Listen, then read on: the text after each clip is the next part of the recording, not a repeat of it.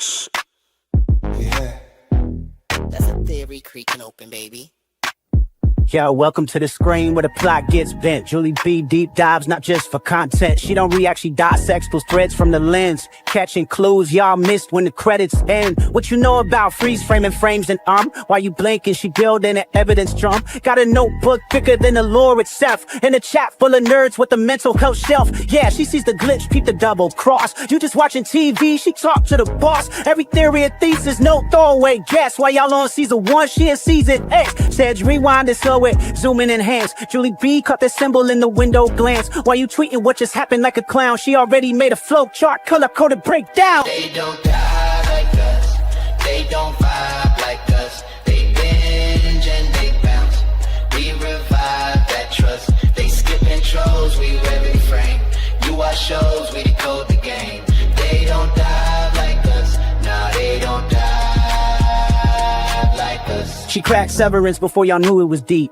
Predicted the Last of Us depths in her sleep. When the camera pans, she ain't blinking once. Catch a ghost in the glass, call it theory punch. Watch parties lit like apocalypse nights. Call-ins while they bringing alien rights. Hey, Julie, I think the trees are spies. Well, I have a spreadsheet that confirms that, guys. Zoom in, boom in, she moving through clues. Spinning Discord in the courtrooms, Lord of views. Got mods with receipts. Time stands with heat. Every rewatch turns into a Reddit elite. You stuck on the surface, we beneath with maps. Cross-referencing lore with the rector's caps. If your fave show got secrets, don't be dumb. Julie got the chalkboard out in From's where it's from. They don't dive like us.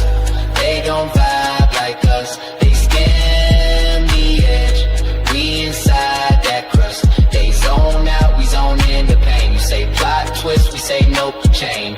They don't dive like us. Nah, they don't dive like us. What's that? That ain't a blooper, that's a plot thread. You thought it was a shadow? She thought it was a coded message from season 3. And she's probably right. Step this way if your mind's unbent. Step that way if your theories pay rent. Say Julie B, deep dive queen. Now zoom, scroll, theorize, pull. Ain't no rabbit hole safe once she got the cloud.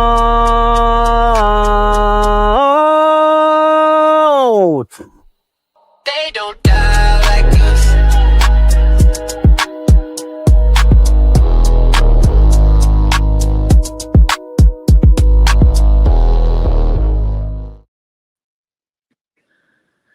Hey there, welcome to Julie B Deep Dives with Scarlet, and we're here for our last stream before season 4 begins. We're going to be talking some season 4 theories, season 4 news that has come out in the last couple days, and of course, we're going to dive into our rewatch of the season 3 finale, which I think works really well with season 4 theories because, I mean, season 4 is building off that insane finale, so we're going to do that as part of this live, as one big package. So, yeah, so there's a lot to discuss. I wanted to do this a whole lot earlier, but I had a really rough day. I wanted to do a lot earlier, too, for another reason. Yeah, I had a rough day, so sorry that I pushed this back so far. I'm not doing very well in terms of my pain. I'm sorry, Julie. I really am. Yeah, I'm not functioning very well at all. Just my pain is getting more and more unmanageable as time passes, and I don't know how much more I can take, but From is a great distraction. It's just that I'm gonna have to give myself some flexibility and leeway, even with season 4. I'm gonna do the streams as early as I can, but sometimes they're gonna be pushed back. I'm just gonna have to accept that's my reality. That's the body that I'm trapped in. Unfortunately, I have to take care of myself first and foremost. And if I'm not ready to start, I'm not ready to start. You know. So I hope everybody understands. And I see people have been talking about some chronic pain of your own in the chat. So I think a lot of you guys can understand from actual experience with pain disorders.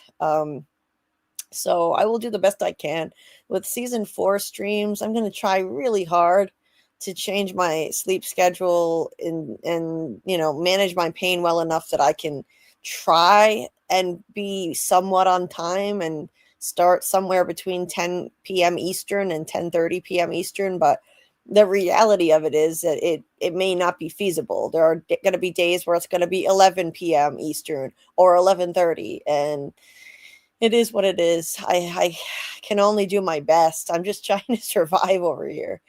And anyway, that's what's going on with me. I have having a very, very bad pain day. So anyway, let's start saying hi to the chat. I saw some of our lovely folks were over in Lori's live earlier, and I popped on with Scarlet, and Doc was there. I mean, it was like one of The whole our gang. the gang was all there. It was like one of our streams. Everybody in the chat was part of our community too. It's nice to see everybody showing up for each other. The different channels, the same lovely people supporting all the different channels in our little network, Real Cinema Therapy and Sci-Fi Vision and our channel, same folks, and some of them are in Tony's chat too. And it's just nice to see everybody supporting each other, and apparently we're all such fromaholics that we can never get enough from live streams, because there's always room for more.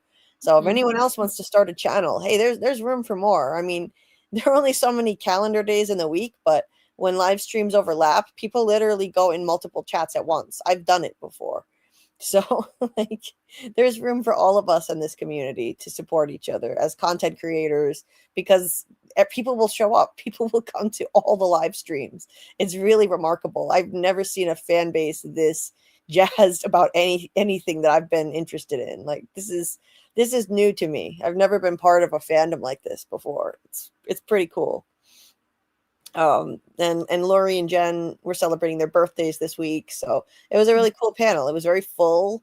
It had Doc and Scarlet, and Jen, of course, Jen the teacher, and TV's Doug Hughes. You're forgetting TV's Doug Hughes. And oh yes, and of course Doug Hughes was there, our good friend, and Jamie, and there were like I think six or seven of us at one point on the channel. Yeah. So if you guys haven't seen that, you can check out the replay over on Lori's channel, Real Cinema Therapy, and see the little discussion. I was only able to join for a little while, and I only talked a little bit just because I'm burnt out. I was in the middle and I was in the middle of eating dinner too, so I had to fit that in, somewhere. I just wanted to show up to support them. But, I have officially burnt myself out before season 4 even begins. Me too. Exactly. I am fried. Me too. I'm fried. Fromified. I just we managed to cover the entirety of season 3 in a week. Think about that, a week. It took us over a month to cover season 1. This has been wild. We have one more. I'm so glad the people in the chat can see my hat now. It's really important. It took a long time for me to pick it out. And Lori said, bring the party hats to the party. And I did. And nobody pointed out my party hat.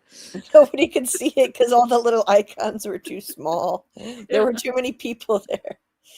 It's very cute and very apropos to the occasion, Scarlet. Thank you.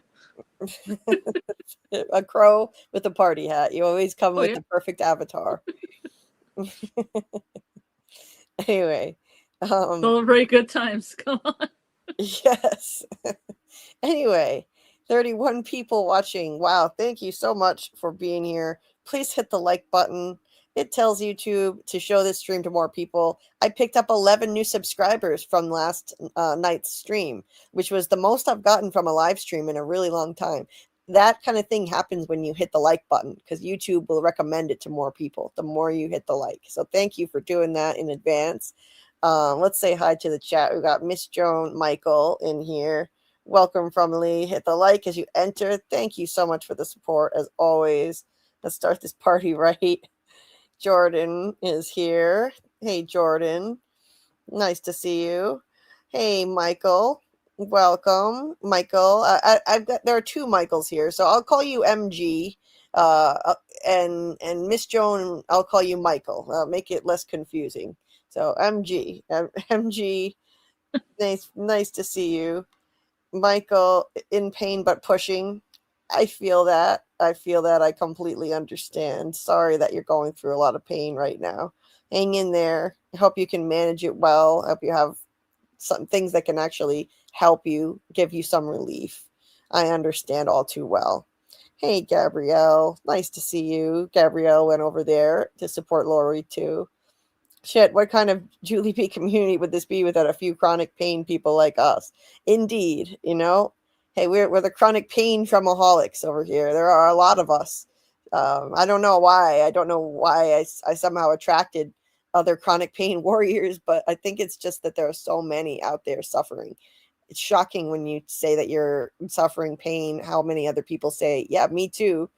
It's wild. There needs to be more research into these pain conditions and ways to help us other than slapping a band-aid on with a bunch of pills that don't actually fix the root problem, the root cause. Anyway, so I want to just say really quick as we continue to say hi to everybody.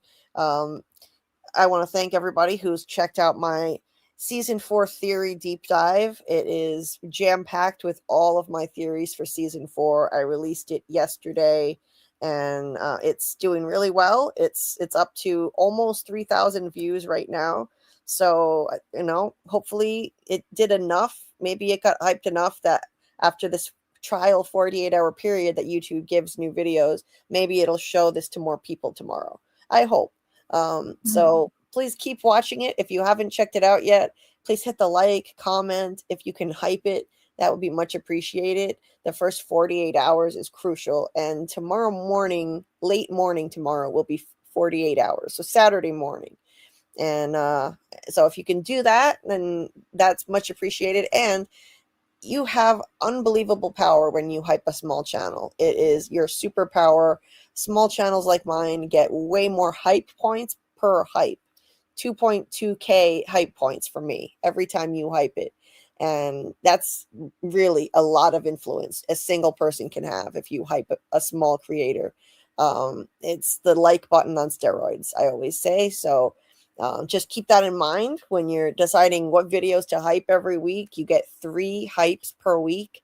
And so use them wisely. And, I encourage you to support small channels the most because we need it the most. And it gives us a huge leg up because we're fighting the algorithm. We don't have that many subscribers. So YouTube doesn't recommend small channel videos to enough people. And so it becomes kind of a vicious cycle. It's hard to grow that way.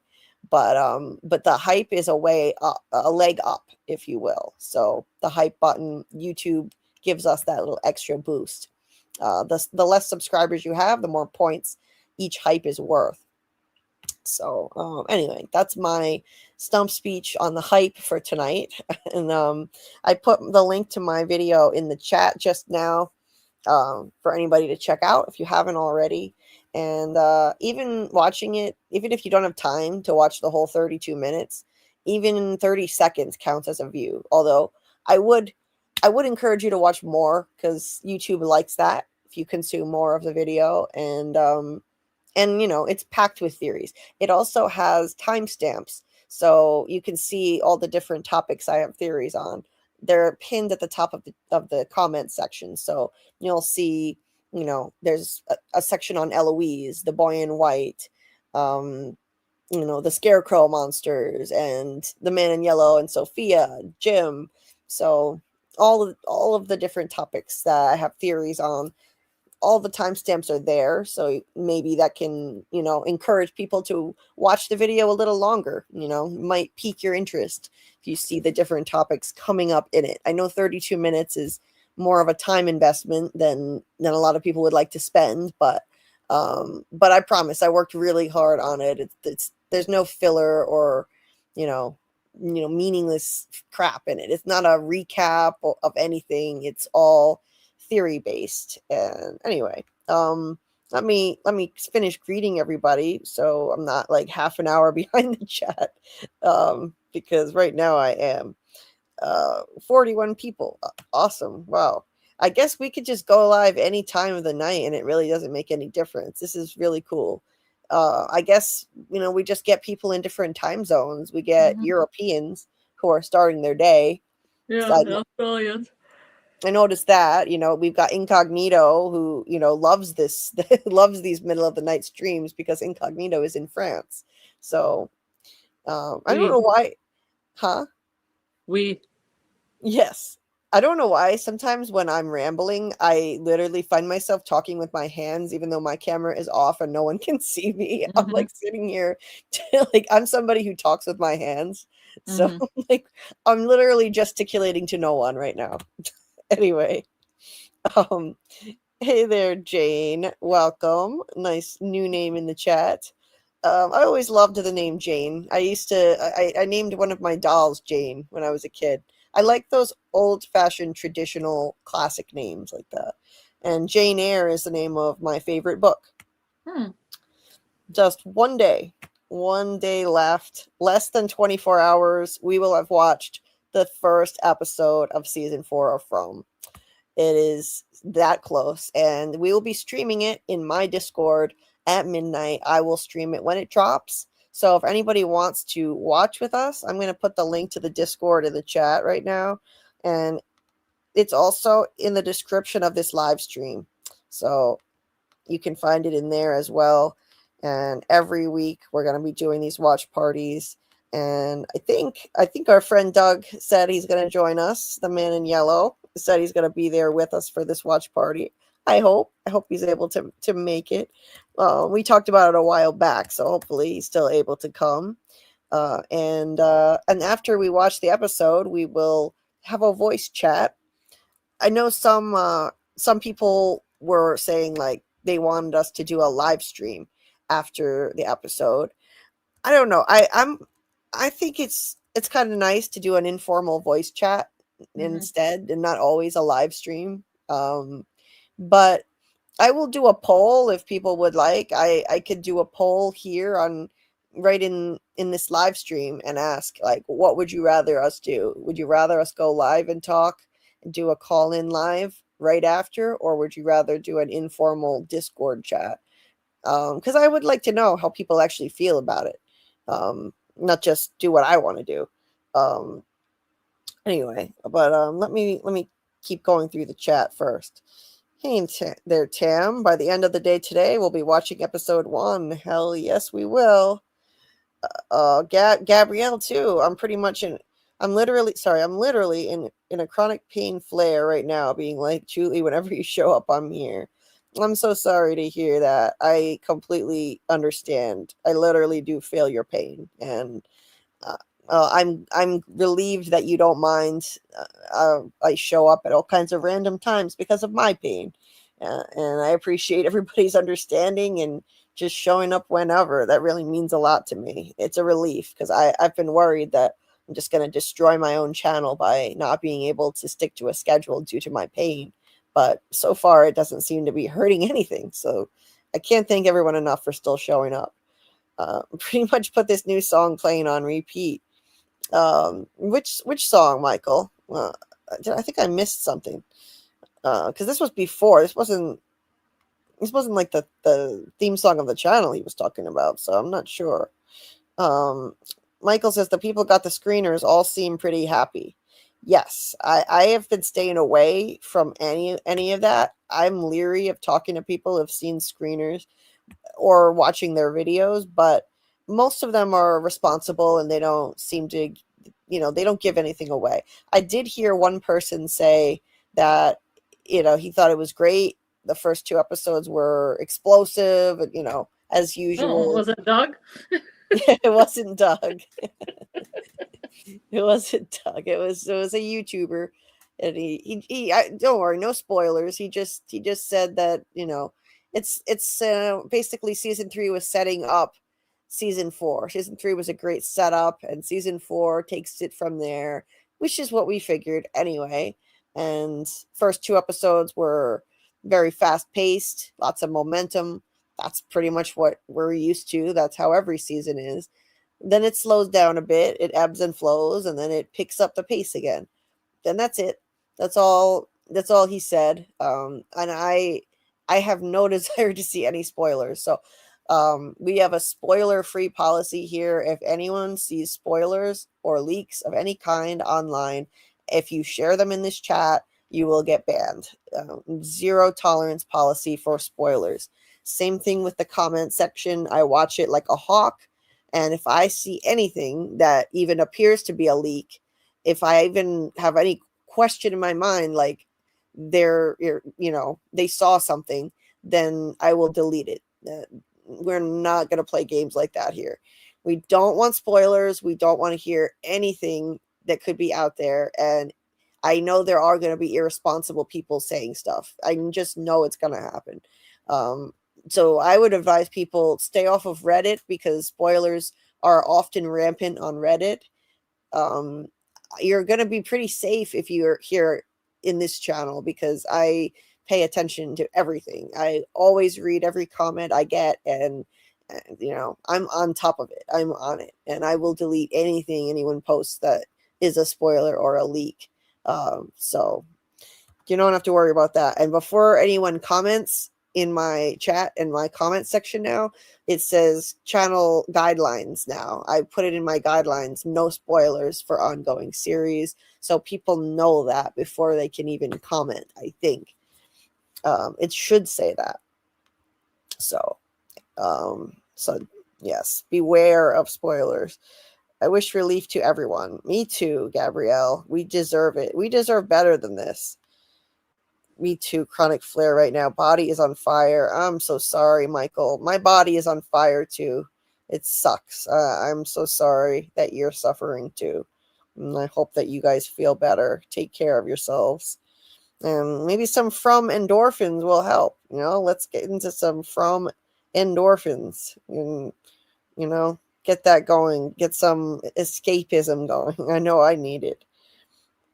So, hey there, Alice. Nice to see you. I'm going to try hard to get caught up with the chat here. Hey, Lady Amano.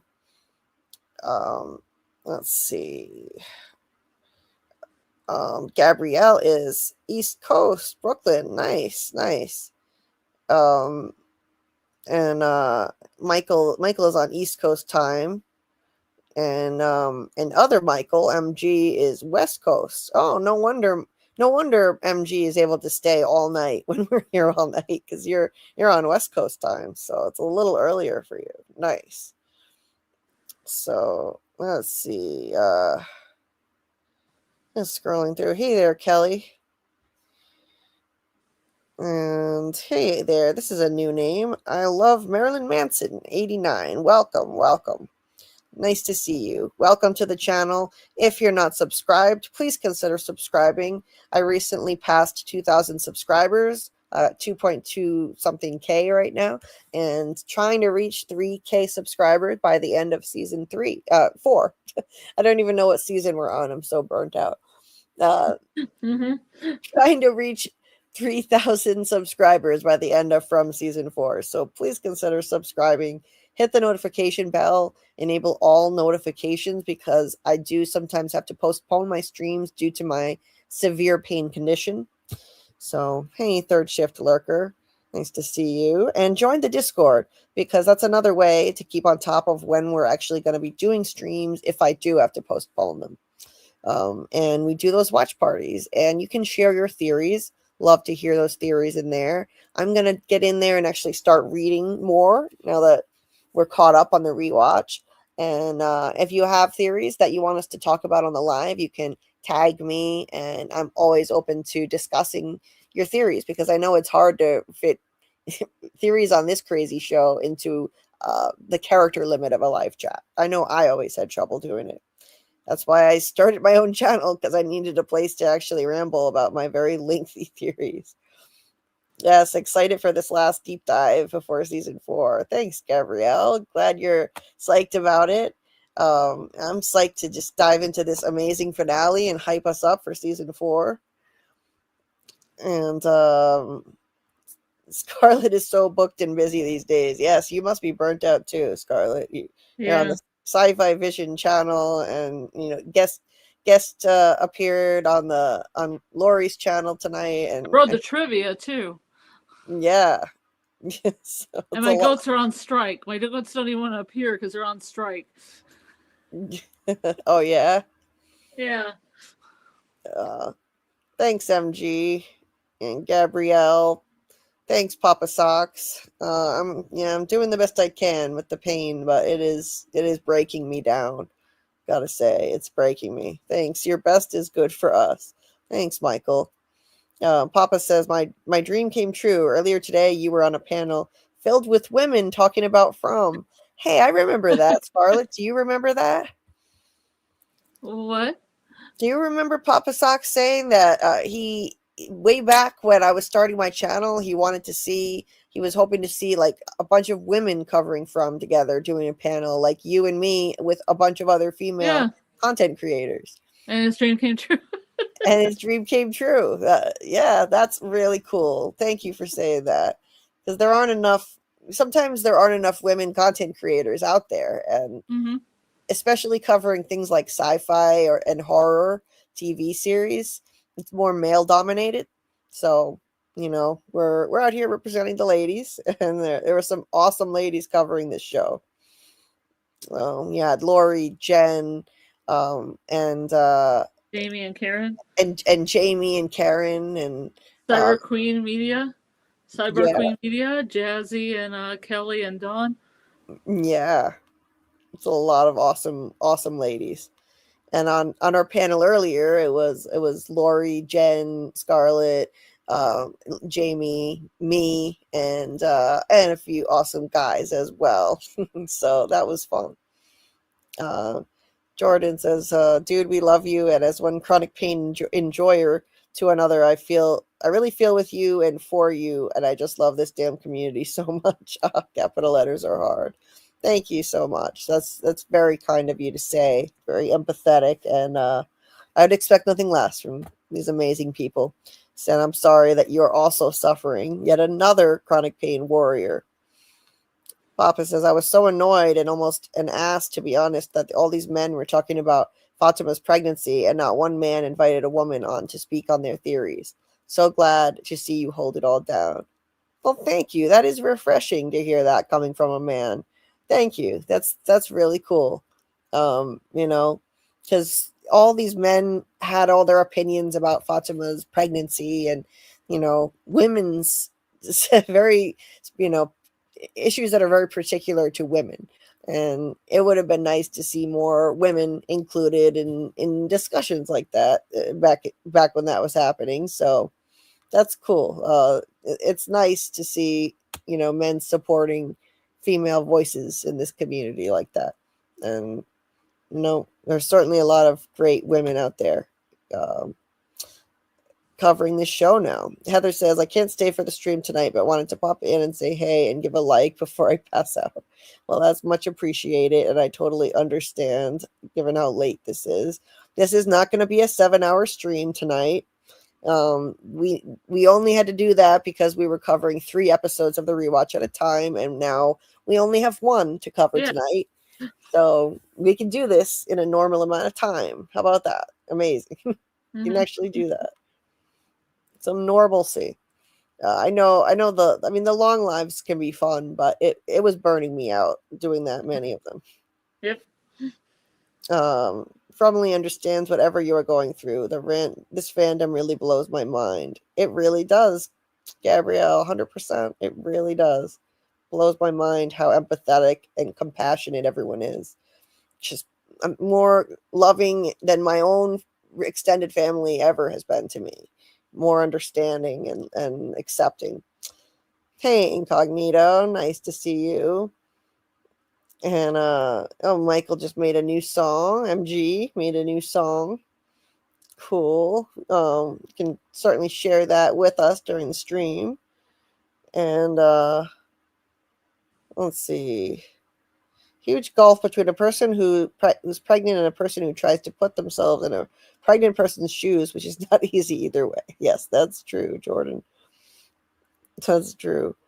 Hey, Kimberly, nice to see you. Just dropping by to say hi and hit the like button. Please like and subscribe, everyone. Thank you so much. Thank you for the support. Much appreciated. And let's see. I just remember seeing Red as guys kept asking other guys questions about female anatomy, and I kept thinking, God. ask a woman. I was really an ass when I look back on it. I wouldn't say that's being an ass. I think that's being really, like forward thinking and, supportive of women. I think that's great. Hey, Recon. Welcome. Welcome, everybody. Hey, Ladrick. Hey there, Droid. Hi, I'm just tuning in. Well, welcome. Nice to see you. Welcome to the channel. Again, please consider subscribing if you're not already and hit that notification bell. We're going to be doing lives every Monday and Thursday night for season 4 of From. And every now and then, if I'm having a bad pain day, that may need to get moved to, say, Tuesday night instead of Monday. And, the Thursday live could get pushed to Friday. Expect that to happen now and then. But generally, that's going to be the schedule I'm going to try to adhere to. So I'm going to shoot for 10 p.m. Eastern, maybe 10:30 on Mondays and Thursdays. But just stay tuned. Watch for the live chat. If you take a look at it, you'll see me post an update if there's something wrong and I have to postpone it. I'll write it in the live chat and I'll put it into the Discord and tag everybody. But that is the plan. Mondays, we're going to be doing episode deep dives live and breaking down scene by scene as we do. Thursdays will be for engaging more with the community, theories and predictions. I mean, we always engage with the community. You're never going to find a more interactive channel than this. I love reading from the chat and hearing what you have to say. So, I'll always be highlighting lots of comments. But on Thursdays, sometimes we'll post the call-in link and you can share your theories and ideas on the panel here on StreamYard. And it's a little different than Tony Teflon's because I don't have a phone number you can call. So it'll be a link that you can click, join the panel, and share your theory or idea with us on Thursdays. We'll also sometimes have content creator guests on now and then. And at least that's the hope. That's what I'm thinking we'll be doing on Thursdays. And of course, on Saturdays, it's the watch party nights in the Discord. And we're also reviving FROMacademy Live. I can't forget that. We're not sure exactly what night, but it's probably going to be Friday nights with Doc Kaiju. And he's possibly going to be recruiting some other folks to join in and help with it as well. So stay tuned on that. So that'll be 3 total From live streams every week here on the channel. And that's it. I am devoted to covering From for season 4. I'm not covering anything but From. Hey, Fromily, long day of packing, moving, more moving tomorrow. I will be listening in. Nice to see you, Joyce, and good luck with all the moving. I know that is stressful and it is a lot of work. I went through it a few months ago, so I hope it goes well, and thank you for listening. Gabrielle, this is the chronic pain section of the Fromily. It seems like it is. I feel like I drew people in like a magnet. Oh, thank you so much, Michael. I hyped it up. Miss Jo and Michael hyped up my video. Thank you very much for that. Truly appreciate it. Gabrielle says, I'm so frustrated with pain. I was like, should I get surgery? But I'm committed to exercise as relief currently. Yeah, my advice, I don't know what's wrong, and I'm not a doctor, but I would advise, avoid surgery at all costs. Not at all costs, but if at all possible. As a last resort, surgery. Surgery is what started to mess me up to begin with. Spinal surgery. So, it carries its risks, but I hope that you find the right path for you and get the relief that you need. No one should have to live with pain all the time like we do.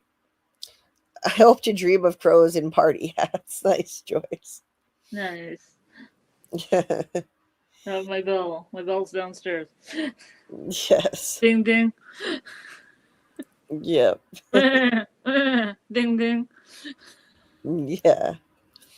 Jordan says, it's just so hard to be taken seriously as a person in pain because people who need pain meds, they need them, but we don't all need or want opiates.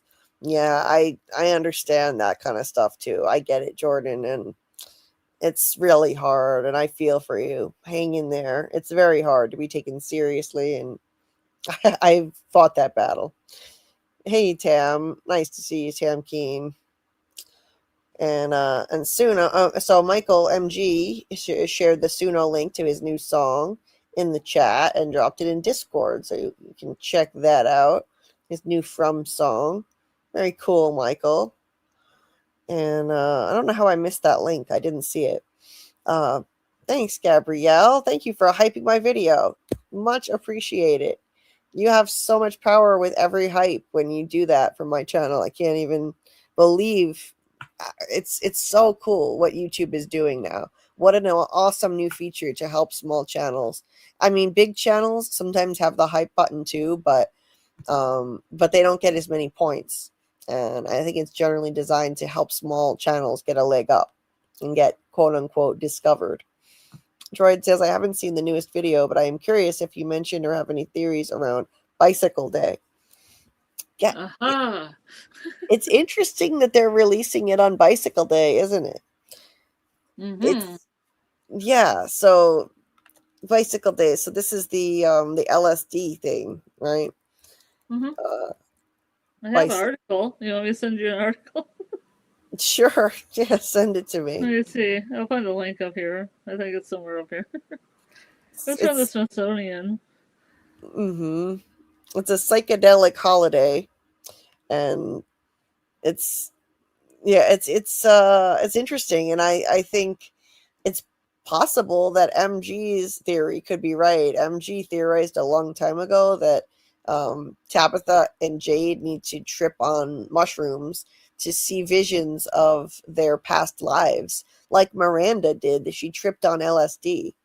So, and then Randall mentioned mushrooms in the woods that he was gathering for the clinic. So it could be happening. There's one episode. I'll pull up the episode description. There's an episode that says Jade and Boyd go on a mind-bending search for answers. Mind-bending. That is the word that they used. Could that mean tripping on mushrooms, perhaps? It might. It might mean that. I'm going to pull it up. I sent you an article called The First LSD Trip Was a Literal Bicycle Ride 83 years ago. Oh, okay. Let me see. In 1943, a chemist in Switzerland synthesized a drug that alters consciousness. His discovery changed the study of medicine, psychiatry, and biology, and became a central component of the counterculture movement. Okay. Article Estonian.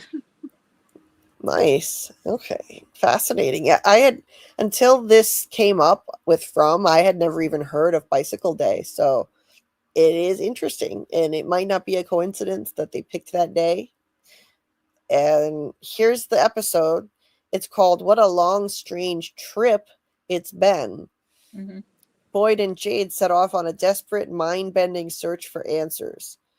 So mind-bending could mean tripping on mushrooms. So they really could actually trip on some psychedelic mushrooms. And those Randall mushrooms.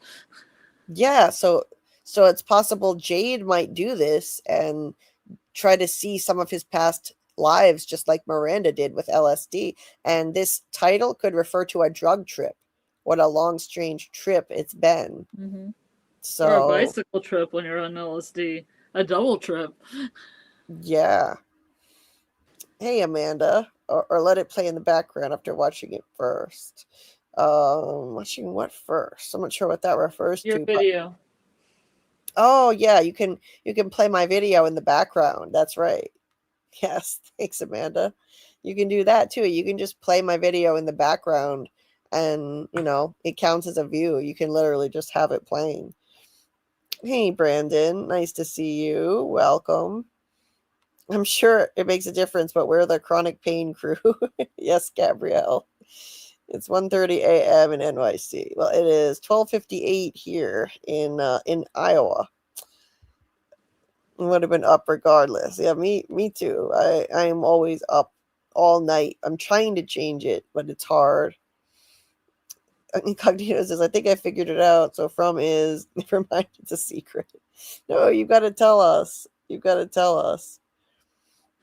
Oh, Jordan, that sucks. You know, it's so easy to seem just like a junkie and as someone who is a sober addict, I do not bemoan addicts. Oh, yeah, the American system sucks. I completely understand what you're saying, and yeah, and to be in pain and dealing with that, that's terrible. And I'm sorry. Sorry you have to deal with that. Gabrielle says, my grandma's name was Jane. That's a beautiful name. Love that name. Julie Bronte. Oh, Michael loves Jane Eyre. Let's see. I am so far behind the chat. Hey, Amy, Pixievine TV. Nice to see you. Papa Sock says, I don't trust a man who wears yellow. Don't do it, Julie.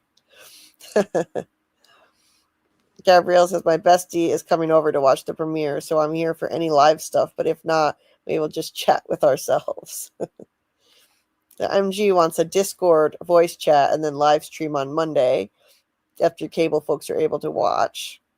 Okay, you let me know. Let me know in the chat what you guys want. I'll also do a poll. Hey, B, nice to see you. Jordan says, first time I ever was on this stream or any other, I was on video chat. I was so delighted. So freaking fun. Well, I am so glad that you felt welcome here and that it was a good time. That makes me really happy to hear. MG says, hope Doug joins the chat tonight. Would love to play my new song for him. Oh, well, he's asleep. He's asleeping. Yeah, he's asleep by now. But you know, maybe next time we're live. The next time that he is around in the chat, we'll make sure we play your song. MG, we can do that. Hey, Doc Kaiju, nice to see you. Jordan, shit, Julie, we love you so much, and I really hope you struggle, and I really hope your struggle never prohibits your own future, because you are immensely worthy of this work. Well, that means a lot. Thank you for the kind words, and it's tough because my pain has held me back from so much I wanted to do in life, but this channel has been a blessing because I didn't get to achieve the other kind of things I wanted in life due to my pain sidelining me, but this channel is something I discovered I can do. And so it's opened up ways I never would have imagined. I can use my passion for writing and communication in, a different way. That's all, in a different way than I envisioned. And so it's not going to waste. I'm so thankful for that. I'm thankful for this channel as a creative outlet. I mean, I've always been passionate about writing, and that was my degree that I got in school. And now I get to actually use it. I'm using it for this channel. I use it all the time. Writing and rhetoric, the art of persuasion, that's what I got my degree in. And I mean, that's literally what I'm doing here on the channel, whether it's talking on a live stream or making my videos and writing my scripts. So at least I get to do that. My pain holds me back from a lot, and I hope it doesn't keep me from doing a lot of the channel work that I love in the future, but one day at a time. We all feel your pain, and we are here whenever you jump on. Thank you so very much, Brandon. That means a lot. It takes a load off my mind that people are still, showing up no matter what, and understand what I'm going through. Some people in Australia have seen the first episode in theaters. I wish I could too. Really? Oh. That's crazy. Incognito in theaters? Wow. I would love to be able to do that. That's amazing. Wow. Well, Michael says MG's new song is a banger. Very cool. Yes, please. I'm sure you probably already dropped the link again. I just got to catch up, and I'll play it. Absolutely. I will play it. Reddit is full of terror now, I guess. Yeah, just I haven't heard anything. Full of landmines. Yeah. Dodge from landmines. I haven't heard anything yet, but I'm speaking based on experience from last season, that Reddit was full of that kind of stuff. So just beware. Doc says, please don't publicly discuss promo clips until they are publicly available too. Yes, don't worry. We're not going to be doing that here. And yes, please, if, in the chat, you guys, if you ever see, if you hear about any promo clips that are not publicly available, we don't want to know about it. We don't want to hear about it until it's public. Yes, that's a streaming channel. The episodes usually become available after midnight, which was like 15 hours ago. Interesting. In Australia, yeah, Australia is ahead of us, so that's interesting. Amanda says, Julie, I feel your pain. No worries in your times posting video. Thank you so much for the empathy and kindness. And I see Michael dropped a link again, so I'll open up my YouTube tab and I'll get that link. When I'm in my StreamYard here, where I do the lives, links don't work, so I always have to go to YouTube. But I can do that. Just give me a minute. Hey, JT Moore is in Queens, New York. Nice, representing Queens. Hey, Big Heck. Welcome. Hey, 5 million. I don't know what that means. 5 million on the way. Hey, AA. Welcome. Nice to see you. Julie, I am so curious how you pronounce water. Why? Why? Water? Do I say it weird? Water. Water? Water. I'm not like other people from Rhode Island who might say water. I pronounce my R's. People in the Midwest call it water with a D instead of a T. Oh, really? Yeah. Instead of water, it's water. Love you, Jules. Oh, I love you guys too. You guys are the best. Thank you all so much. And Amanda says, how often do you do the trivias? It has been so fun. I did 2 this week. I don't think we've ever done one. Have we ever done one? You and I have never done one. We've never done it here, but we can if people like it that much. We can do trivia here. Somebody also mentioned, yeah, Scarlet writes great trivia questions. That was what B said. Yeah. Cool. Yeah, I'd be down for that. Well, thanks, Big Heck. So many cool women in this community. Nice. Tim says, that makes me want to start a channel. I've been wanting to. Go for it. Do it.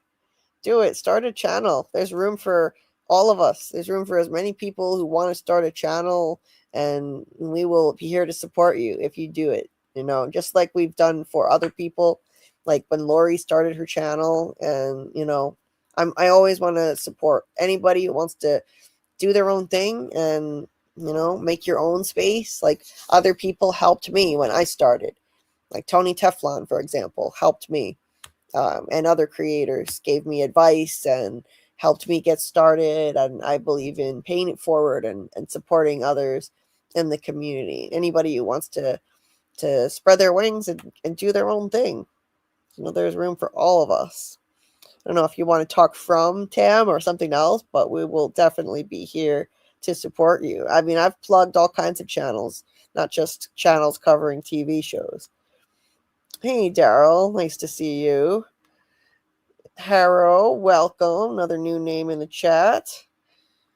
Let's see. 9 p.m. Pacific tomorrow or midnight Eastern. Yes, 11 p.m. for me here in Central Time. Let's see, I truly feel so lucky because it is so close to me. Oh my God. Let's see, I was sort of worried the night I saw you were up so late. Yeah, well, we're always up late here. Yes, thank you for the ongoing support with hitting that like button, Michael. Much appreciated. David says, I'll be back in 4 hours after the what? I'm working in the corporate boxes tonight. Well, we're going to try not to stream over 4 hours tonight, so we may be done by then. But nice to see you, David. Welcome, Adam. Another new person here. I think they need a new song for the opening. Oh, you think they should change it? I mean, the Que Sera Sera, it seems pretty iconic at this point. I don't know. I can't imagine anything else. What would you want it changed to? If you could change the song to anything, let me know. Yeah, do you have some other idea for what it should be? Hey, Amy, yes, it does come out Saturday at midnight. So that is Saturday night into Sunday morning at midnight. Um, it always gets confusing trying to explain that because technically it's midnight on Sunday, but it's Saturday night. Um, Adam thinks the song is bunk. The show is okay. I think Hey, poor I think pixies. I think the characters need to get it together and build a rocket. A rocket? What? Sweet. So Wow, like that those is 80s movies that kids have built, the Explorers, where they just build a rocket in their basement. that's thinking out of the Garage, box. I mean. That is definitely thinking out of the box. Well, I mean, I don't know. I think that might be a little out of their, you know, like Wheelbox. Wheelbox. out of their wheelhouse. But Wheelhouse. I said wheelbox because I'm tired. yeah, remember they in season 1, somebody did say like as a joke when they were building the Colony House radio tower, that they were building a rocket ship or something. Yeah, I mean, they haven't tried going up, up, up, up, up, up. Yes, up, up. They've gone Even down, down, down, but not up. up, up, up. Even a hot air balloon. Yeah. Now you're thinking. Now you're I don't cooking. know. I don't know where they'd get the material for a hot air balloon. No. Gee, a lot of colony house sheets. Hey, Jen, the teacher. Nice to see you. Lovely Jen. She was over with Lori on Real Cinema Therapy's stream earlier. Killing it as always. Such a natural at this. Just an absolute pro at streaming. Yes, Amy, surgery can make pain worse. So you've always got to be careful. I think take it as a last resort. Marilyn Manson says digging down was a bad move. Up is the only option. I think she had to, though. I think Tabitha had to dig into her past, dig that hole. Dig the hole into her past and her memories. I think it was necessary for them to now figure out the mystery and eventually escape, break the curse. I think it was essential digging into her past. Amanda, you also had spinal fusion. Yes, surgery is only as a last resort. I had spinal fusion when I was 14 years old. It was a 9-hour surgery for scoliosis, and it messed me up. I've never been the same since. So, it can definitely mess you up pretty bad. I'm sorry you had to go through that too. Wow. It is crazy how many people are dealing with their own pain issues, and it's a shame. I don't know why it's becoming more and more common having chronic pain conditions too. Yes, Brandon. I don't know where Papa Socks was saying something about this, but I am doing a live view, like not a live stream, but like on Discord, we're streaming the episode. So if you want to watch, a watch party. So if you want to watch with us, I have to actually make the event. Come to think of it, Bring party hats. I'm gonna do a watch party at midnight tomorrow night. Technically tonight now, Saturday, and we will watch it together in Discord, and then most likely we'll have a voice chat. But I'm willing to consider doing a live if I do a poll and a majority really want that. And people with pain, it isn't always seen by others, bruises, scars, etc. So that makes it even more difficult. Oh, that's true, Amanda. And pain, it's an invisible illness. When you have chronic pain, sometimes it's not even something that shows up on tests. That's what my problem is. None of the tests show any explanation for why I'm suffering. So it's like, I feel like I'm in Fromville and I'm being tortured by some invisible thing inside my body because none of the tests show anything. I feel like Fatima, like there's something horrible inside her torturing her, and she goes and gets an ultrasound and there's nothing on the ultrasound. Like, I can totally relate. All my tests come up normal, and I am not normal. I'm disabled. I'm officially disabled by this. Anyway, I don't want to ramble about that all night, but just want to address the things I see in the chat. And so Jordan says, hey Julie, I just saw the thing, your response about the opiates, and wanted to say thank you. Such a hard thing to talk about, much less do anything about. Really love this damn community. Yes, it is. It's a really tough thing to talk about. And yeah, I love this community too, and I'm so thankful for you guys. If they built zip lines between all the houses, they can move around even at night. Adam, you are full of creative ideas. I love it. I love it. Just, they could zip what is it called when you is it just called zip lining when you Yeah, it's a zip line, yeah. Okay. They could just travel that way between the Yeah. houses. Yeah, Interesting. visually interesting for a TV show. Go for Yeah. it. Yeah. Interesting. I love the ideas. Hashtag Team Adam. They need you in Fromville. They need your out of the box thinking. Let's see. See. Um Do drop great, who specializes in body manipulation. Not all do. Michael, it's really interesting that you happen to say that. I don't know if you're referring to what I think you are. If you're referring to Doctor of Osteopathy, DO, and they do body manipulation, I'm literally trying to find someone who does that right now. But I'm in rural Iowa, and I'm having trouble finding anyone who actually does that right now. It's really weird that you just happened to mention that, because I was literally just calling around today, and so far I'm just finding osteopaths who don't actually do that. They do PCP work, or they do like specialized medicine in different fields, and they're not actually doing manipulation.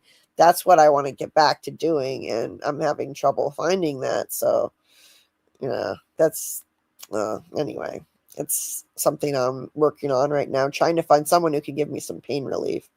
Daryl says, I liked the theory that Julie gets high when she goes story walking. I hadn't heard that one, Daryl. It's fascinating. Yes, Incognito still have season 3, episode 10 to cover. So we're going to be talking about that tonight. In addition to season 4 theories, of course. So, yes, it is awesome. If it makes us feel less alone, right, Jordan? To meet others who have encountered the same barriers of bullshit we got to deal with. Yes, it is great to meet others, and we can, we understand each other. We can relate. MG says that they later say in the next episode description that Boyd and Jade have to decide if they believe what Jade saw, presumably in visions for a trip. Yes, right here. Boyd and Jade find themselves at odds whether or not they can trust the knowledge in Jade's head. So that could be from having a trip. Adam, yes, being in that town would be a bad trip. It would definitely feel like a bad trip. Hey, Julie.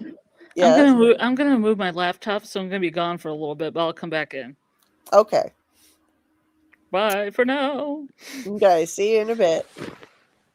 I love Marilyn Manson says, I think it would be fun. No bills or taxes.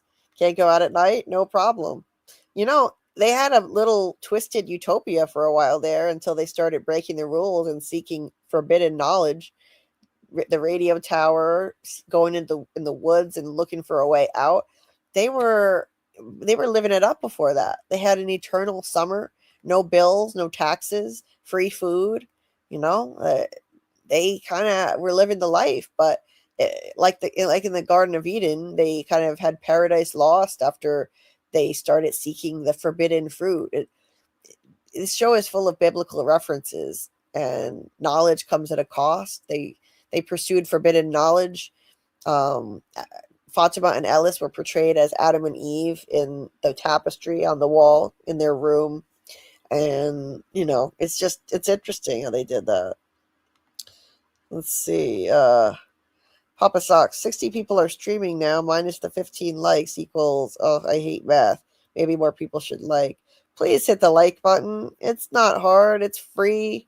It's right there. It's the little thumbs up button, sitting right there on the stream. Please hit the thumbs up. It would be greatly appreciated if you could do that. It doesn't cost you anything, and it does help the channel a lot. Believe me. It tells YouTube to show this to more people. It's not just a pat on the back for me. It helps with the algorithm. Brandon says, the grounds in Fromville must not be producing food anymore. No more animals, so they must only rely on the cabin town for food. Yes, that's right. So they have to keep going back there and getting those crops. And I think that's going to unleash a new threat. It's those new crops are essentially bait. I've been waiting for that. I think it's a trap. I think it's too good to be true. I've always felt like those crops are too good to be true. And it's like that episode where they went out there and started gathering the vegetables in season 3. It was called Mousetrap. And I think that is a metaphor. Eventually, this is a trap. It may not have happened right away, but these people, Jade once compared everyone to rats in a maze nibbling on their cheese. And the episode where they first found the crops is called, or they first gathered the crops is called Mousetrap in season 3. I think this place is basically, trapping, it's like a mousetrap. It's luring them in, and then the scarecrow monsters are eventually going to attack them. Here they are unearthing. It appears like they're unearthing some from the ground. Literal Cabbage Patch Kids, or Collie Patch Kids, more accurate. I love the Collie Patch Kids. Hey, Fromly, hit the like, 50 in chat, 37 likes. Let's fix that. Thank you so much, Michael. 2 a.m. in Virginia for Amanda. 2 a.m. in Orlando for Michael. 10 p.m. in Alaska, Laderick. Nice. Alaska. Wow. Very cool. I've never heard of anybody in our chat from Alaska. Papa Sock says 2 a.m. in DC. Nice to see everybody representing where they're at. And I was from Rhode Island my whole life until a few months ago. Now I am in Iowa, northwestern Iowa, out in the middle of nowhere here. Oh, Amanda, wow. Went to the ER years back. I had been sick and just wanted fluids. They saw I was a pain patient and printed out what to do when you are in withdrawal. Wouldn't give me fluids and sent me on my way. That's horrible. I am so sorry. What a terrible way to be treated. I understand, getting treated like a drug addict just because you're on pain meds for a health condition. It's really messed up. I'm so sorry for you having to deal with that bullshit. Anyway, Incognito says, Julie, we're going to do a live stream. It's going to be fun. Hope Scarlet will be there. Doug, too. What are you saying? You want to do a live stream after the premiere of the show instead of a voice chat in Discord? I'll do a poll. How about that? I'll just go ahead and do it and see what you guys really want. And then I will consider doing a live instead of a voice chat. Let's see. Let me see. Where is... That's weird. Where are my options to do a poll? Maybe I have to refresh the page. The thing about voice chats, though, is it's kind of nice and informal, and people can just unmute and talk if they want. And Doug Hughes said he's probably going to join us. So he'll be in there and you can just talk to him. You can just unmute and talk to him. And it's really fun. We've done watch parties with Doug before where people have chatted with him. And so I'm just saying it could be a nice change of pace to do that instead of, instead of a live stream. Jordan says, I feel that your explanation of pain so much. I found out I have all the arthritis a few years ago. I'm so sorry. That sucks. So you can relate to the pain battle. Anyway, Julie's got an accent. I knew I wasn't crazy. I'm sure I have some kind of accent. Hopefully it's not too bad. Most people from Rhode Island don't pronounce their R's at all, and I grew up there, and I don't like that accent very much. So, Michael says, I say water.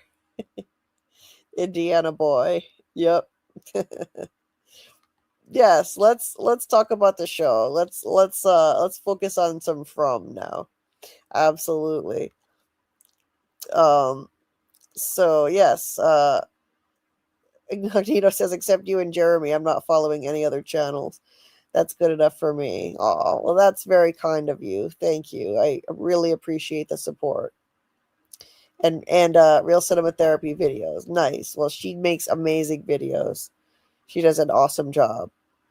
So, anyway, your son shouldn't be building that rocket, Tabitha.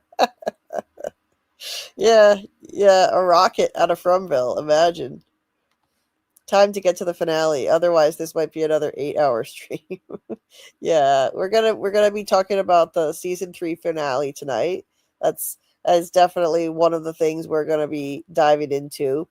I also want to address some of the announcements that have been made, and including the fact that we're getting a season 5. It's happening, but it's going to be the final season. How do we feel about that? Season 5 is renewed, but it's going to be the last one, so it's kind of bittersweet, isn't it? Hey, Dieter, just popping in to say hi. Hope you're doing well. Dig into her past. Nice one, Julie. Thanks, Daryl. That's literally what Tabitha was doing. Well, not literally, but figuratively. Digging the hole was needed because the town buries secrets. 100%. It was necessary. Gabrielle says, my chronic pain is scoliosis, so avoiding spinal fusion is definitely the goal, but it's hard. Oh, that's a tough one. I'm sorry that you're dealing with that. I was told that with fusion, I would never be limited. I could do anything. And I wound up with chronic back pain from the time I was 14, chronic back and neck pain that just completely derailed my life. And now I have horrible nerve pain in my legs that nobody understands. So I don't know if that's related to my fusion at all. That was a long time ago that I had that done. So I would just recommend caution. I am not a doctor, so I can't give medical advice, but yeah, try to avoid surgery at all costs, I would say. Papa Sock says, so how many other people can't remember? Several people have now seen the children, right? More than just Jade and Tabitha. No, it's just Jade and Tabitha. Nobody else can see the Ankui kids. It's just them because no one else in town was there, no one else. I don't think anyone else was reincarnated from the original story where the children were sacrificed. So it's just them. And there's this, theme in the show of forgetting versus remembering. Forgetting your past because it causes too much trauma and pain, like Victor does. And, remembering the need to remember and process what happened, the wounds of the past, and figure out a way forward. And that's what they're doing now. Let's see. Just trying to catch up with the chat here. Gabrielle says an adult film star got Botox in her traps for scoliosis. Now I'm like, should I get Botox? I've heard that can help. It's definitely something to look into. Recon says, wow, Julie, thanks for the heads up. Scoliosis from MS has got to the point the doctors have mentioned surgery. That will be a hard pass now. Yeah, like I said, I am not a doctor. I don't know your specific case, but just be careful. Seriously. Be careful. It should be a last resort. Wow, I'm sorry you're dealing with that. That sounds brutal. And just be careful and do a lot of research. Don't just listen to what the doctors say. Do your own research. Go online from reputable sources, of course. And, make sure that you have the best doctors. Read reviews. Always read reviews and do your homework. That's what I would advise. Yes, I live in Iowa. Yep, I live in Iowa. I moved out here to be with Carl, and he's here taking care of his dad. It's not our number one place where we would want to live, but it's home for now, and it's nice, actually. It has a lot of beautiful lakes out here, but it's a little too cold for my liking. It's going to be a high of 47 degrees tomorrow, and it was 80 yesterday. It's kind of batshit crazy right now, the weather. Anyway, wow, Jordan says, when I was 10, it took till I was 12 for them to figure out what my docs needed to do for the surgery stuff that helped me. So I feel it for all of you. Yeah, it can take years to figure out what's even wrong with you. You know, zip lines remind me of Walking Dead, Dead City. Oh, I've never seen that. Um, oh, that's cool, Dieter. Thank you. Dieter shared a Discord link in Discord in my self promo channel if anyone wants 40% off on talismans. Very cool. Thank you for that. Almost from time. I look and am excited. Yes, me too. Me too. Well, the monsters can climb, so a zip line might not work. Good point, B. Yes. So Ethan, Victor, and Julie haven't seen the kids. No, they can't see them, Papa Socks. Yeah, they can't see them even when they're right there in the scene. Anyway, yes, you can wind up worse than you were before the surgery, like Amanda says, so just be careful.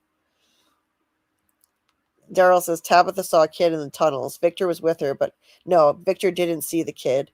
And Jim can't see them, even though he was right there when they were present. Ethan can't see them either, and neither can Julie. So it's just Jade and Tabitha. Brandon says maybe that's why Julie can story walk, is from smoking plus the cicadas. I think it's just the cicada coma. The smoking just kind of, I think the smoking just calms down the voices in her head that are screaming. See, Michael says, or MG says, one of my old managers used to get stuff done by a DO, manipulations. She says DOs seem to know more about the body, joints, manipulations, etc. Thank you for saying that. I'm going to definitely try that route then. I'm going to try that. They know more about the root causes of what's going on in the body and not just slapping a Band-Aid on things. Let's see. Michael says, I had a great one in Indiana, and I worked at health department, and student doctors would manipulate my neck and back. They could tell me exactly where the pain was. Thank you so much for that input. I need all the help and advice I can get. Thank you, thank you, thank you. I am lost here looking for answers, and I'm hitting dead end after dead end trying to manage my pain. Thank you for that. And I'm sorry to everybody else who just wants to talk about From, and we keep talking about pain and whatnot. But we're also a support system for each other here. That's what we do. We support each other and what we're going through in our lives. That's why we're Fromily. B says, I definitely don't encourage surgery. However, when I got knee surgery, my knee pain went away and I was able to do things again. Surgery doesn't always go wrong. That's what makes the decision hard. Very good point, B. Yes, and I'm even willing, I think I might have piriformis syndrome, which is a really bad nerve pain condition that affects the legs. I think I might have it, and there is some kind of surgery that can be done for it, but nobody will listen to me that I think I have it, and it's just frustrating trying to get doctors to listen. PT is not working for me. I think I need something more extreme. It's a minimally invasive surgery, though. Anyway, Incognito says, I would have liked to see the first episode of season 4 with other fans on a big fat screen. MGM should do this internationally. Yes, they should. It would be so fun to see it in a movie theater. It would be so cool. Anyway, that's interesting. Jordan says, I'm a Hindu convert, and in Hinduism we have this story. It says we have two souls. One is called Atman, one is Jiva. The story goes, Atman and Jiva are in a tree. Jiva gets hungry and eats some food. Atman watches. Interesting stuff. I don't know anything about Hinduism, really. Jiva is the individual soul. Atman is the oversoul we all share. Nice, Jordan. Interesting. Brandon says, if they just relaxed in the town, the people would be fine. Instead, they want to escape a Garden of Eden. The cabin is reacting because they are taking too much. Yeah, honestly, if they had just left well enough alone and followed the rules, they'd be okay. But they want to get the hell out of there. They want to get back to their families and their friends. And so they're seeking answers. But now they have to pay the price. This is the season of knowledge coming at a cost. Knowledge comes at a cost. And, that's what we're seeing now. And it's not just Jim dying. I think season 4, people are going to pay a price for this revelation that Jade and Tabitha have had. It's going to affect everyone. All hell is going to break loose now.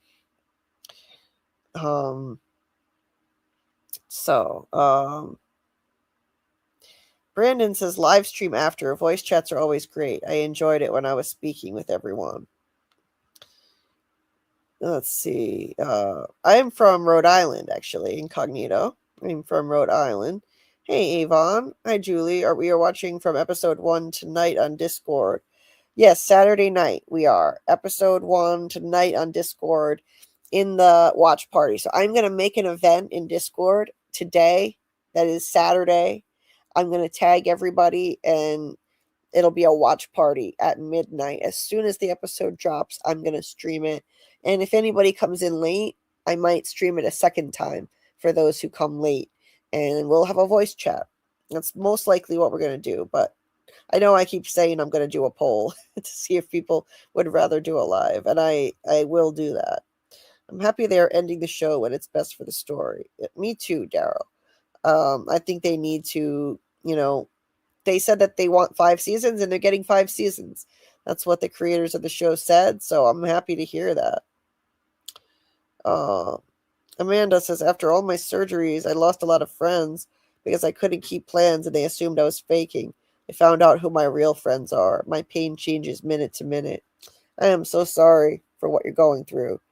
And I understand. I also have lost a lot of so-called friends because I can't keep plans and they assume that, I'm just flaking out.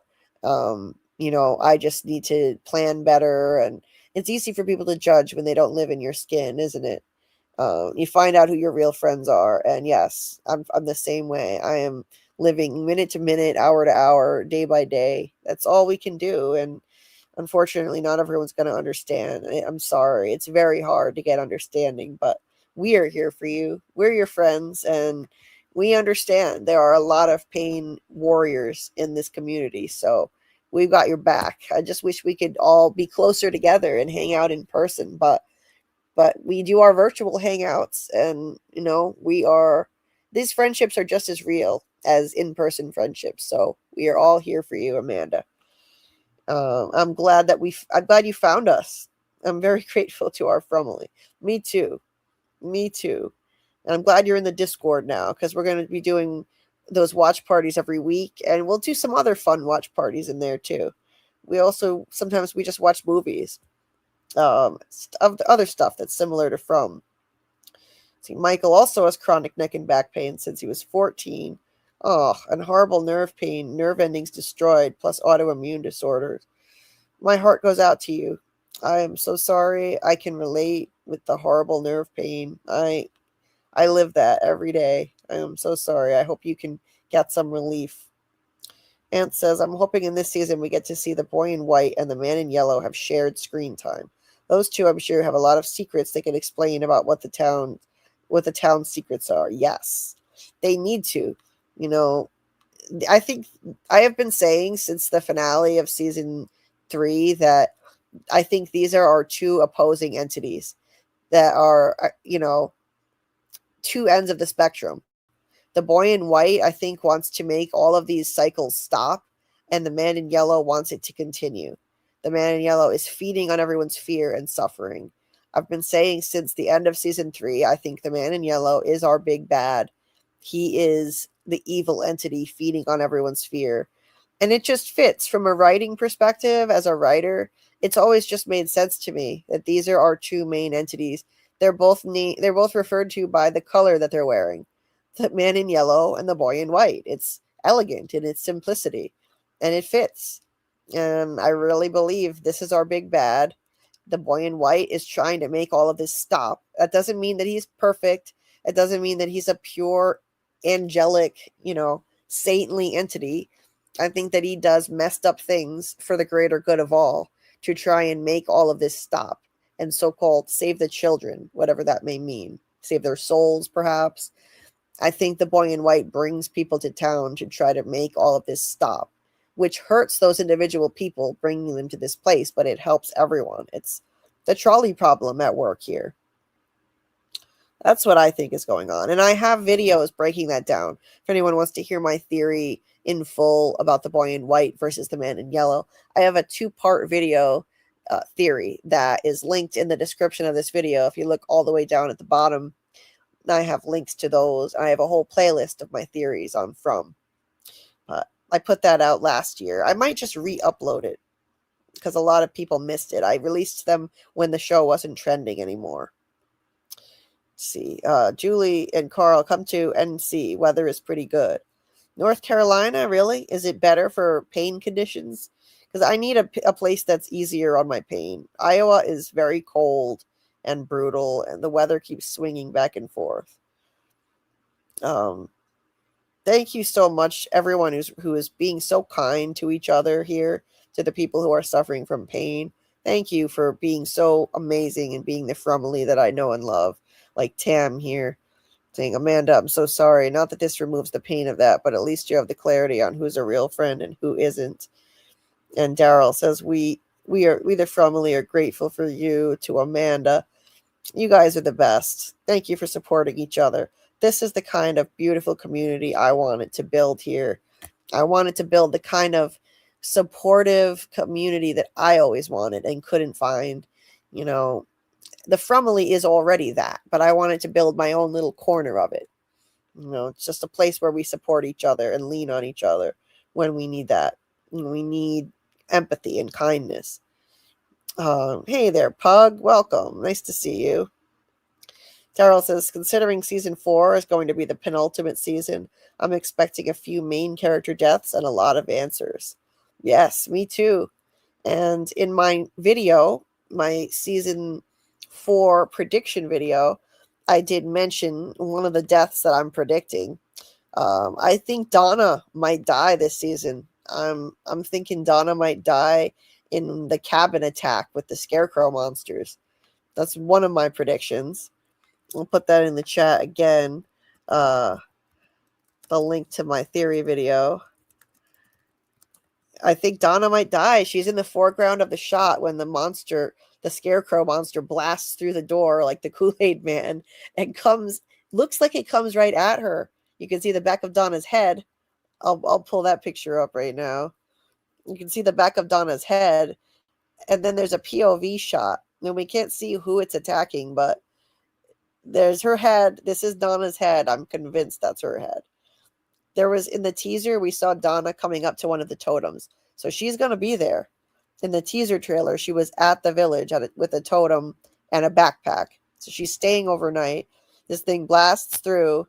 Her hands go up, and she's moving out of the way. She goes to the right, and we're here. And then there's a POV shot where it's attacking somebody. Looks like it's about to punch somebody. Maybe it's the ghost of Dale coming back to take revenge for punching him out, punching his lights out in season 1, because she did clock him really good. Honestly, this thing looks like it could be a costume that somebody can just put on. I'm kidding, but I do think Donna could actually die. And then there's a scene in this trailer where Boyd and Ellis have this really emotional hug. Ellis is also in the cabin when this happens. Ellis is, where is he?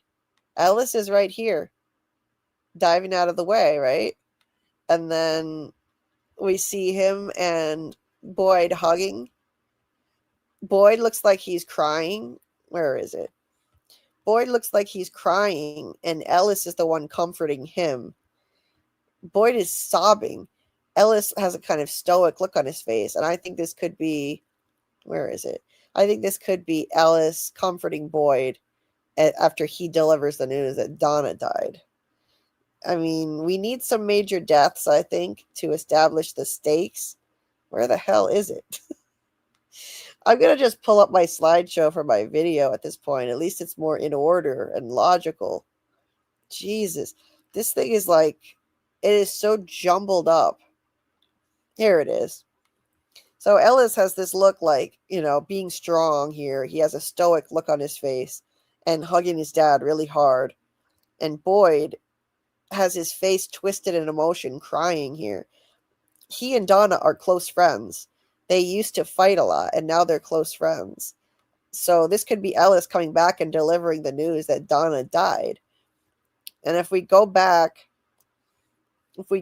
to this episode description here, it says,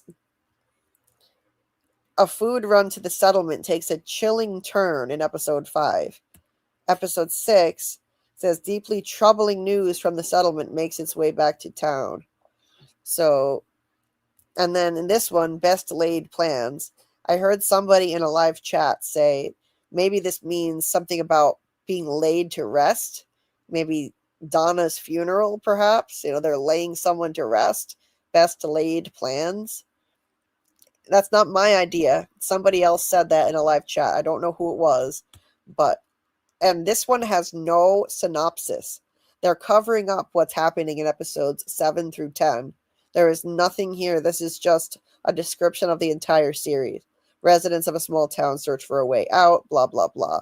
That's a description of the whole series. So they're trying to cover up details of what happens in episodes 7 through 10. So whatever happens in the aftermath of that scarecrow attack in episode 5 and 6, they don't want us to know, which is great. I hope they leave this like that. I don't want to know anymore.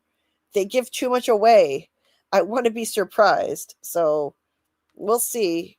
We'll see what happens. I really hope that they don't release any more, because if we look, they've already given us enough. We've got promo images.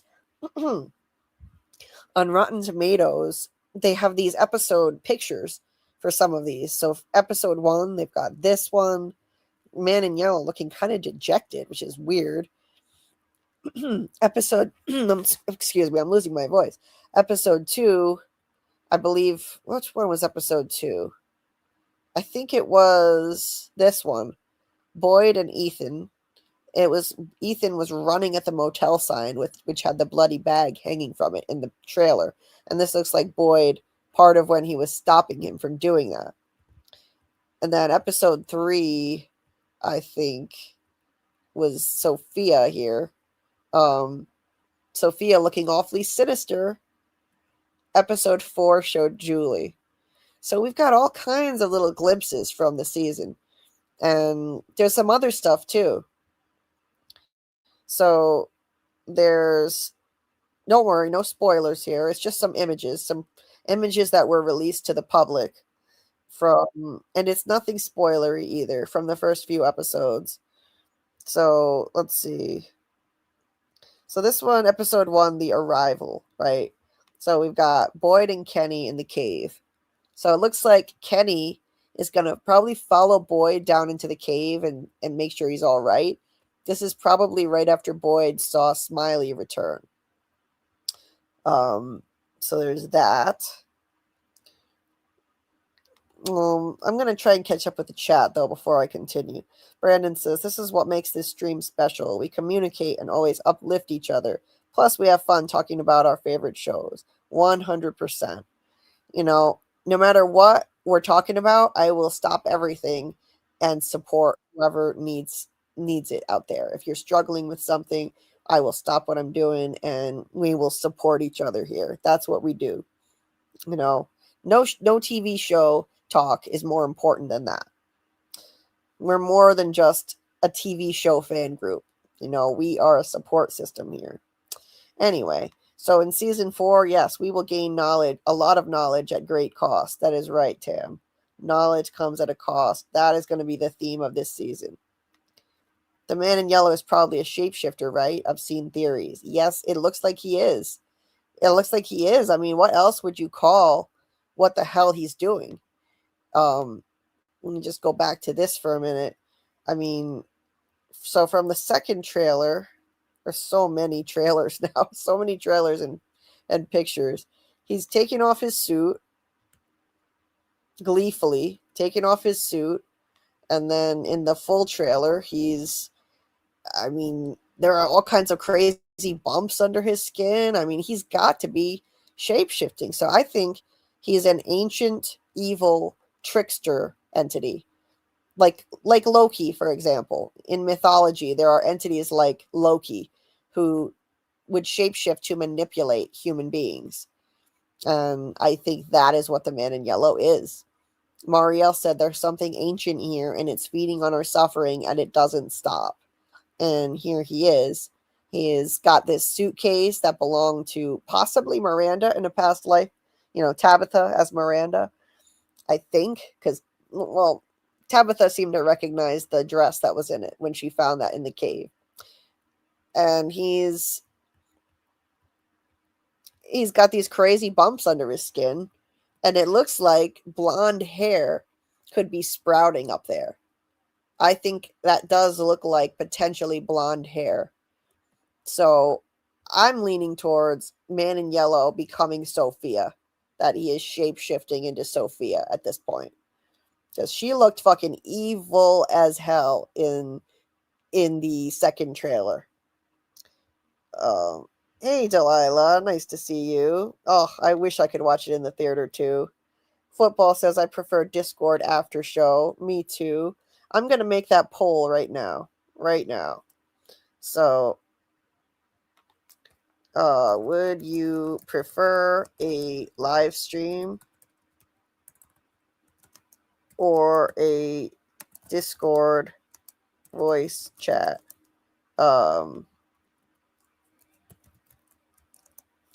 A call-in live or a Discord voice chat after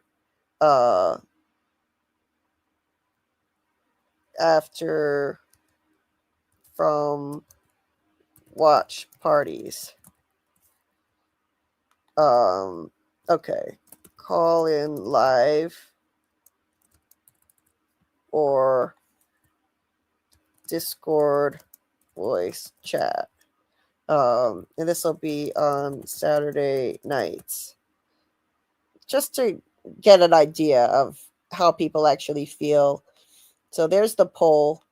It's there right now. You can let me know what you would rather have. But, I mean, so there's the Man in Yellow appearing like he is shape-shifting. And in the second trailer, Sophia looks evil as hell. This could be a red herring. They could be leading us astray. But come on. I mean, if that's not an evil smile, I don't know what is. Papa says, so how could Jim have stopped his wife if he only got the warning seconds before she fell through the hole?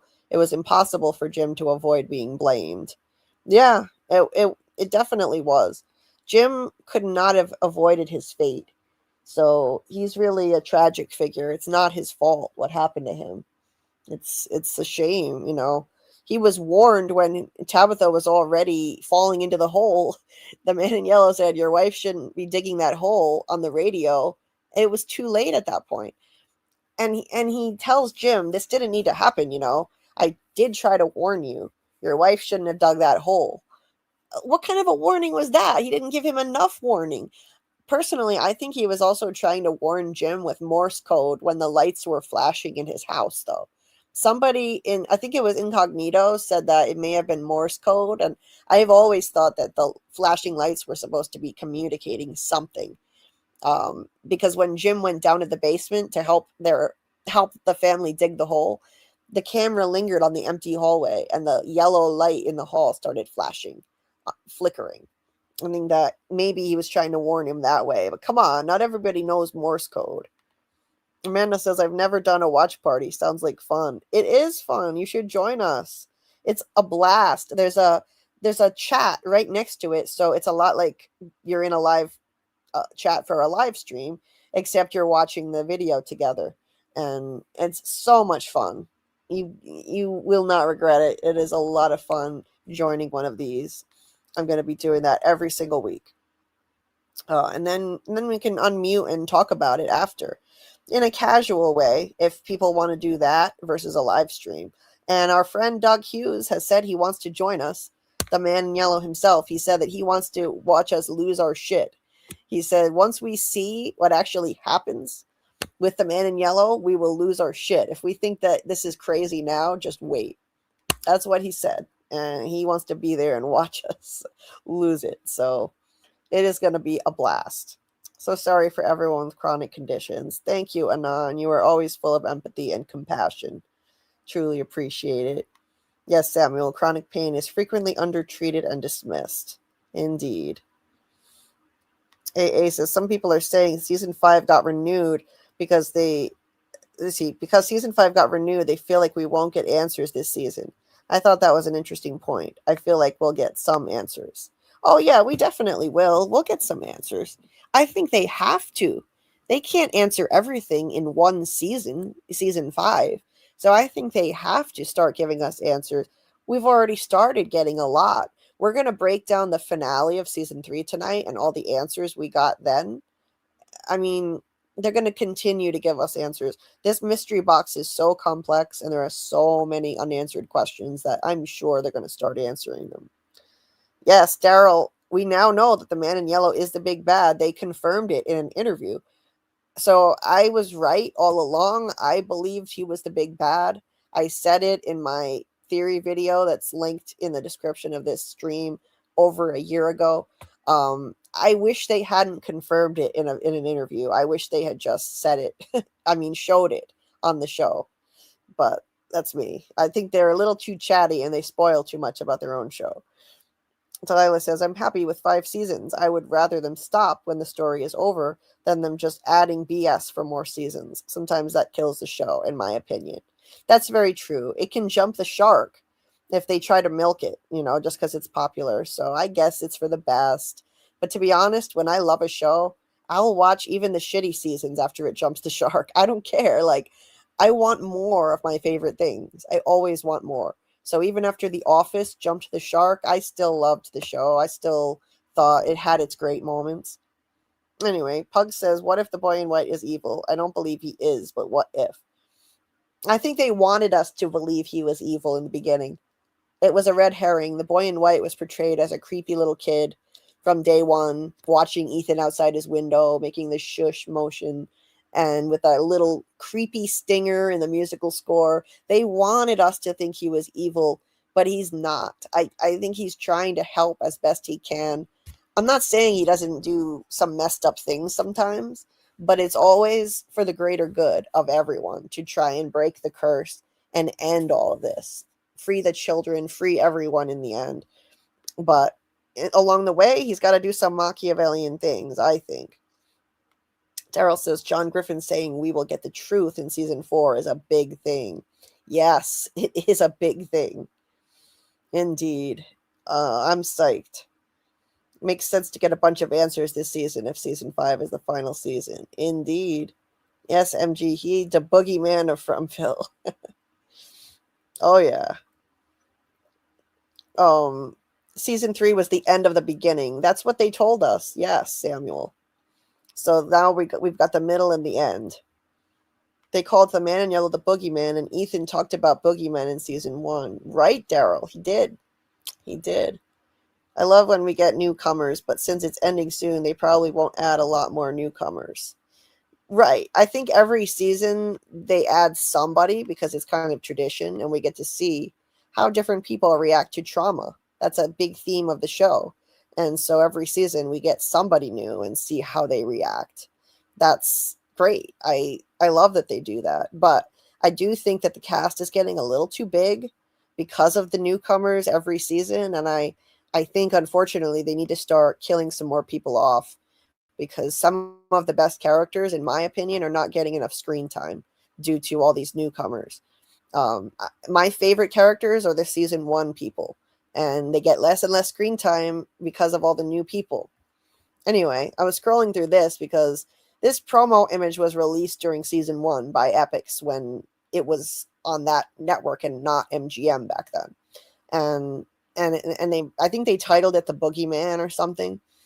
So I think this was just symbolic of the big bad. I think this is the man in yellow symbolically. It looks like a boogeyman. But it's not actually going to be a big black figure with red eyes, It's just a symbolic representation is what that is.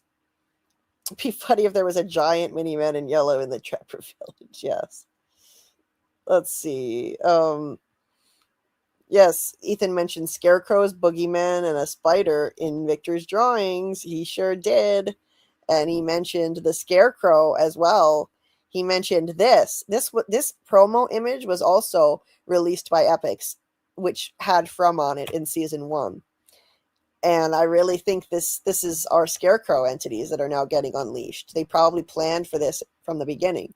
In season 1, Ethan said that there were scarecrows, boogeymen, and giant spiders in Victor's drawings. I don't think that was a throwaway line. Ethan knows what he's talking about. He understands this place, and now I think it's time for the giant scarecrow entity, and this is representing that. So that was way back in season 1 they released this. They know what they're doing. People who say that the creators of the show don't know what they're doing and are just winging it, I think that's wrong. Thank you, Pug. You have a nice community. I'm new here, but I feel like I fit in. Well, that's exactly what I was aiming for with this channel, and that's how I want you to feel. So I'm very glad to hear that. You know, people who are new, I want you to feel welcomed in immediately, and like you can be comfortable here and just say whatever you think, because everyone is respectful and kind to each other, and all theories are welcome here.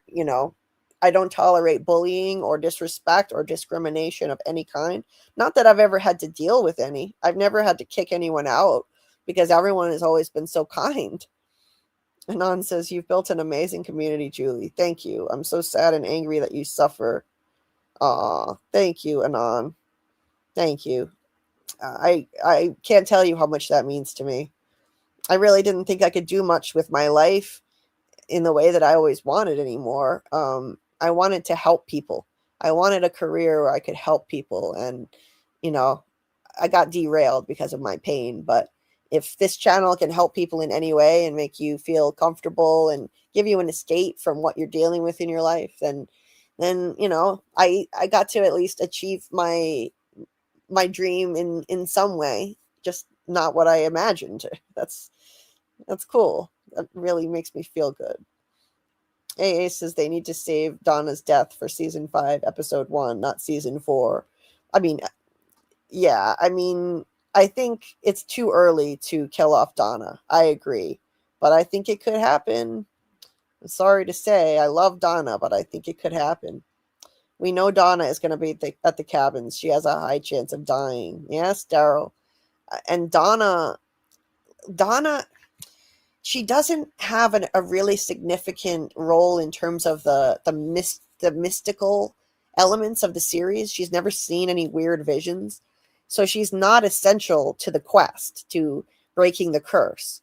She's a pillar of the town, and she's essential to them emotionally, but she's not essential to the show in terms of the mystery and solving the quest. So she is kind of an expendable character in that regard. As I love Donna, I'm just saying she is expendable in that regard. And I think they might kill her off also to prove to us that she's not a mole. Think about it. They killed off Tom when everyone thought he was a mole. They killed off Tilly. Not everyone, but a lot of people thought Tilly was a mole. And the mole theories about Donna persist. They're very common. And I really think that's going to increase the likelihood they're going to kill her off, just to prove to us that she's actually not in on anything. I don't think she's a mole. I'm not saying that's the only reason they're going to do it, but they do like to kill off people that the fandom suspects of being moles. And they listen to our theories. They pay attention to our theories, and they even write our theories into the goddamn show. Remember in season 3, they wrote in the theory that they should trap a monster with a talisman on the outside of a building. Boyd was talking about doing it. Tony Teflon had that theory since season 1. They wrote in the tarot card theory. They had a reference to tarot cards with Tilly in season 3 as well. And, that's not the only thing. There have been other things too. I forget now. There was something else. Season 3, they shouted out a lot of fan theories. And I think they put a lot of our theories into season 2 via Randall and his theories about experiments. Well, no, it was Jim with the experiment. Randall was thinking everyone was in on it, and it's all a scam. So I think they definitely write our theories into the show, and they consider our theories when they're developing plot points along the way. Brandon says, to live with solid weather is Hawaii, hands down. I only got a cold once in years when I lived there. Always 80 with a cool breeze, and yes, a lot of rainbows. Oh, in my dreams, Brandon. I can only imagine how expensive it is to live in Hawaii, but I would love it. Oh, that sounds like paradise. Anyway, Daryl says, I'm not saying that Donna is going to be killed in the shot of the scarecrow we get in the trailer, but maybe at another point in the cabin attack. Yeah, I think so. She's the top of my kill list. Stop killing off Donna. It's just the show. I'm just following the clues. I don't want her to go. Daryl says, Julie, I think Boyd crying with Ellis is in episode 1. If it's not, then I will think it is because of Donna. Okay. No, Donna can't die. I know. I'm sorry to say it. This season is going to have me in tears and agony. I'm sorry, Tam. It's going to be a tough one, I think. AA says, if Donna dies, Victor will lose it, I feel. But maybe not, since Tabitha is Miranda reincarnated. He still has a mother figure. That's right. So he'll be okay. And he's got his dad now. So he'll be okay now. Delilah says, I was having chronic stomach pain. After 8 months, they found out I was covered with endometriosis. I feel for everyone who has chronic pain. I'm sorry that you had to go through that, and thank you for your empathy and support. Brandon says, the town is all after Boyd because he said, you can't break me. He then gave the town the finger, so the town is breaking Boyd in every way, physically, emotionally, and mentally. Yes, definitely. He did. He gave the town the finger and said, this place can't break us. So they're trying to show, yes, we can break you. Let's see. Papa Sox thinks Eloise is in the hotel. That's why Henry is there. Henry is going to look at some woman and say, pause, Eloise, and we will all gasp, saying we didn't see that coming. Oh, that would be awesome. I like it. Delilah says, I think we will see Eloise again. They have built up her story for a reason. Completely agree. Even if it's just flashbacks. She is alive. That's one of my predictions that's in my theory video that I released yesterday.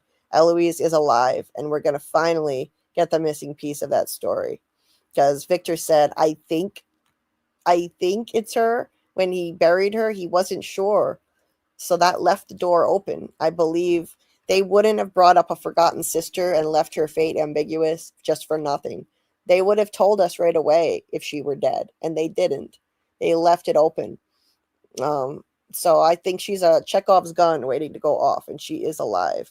And I have a theory on how exactly we'll discover what happened to her through Julie story walking. And I talk about that in my new theory video. So that is in the description of this live stream. If you haven't checked it out, please do so. It's not too far into the video. It's within the first 10 minutes I talk about that. It would be cool if Eloise got out somehow and is like a Fromville fanatic on the outside of Fromville, and she's trying to figure out how to get back or get everyone out. That would be a cool story, AA. That would be a cool storyline. I like it. Interesting. Amanda says, Marielle kind of reminds me of Nick in Fear the Walking Dead. Nick, an addict, said the real world was never real to him, and he understands the new world better. I see this in Marielle. Bad description. No, I think that's a good description.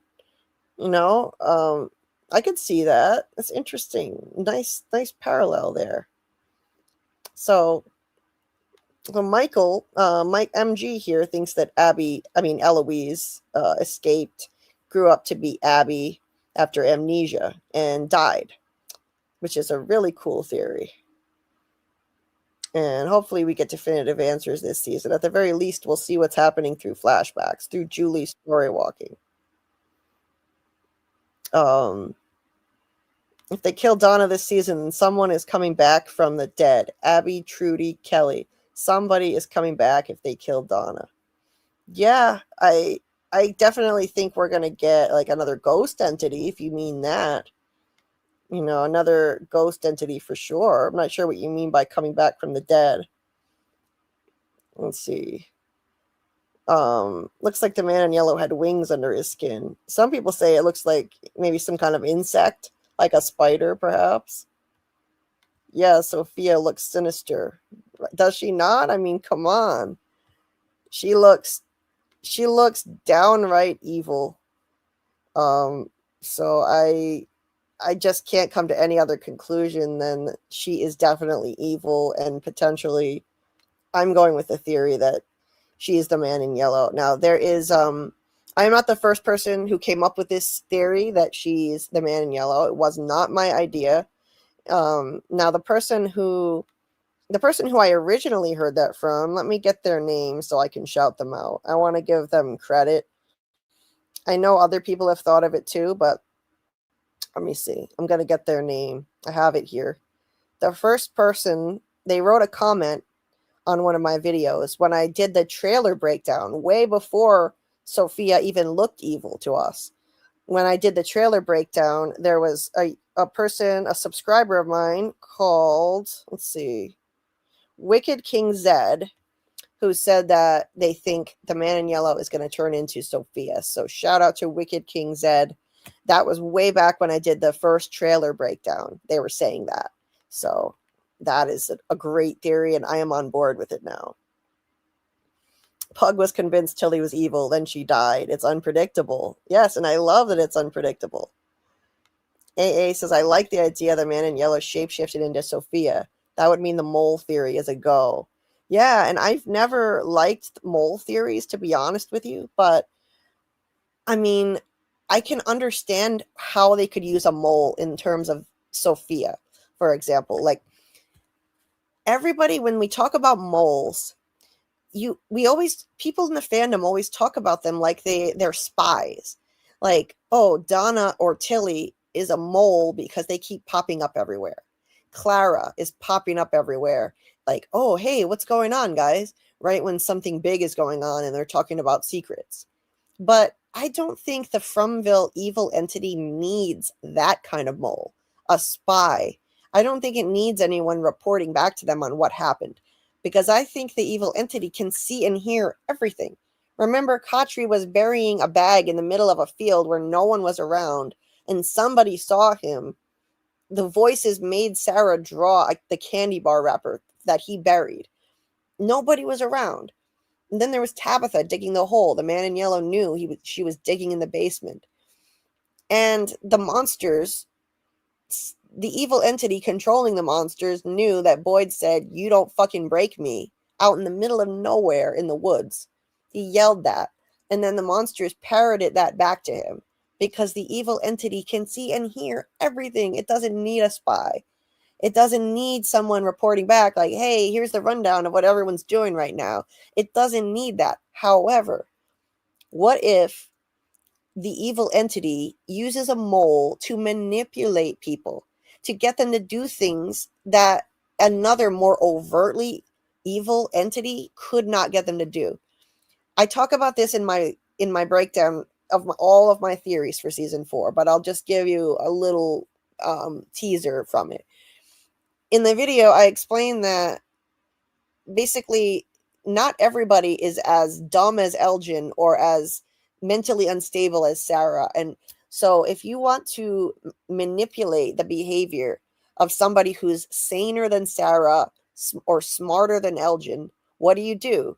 You send in somebody who can impersonate one of them, pretend to be one of them, pretend to be a human being. And then you can manipulate them in a much more effective way. If they think that Sophia is one of them, she can influence them in ways that, say, the monsters or the voices or some of these ghost entities wouldn't be able to. Boyd didn't listen to Ghost Abby when she tried to get him to give up. She said, don't smash the music box. They're just going to die anyway. Just give up. And they're all going to die anyway. And none of this matters. He didn't listen to her, and he smashed the music box.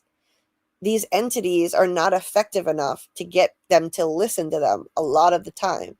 The monsters try to trick them into opening their windows and letting them inside, and most people are too smart. Most people are not like dumbass Kevin Pornstash, who let Jasmine in the window and, ripped him apart. Not everybody is that dumb. Most people are not. But when you have somebody like Sophia, she can influence way more people. What if she starts a cult? What if she convinces everybody that they should join her cult? And who knows what she could get them to do? She's outside at night in the trailer, already putting somebody at risk. She could get somebody alone and just fucking kill them and then pretend the monsters did it too. That's another thing she could do. But she's already putting someone in danger in the trailer. She's outside at night and Kenny is out there saving her from the monsters. And that's just the beginning of the kind of damage that she could do. Getting somebody out there, putting them in danger like that. And who knows? I mean, I think she could influence their behavior in ways that the entities never could. That is what a mole could do on From. That is the kind of mole theory I can get on board with.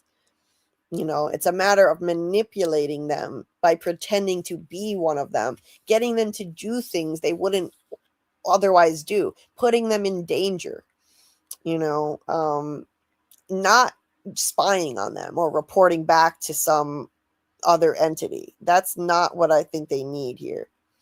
Anyway, AA says maybe Sophia is one of the monsters that we haven't seen acting like a regular person. That smile looks like the monster's smile. Maybe the monsters are getting more advanced.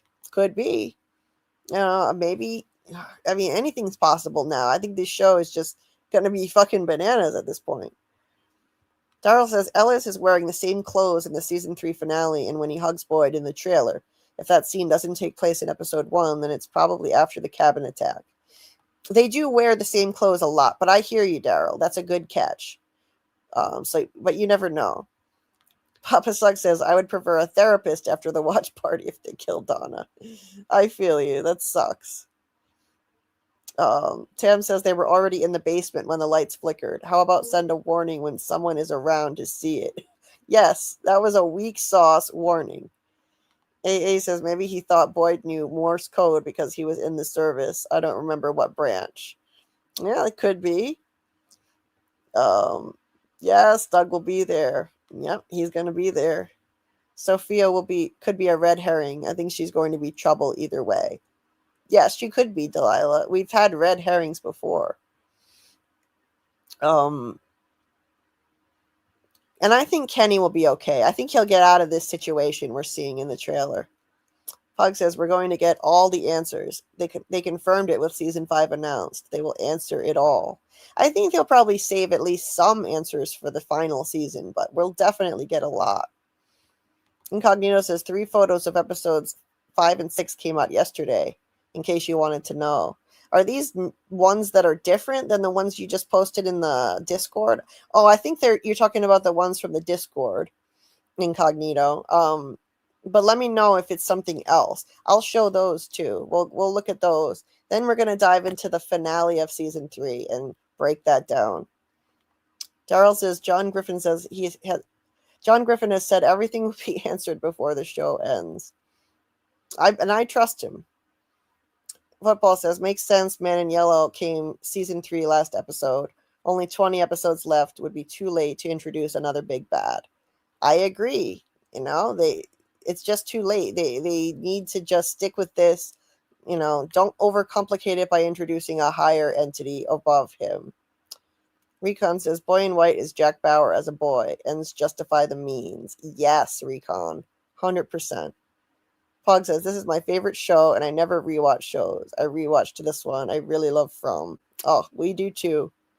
And I don't rewatch a lot of things either nowadays, except for old stuff. I rewatch old stuff like The Twilight Zone and sitcoms. Okay. Tam says, interviews are so chatty. I learned something which isn't a big spoiler, but it did give a bit more info on something in the trailer. Not sharing, though. Okay. I wish they would stop being such chatty Cathys. These showrunners, they give away a little too much in interviews sometimes, you know? Man, I am hungry. I gotta go grab some food and eat while I talk to you guys. Let's see.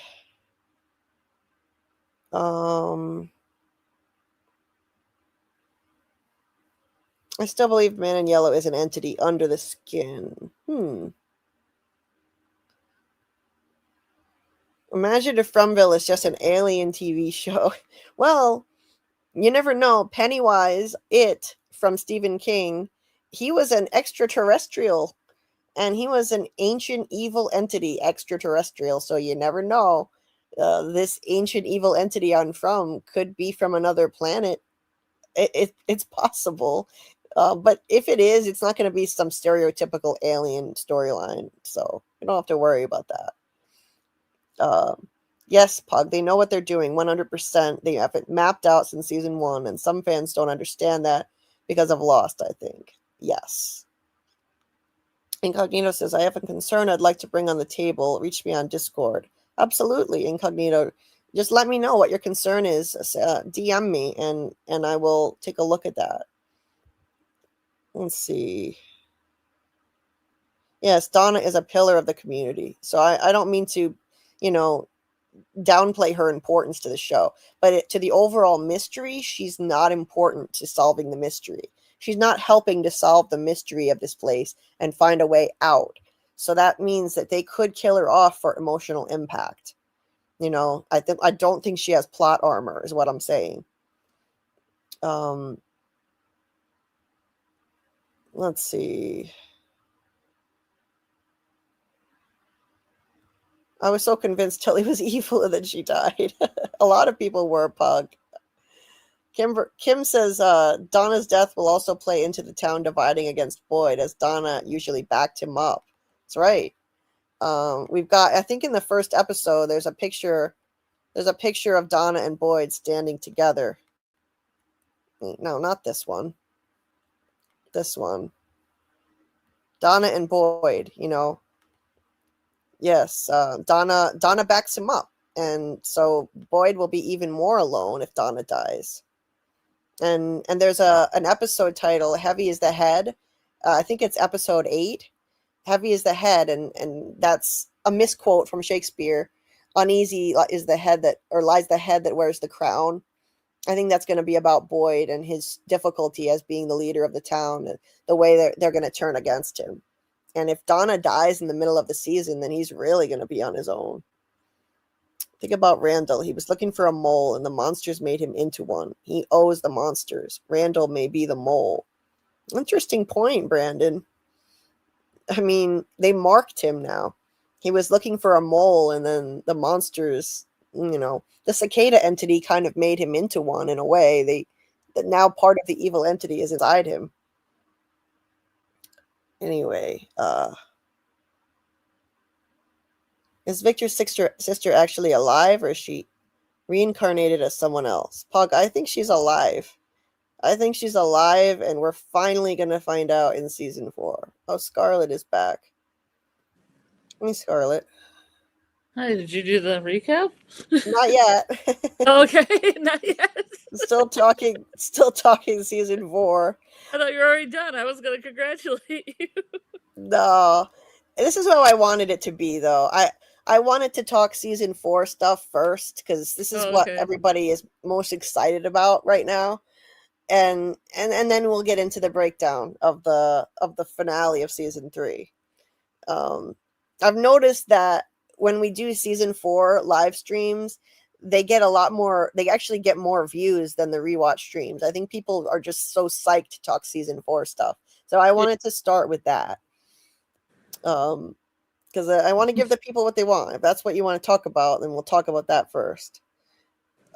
They started filming season 4 in summer 2025, and it's coming out now. So season 5 will probably come out around April, May 2027. I'd say that's a good estimate, and they said they started working on it already. So, yeah. Doug said he thinks Sophia just looked horny. I don't think so. I think she looks evil as fuck. I wouldn't want her coming at me looking like that. Yeah, I think MGM is publishing too much content for season 4. Yeah, I think so too. Completely. They did the same thing with season 3. They spoil too much. I want them to keep it more or interviews. Like, the showrunners give so much away in interviews too. Like, no. Just don't. Yeah. Yeah, it's enough already.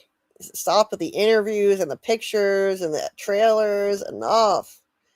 Pug says, why does everyone believe Sophia is bad? We haven't seen her yet. What makes people believe she's bad? That picture. That one picture, that one shot of her looking evil is pretty much the reason. I think that's pretty much the reason. And I was on that same train of not knowing why people already didn't like her and thought she was going to be a problem.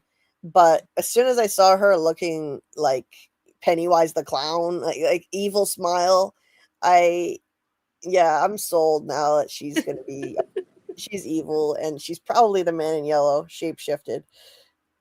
Tam, It's probably a dream.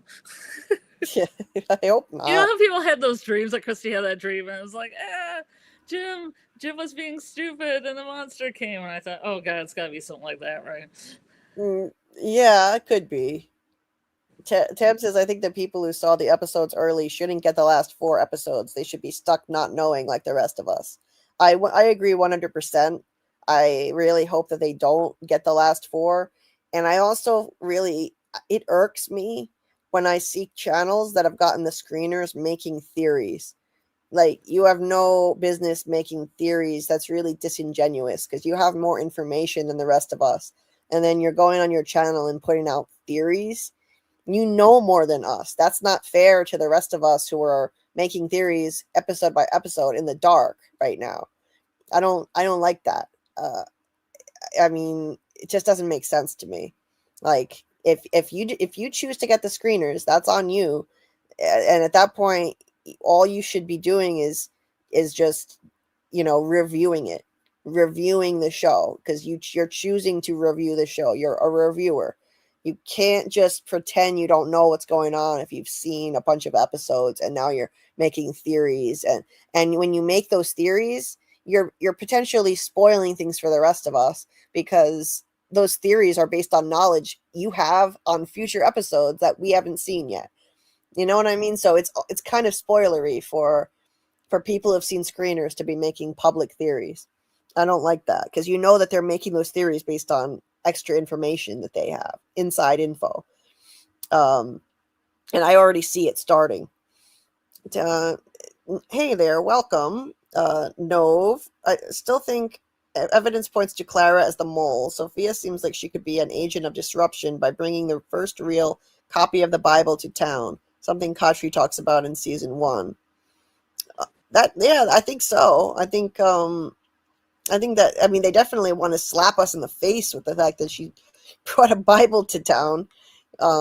It couldn't be any more in our face in the trailer, to the point where they pretty much photoshopped it in a really, really fake looking way. Like, look, there's a Bible in town. Yes, yeah. Exactly. Right there. Do you see it? Yeah.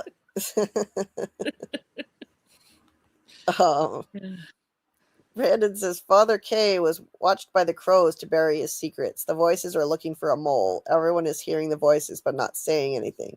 Randall made a deal. That's a cool theory. Yeah, maybe the crows were spying.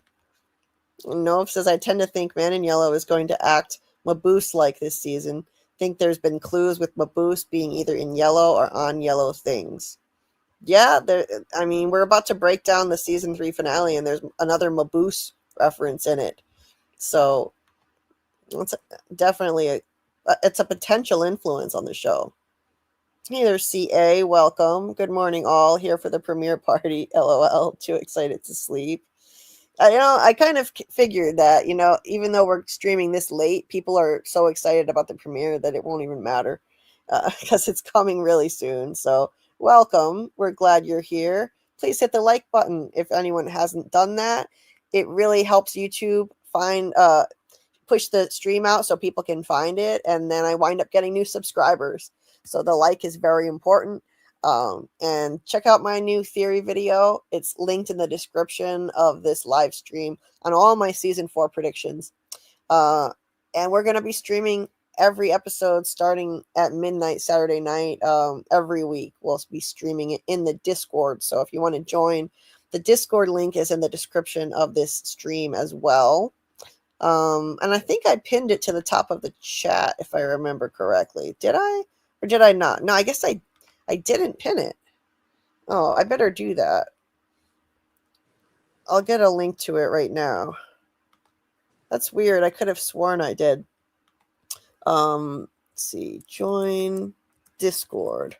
So if you want to join our watch parties every week, that's where they're going to be, in the Discord. And let's see.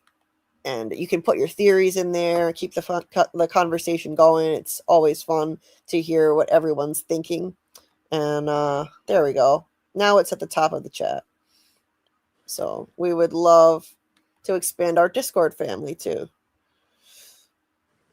Okay. Let me see if I can finally catch up with the chat here.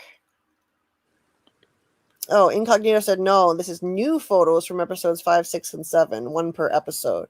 I'm guessing this is Rotten Tomatoes. I'll go over there and look right now. Was the one with the car? Is it those?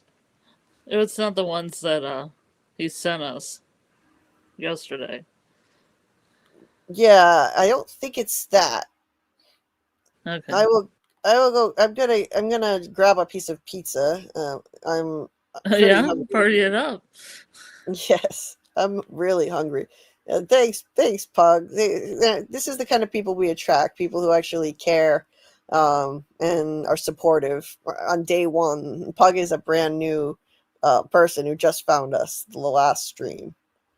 Another lovely person. Mike Light says, kind of disappointing that the man in yellow is the main villain. Doesn't seem like main villain material. I think he's awesome. Come on, man in yellow. Upper management. Doug said he was upper management. I was waiting for a big boss. You wanted the giant spider to be the big boss? Yes. Yeah, I know. I'm happy with it. Or a dragon. But he could still turn into a dragon. I'm not giving up. I think it's great. They're saying, welcome back, Scarlet. I love the man in yellow. I think he makes a great big boss. I'm happy with it. Let's get to 60 likes. Yes, thank you, Michael. Incognito says, could be the voices messing with Sophia. She could get her shit together and be an asset. The trailers are always misleading. Well, somebody in my comment section mentioned something earlier that I hadn't thought of. As Sophia is going up to Sarah while Sarah is screaming with the voices in her head, she could actually make it worse. If she's the man in yellow and Sarah is deeply connected to this place, Sophia's presence could actually hurt Sarah here. That hadn't occurred to me before. Like, remember how Kelly, when she was tethered to the tree in season 2, Boyd walked up and he had the worms in his body, and his presence made her start screaming. She was deeply connected to the place at the time. She's at a 10. They should have put her on top of Comedy House. The monster Yeah. Yeah. Yeah, Samuel, I do that too. I try to avoid channels who get episodes before we do because it makes me nervous. I don't even like talking to people who've seen the episodes, but I mean, you know, as long as it's a channel you trust, there are trustworthy channels who have the screeners, but I don't want even a hint of a spoiler. Hey, Martin, I hope it's misleading because I'm going to blame a lot of cruel motherfuckers calling Kenny a virgin if this is the way he gets some. Oh no, Kenny really can't catch a break. He's finally going to hook up with a woman, and it's probably the man in yellow. Oh no, Sophia. Kenny cannot catch a break because he's with her an awful lot, you know.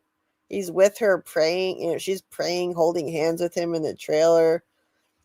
And I find it so ironic if she's praying, you know, Lord, protect us in this place where evil walks so freely. Imagine if she is the evil that walks so freely. The irony of that.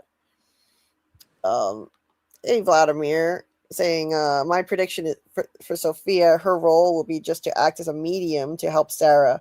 Together, they'll be able to overcome them or make them more useful. Okay, I could see that. Yeah. Oh, I've got to watch that interview with Boyd, Harold. I haven't seen that yet. Yes, we got to 60 likes. Thank you so much for the support, Michael.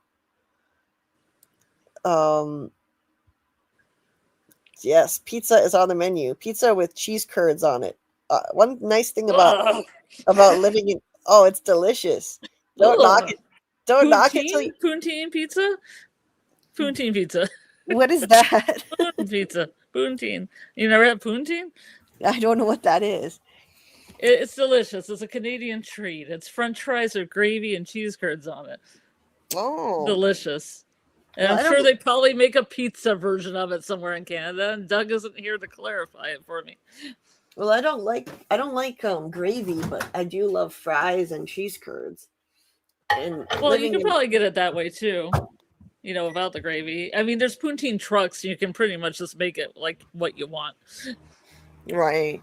And one advantage to living in rural Iowa, it's not far from Wisconsin, and cheese curds are everywhere. I love some cheese. Hey, welcome, CA. You're right. It doesn't matter the time. Love your channel and deep dives. Thanks for the shout out. Oh, that's so sweet. Thank you so much. I appreciate that. It's a relief to me because I've been saying I'm going to be so rigid. I'm going to stick to a firm schedule for season 4 of From, and I think about the reality of my pain situation, and I just don't think I can be that rigid. It's not, I'm going to be better than this. I am going to try to be on earlier than this, but it's not always going to work. Sometimes I am going to be off schedule. I'm going to have to postpone or push it later. So that makes me feel a lot better. Thank you for that. Thank you for saying that. Because now I've been like thinking about it and like, can I actually stick to a strict schedule? I can't. I have a disability. That's why I can't work. I mean, that's just one reason why. Delilah says, I won't watch streams by people I know have early access. Well, I mean, in some cases you can trust them, like Jamie. I think she got screeners on the Sci-Fi Vision, and she is Jamie has a way of like taking notes for each episode and only using those notes. Since I work with her, I know that. Yeah, she doesn't give anything away. She doesn't give anything away. You can trust her. I can vouch for her. I don't know about anybody else, but you can trust her. I was on streams with her for season 3 of From, and I never got the sense that she was giving anything away. There were no hints of anything. Yeah. I mean, Cyborg Queen Media gets them too, but it's the same. Yeah. So those we can vouch for. Sophia being a false prophet would be cliche, though.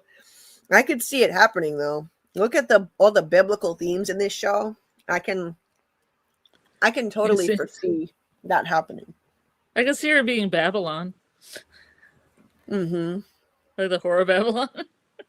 Oh, yeah. Oh, yeah.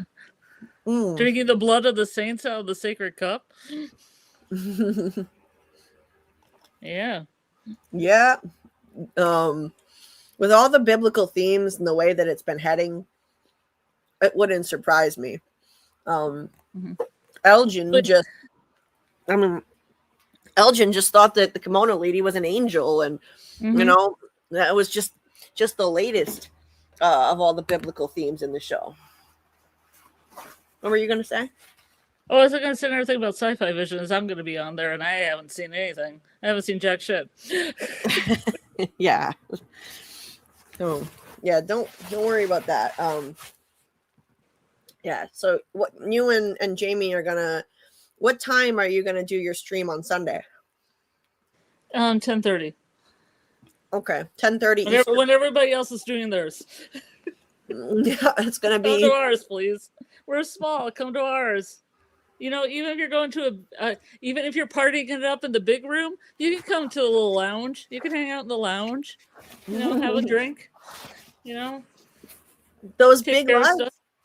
Those big lives can be chaotic sometimes. Yeah, they can be chaotic. You get busy. You get the room's loud. The music's pumping, but you need a little break. And you go into our little smoking room over here. Right. Take care of you.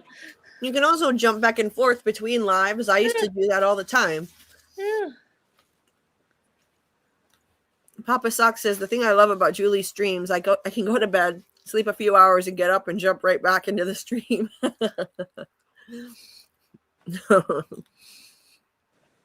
Oh, absolutely, incognito. I will definitely DM you. I made a note to myself so I don't forget. No problem. And hey there, Vladimir. Pug says, you're amazing, Julie B. You can be off schedule and it's fine. Aw, I'll be watching. Really like your content. Thank you so much. You make me feel so much better because I put a lot of pressure on myself for season 4. And then it hit me today. I had a horrible pain day today, and the reality of what I'm dealing with hit me. Like, how can I stick to a rigid schedule? Like, yes, I'm definitely going to be here between 10 and 10:30 for every stream. I can't do that. I have to give myself more flexibility to accommodate my pain. So I really appreciate everyone's understanding. I'll do the best I can to, to be as like reliable as possible, though. Anyway, Delilah says, I think Sophia could gain a cult-like following that could go dark, like convincing the town they have to sacrifice someone dark. Yes. This is what I'm thinking it's all going to come to. I believe that ultimately the evil entity wants to bring everything full circle, and that means it wants to convince people that a sacrifice is necessary to escape. And I think that's what happened to Christopher, and he was going to sacrifice Victor and Eloise, and it triggered the massacre of the whole town. And once enough people get convinced that a sacrifice is necessary, I think that the board gets wiped clean and we start over. Because that's how it all started, with child sacrifice. That's how this place started, and so the cycle is complete once it comes full circle. And I think she could potentially try to convince people that a sacrifice is necessary. I personally think, I think that like in all of Jade's past lives, he probably snapped and became convinced that that was necessary. Good night, B. Sleep well. Hey, Laura. Did you see the clip E-Man did with Harold? No, I didn't. I've got to catch up on all the interviews. I haven't seen any of them yet. Papa says, wait, Julie, you can see all the biblical themes in the show, but you can't see Boyd being the replacement preacher for Father K. No, I can see what you're saying with that. I mean, I don't know if he's the literal replacement, because I look at the replacement theory as somebody replaces someone else when they die. They die, and then someone else gets brought to town and replaces them. So Father K died, and I think Tilly was brought to town as a spiritual figure because she led a prayer circle, and she replaces him. Then she dies, and Sophia comes to town, and she's a spiritual figure. But I do see your argument for how Boyd, has similarities. I remember what you were saying the other night, so I can definitely see what you mean by that. So Harold said in the interview, the fans are not ready for the Man in Yellow. That's exciting, Laura. Wow. Daryl says, I am so ready to see Doug strip. Whoa. Yeah. Whoa. It is almost time for Naked Doug. Naked Doug. Prepare yourselves. And remember, Donna is going to be at the cabins for that attack. Here she is in the teaser. Yeah, she's gonna get punched. Gonna get punched. She might 1,000 times by soft hands. Yeah, she might just get killed this season. I'm thinking it could happen. But let's just look at the pictures that have come out so far, and then I'll look for those new ones. Let's see. So the first one, The Arrival, I don't know why the Man in Yellow is looking dejected in this. It's weird. Maybe it's just a strange moment and angle. There's no way. I think he's just looking down at somebody. I see like part of somebody's jacket. So he's not actually dejected. It's just the camera angle. There's no way, because he's too happy right now. This is his favorite part, after all. So this is just the angle of him looking down, maybe at future Julie still laying on the ground screaming, or Jim's body. And then here's Boyd and Kenny in the cave. I think Kenny must just go down to look for him, because Boyd's down there watching Smiley get reborn. And then the two of them will get out of there.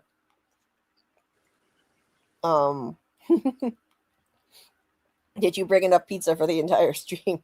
No, I've got quite a bit here, so I'm good. I'm going to be stuffing myself now. I'm starving. Imagine you with like a box on your lap. You're just eating out of it. Yeah. Incognito says, do you want the 3 photos, or do you prefer to let the mystery intact? Well, since everybody else is probably looking at them, I'd like to see the 3 photos. I mean, I hope they're not too spoilery. I'm guessing they're on Rotten Tomatoes. I'm going to take a look and see if I can find them. If anybody in the chat says they don't want to see them, then I won't put them up, though. Just let me know in the chat if you really don't want to see the images. They're not leaks. It's not anything that's unauthorized. I'm sure they were put out by the show. I'm looking at Rotten Tomatoes right now just to see what's here, if it's posted here with the new episode synopses. Everything moves slower when I'm streaming, though. It takes forever. Thanks, MG, for posting the Harold interviews on Discord. Sophia might be nice. Everyone thinks she's evil. I don't know why. She might be nice. You don't think she looked evil in that shot in the new trailer? I imagine something where maybe her dad gets in an accident. He's in the clinic, and then her dad has a vision of her being evil, but it's a dream. Something like that. Yeah. Doug is just tanning. Just getting a tan. Yeah, he doesn't change in anything. He just wants to hang out in the woods naked. Let all hang out.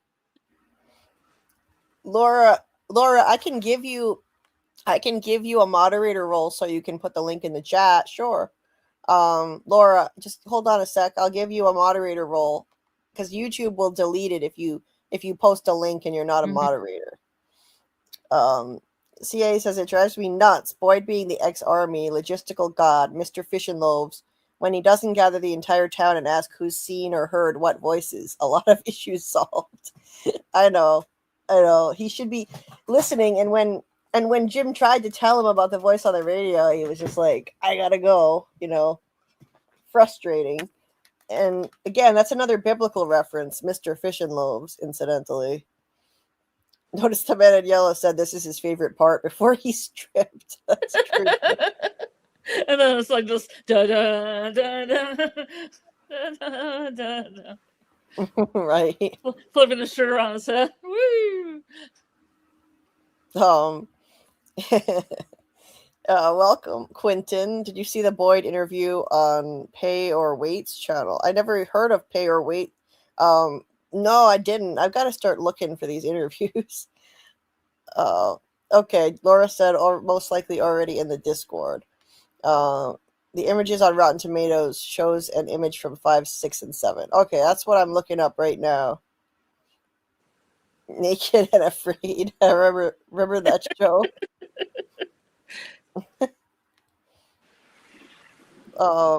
Incognito says the entity is building an environment just to break people. It's all a matter of manipulation and messing with, and deceiving their minds. Yes, exactly. Yeah, it's all about breaking people down to their worst selves, turning them into figurative monsters, just like it turned the original townspeople into monsters. It's about breaking their moral character and their judgment. And then the cycle is complete once that happens. So MG says there's like 3 to 4 images of Man in Yellow on Reddit from the changing scene with the suitcase. Nothing too spoilery, I don't think. Okay. Yeah, I've seen one, I think. Just showing with his suitcase and taking his jacket off. Okay. Hey there, welcome, Emma. Is anyone here from the United States? How do I join the We the Vote project? I have never heard of that. I'm not sure what that is, but yes, most of us are from the United States. What is that? I'm gonna Google that. Mm-hmm. Let's see. Yeah, I'm seeing like some weird website. It doesn't look like it's. Oh, it's We Vote. I think it's We Vote process. We Vote project. Democracy's operating system. Yeah, I don't know. There's a website, wevoteproject.org. That's interesting. It looks like very pro democracy and stuff, but I'm not really sure. Not really sure. But if you Google that, there's some website called wevoteproject.org. Anyway, working connecting you with the streamer that Quinn was talking about. Okay, Brandon. Quentin was talking about which streamer.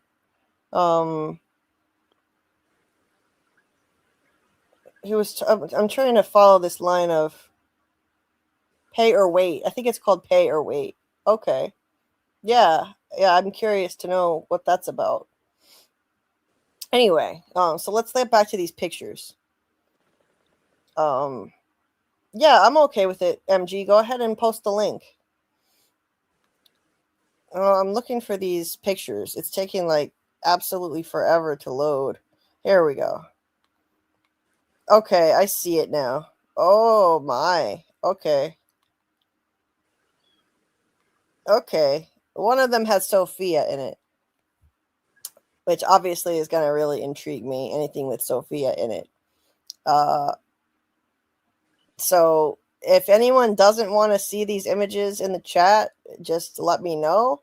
I will say one of them has Sophia in it. That's all. Interesting. Okay. But these are all legit. These are released on RottenTomatoes.com. There's one for episode 5, one for 6, and one for 7. So for now, well, I wait for people to say in the chat if they want to look at them, if they want to discuss them. Let's just look through these pictures first. So these are from the first episode. And so this is a behind the scenes shot, Boyd at Colony House with Jack Bender directing. And then here's another one behind the scenes. This was labeled episode 1. So this is, I see, it's part of the Root Cellar. So Boyd and Kenny and Jack Bender, and he's directing them in the Root Cellar. So it definitely picks up right after season 3 finale left off, down in the Root Cellar, with them after he's seen Smiley get reborn. So that is episode 1. I've already made albums for each episode because we have pictures that correspond to each one. Episode 2, Frey. So these are the ones that have been released to the press so far. It's Boyd talking to Ethan. This is probably right after he runs for the motel sign, trying to get him to not do that. There's a bloody bag hanging from it. I think that's when we'll see the bloody bag. Then there's this one. Which episode is that? This is episode 2. This is released to the press on Amazon MGM, the press photo website. And so this is also episode 2. Julie and Ethan looking very dejected, laying in bed. Ethan looks upset. He looks like, crestfallen, just there resting, and she's sitting there staring into space like something really bad happened. That's not really a spoiler. We know their dad is dead. So, I mean, I think at this point they know that he's dead. That's what I would say about this. I mean, that's the vibe that I'm getting. I mean, they know that he's dead. Now, I gotta say, I'm glad that so far we haven't gotten a giant dump of images from episode 1, because that's what happened in season 3. A few days before each new episode came out, a big batch of images would get dropped to the press, and anyone could go online and look at them on the Amazon MGM site. And there was one week where it showed Julie in the freaking dungeon before that episode aired. So we knew that she was going to be in the dungeon somehow. That was crazy. That was a crazy spoiler. And I hope that they don't do that this time. So far, they're not. They've released only a couple of pictures per episode, and I haven't seen anything with crazy spoilers in it. Like this one. I mean, this is nothing crazy. Julie and Ethan, I mean, obviously they look upset. They look kind of shell-shocked. But it's nothing compared to showing Julie in the dungeon before her story walking episode aired. So there's that. Then there's this one. This is just Jack Bender at the what used to be the Lou house and now the Matthews house. And I don't see any actors in there. It's just them and the crew. That's episode 2, which is called Fray. Episode 3 is called Merrily We Go. And there's the one that we've seen a bunch of times already. Sophia looking very sinister at the clinic. Or no, not the clinic, the diner. Sorry. And then the Matthews, Tabitha, Julie, and Ethan sitting at the table. Nothing spoilery here, but Tabitha doesn't look happy. I'll say that much. She doesn't look happy throughout the season. No, she doesn't. Bad shit is happening. Yes. That's not a spoiler. We know bad shit is happening to them. Bad shit is happening. And then there's this one, Ellis and Fatima at Colony House. And so there's really not much there. She actually, honestly, Fatima doesn't look so bad here. This looks pretty decent. She looks like she's handling things okay enough. She's in one piece. You know, I've seen worse. I think what this is, Ellis has a pack on his shoulder, and this is him getting ready to go to the cabins. He's in those pictures out at Cannibal Village in the cabin. So this is him saying goodbye to Fatima. I know I was predicting before that Ellis was going to die, but I think it's going to be Donna, not Ellis now. No, not Donna. I know. I know. I would punched rather... to death by a scarecrow 1,000 times. Each one softer than the next. Trapped by a pillow until you can't breathe anymore. Yeah. I would rather it be Ellis, frankly. Ellis is not really that important to me on the show, and I would rather say goodbye to him than Donna any day. Sorry. Nothing against the actor. It's just the character I can do without, you know? I would just feel terrible for Boyd if something happened to him, though. But, so that's episode 3, Merrily We Go. So some of them are going to be leaving for the cabins, and maybe that's part of the explanation for Merrily We Go. Although in episode, it said that the cabin thing happens in episode 5, so I'm not sure why. Maybe they make more than one trip out there. In season 3, they made a few trips out there to get vegetables. And then episode 4 of Myths and Monsters, Julie and Randall. That's the scar. That's the telltale scar on his face in the foreground. And everyone is looking very sullen and serious because the shit has hit the fan this season. So no more 80s dress-up parties for Julie and learning how to drive with Randall. I think shit's getting real now. And then Colony House here, we see Boyd sitting there deep in thought. So again, not spoilery, just nice to have little glimpses into season 4. It's a nice picture. Yeah. It's a good composition. And then we have Victor and Ethan with the crew around them. I like to see these behind the scenes photos. That's kind of neat. It breaks the fourth wall. It's all illusion. They're not real. Yeah. Sorry, yeah, they're not real. Oh, what's happening? Yeah, it kind of destroys your illusions when you see I'm that. surprised they didn't dig a little ditch for Ethan so he appears shorter. You know what they do? Yeah, right. Yeah. Look how tall he is. He's up to Victor's shoulder already. Dig like a 6-foot ditch for him to stand in. They totally should have done that. Because he looks like Scott McCord looks pretty tall, and Ethan is already up to his shoulder now.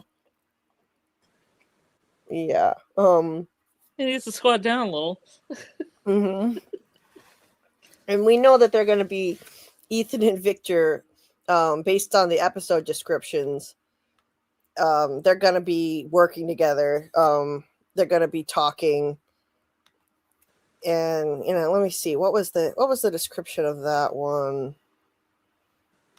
Merrily we go. Okay, so this was it, of Myths and Monsters.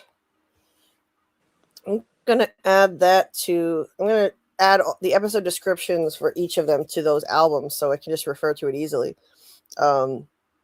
So it doesn't say anything about Victor and Ethan in that episode, but they are going to be talking. Episode 3 is the one where Victor joins Ethan on a quest for answers. We'll add that one to that. And then the Frey episode is where they have the gruesome discovery. This way, this makes it nice and easy. We can look at the pictures and refer to the episode description right there. I'm not a very organized person. I got to learn how to be more organized for this show.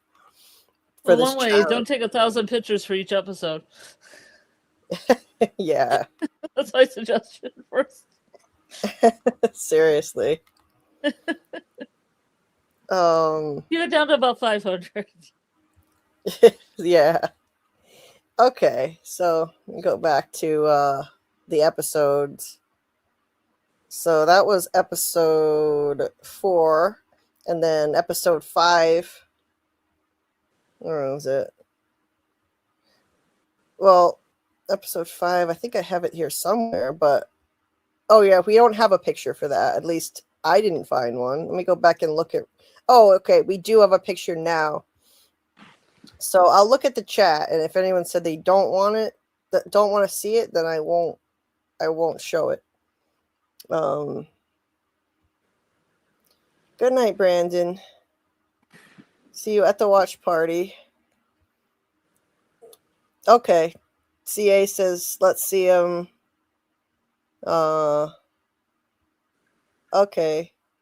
Pug doesn't want to see. I'll be back soon.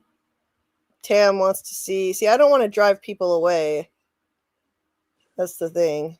I don't want to drive people away by showing anything that people don't want to see. It's getting real. Yes, it is. If we get a spin-off show or shows, what do you think would be the best idea?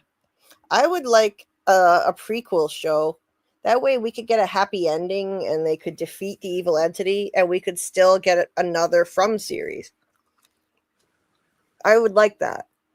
Because I don't really want to see an unhappy ending for everyone. Yeah, the next wave of people that come in. Right. I don't really want We're to like, see well, that ended badly. Mm-hmm. So, episode 5 is just a picture of Jade. There's no spoiler in it.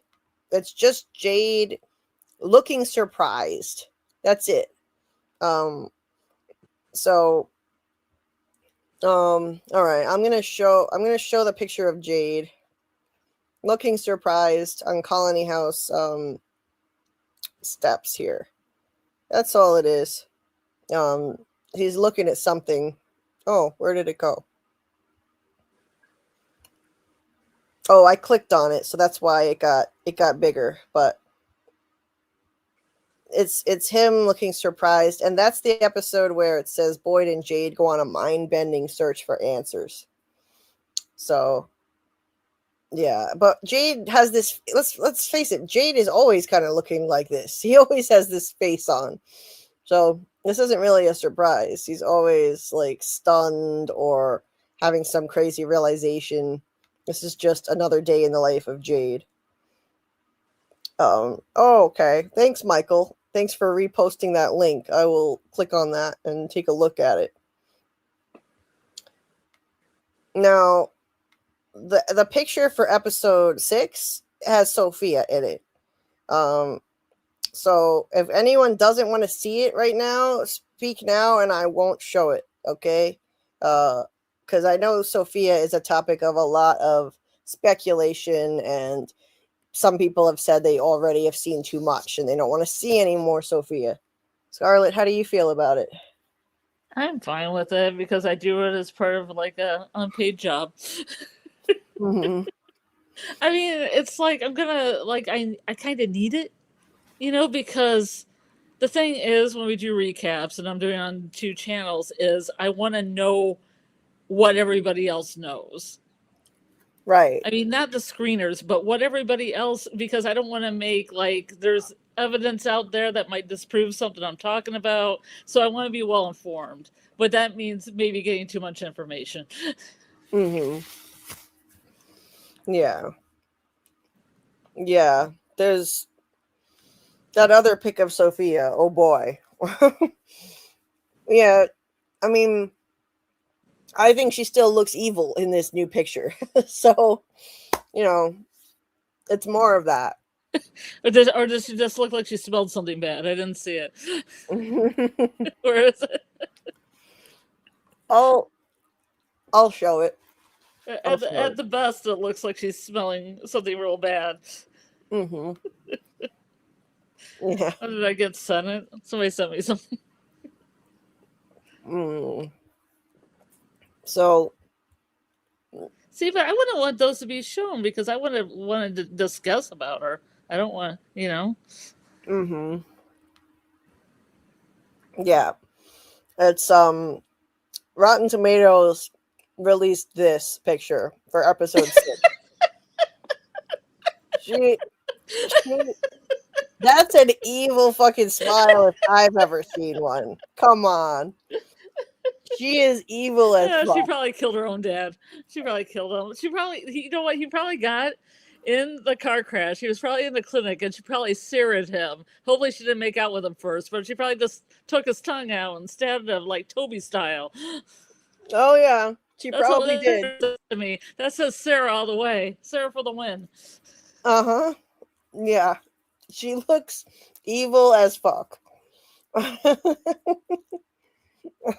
Samuel said she's drinking a glass of someone's blood. What if she ends up really nice? That'd be hilarious.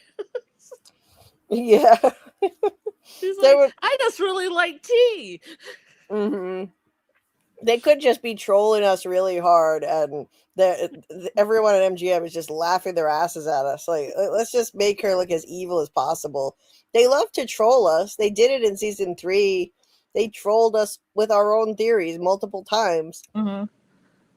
So, you know, they trolled us making Tilly look even more sus, and then they killed her off. And they trolled us with Boyd saying he was going to catch a monster, and the tarot cards, and the crow crashing in the window, the little green men that Victor set out, the army men in the cave. Shout out to that alien theory. You know, they love to troll us. So this could just be a big troll, and maybe she's just got a weird, creepy smile. I mean, it's possible. But she looks evil as fuck to me. There she is talking to Henry. Henry. Yeah. Poor Henry. Henry's been through enough. Want some poison tea? Yeah. Got poison in it. It's good. Yeah. Love Jesus.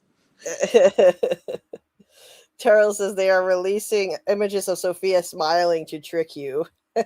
Maybe. Samuel says evil. Yes. Worried about Henry. Yeah.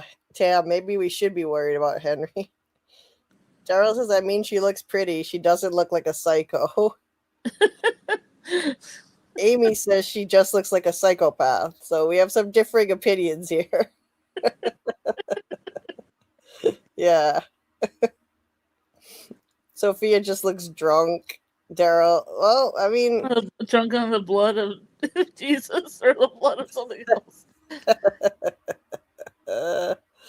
Oh man, this is funny. He isn't gonna do "This is my body, this is my blood," like literally. Best part of waking up is exsanguination in your cup. That's great, MG. Because she's just drunk. Stop saying she's evil. That's so mean. Now you're gonna be Sophia's defender too. Pick a lane. Is it Sarah or Sophia? Guess the poison I put in your glass, Amanda. Maybe she is possessed by Smiley Monster. Maybe so, Laura. She does have a smile kind of reminiscent of him. Ledna says, no, that's the least evil she's looked by now. I don't know. She looks crazy. She's got the crazy eyes. There was one where she looked like she just smelled a fart or something, and the other one when she was sitting at the table. Right. That one kind of looked neutral. I think it looked sinister. That's all. CA says, so many unknown frills and thrills. A couple of stills aren't going to push me away, and I'm the king of hating spoilers. Okay, good. I'm glad that it's not going to drive you away. And she says, we're probably reading way too much into it, but it's kind of funny. So, yeah, it's fun. It's fun. Oh, it is. It's like, Henry, do you want tea? Yeah. Henry, tea. Yes. I want to see Victor's reaction when he hears about Tabitha and Miranda. Oh, that's going to be interesting, Tam, for sure.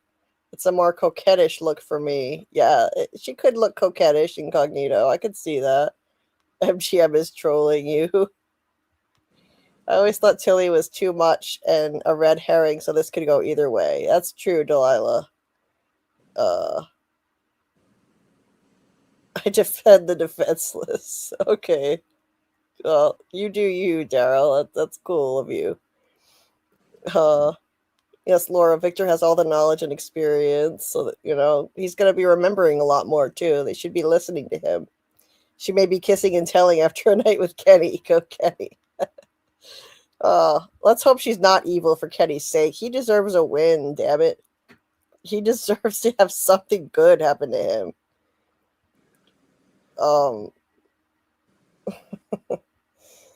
I'm just scrolling up to see if I missed anything before we go on. Okay, so then the next picture, and then we've got to start getting into the breakdown of the finale. The next picture is episode 7, Best Laid Plans. This is a weird one. Hold on, let me enlarge it. Tabitha is trying to talk to Victor, and it looks like he's getting kind of triggered by it. Why is this not letting me click on it? Okay. He's got his hands up in that kind of defensive position that he does when he's triggered, and she is trying to talk to him and maybe calm him down the way that she does. He's probably having another one of his episodes, and she's got one hand on his chest and the other hand on his wrist. Not really surprising. And she's good with him. It looks like she's kind of getting in his face, but I'm sure she's just calming him down the way that she does. You think Tabby waits till episode 7 to tell Victor that she is Miranda?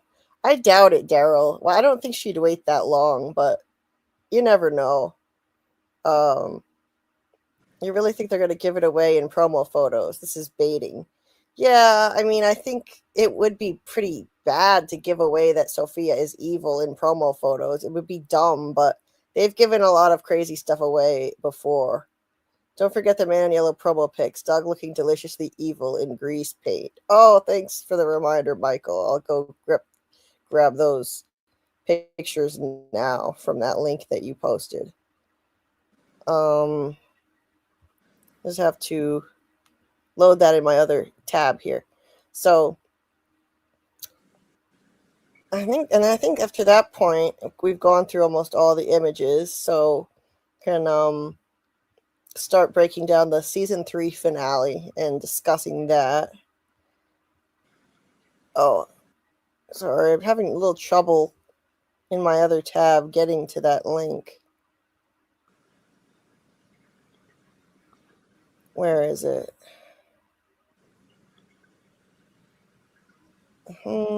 Okay, got it.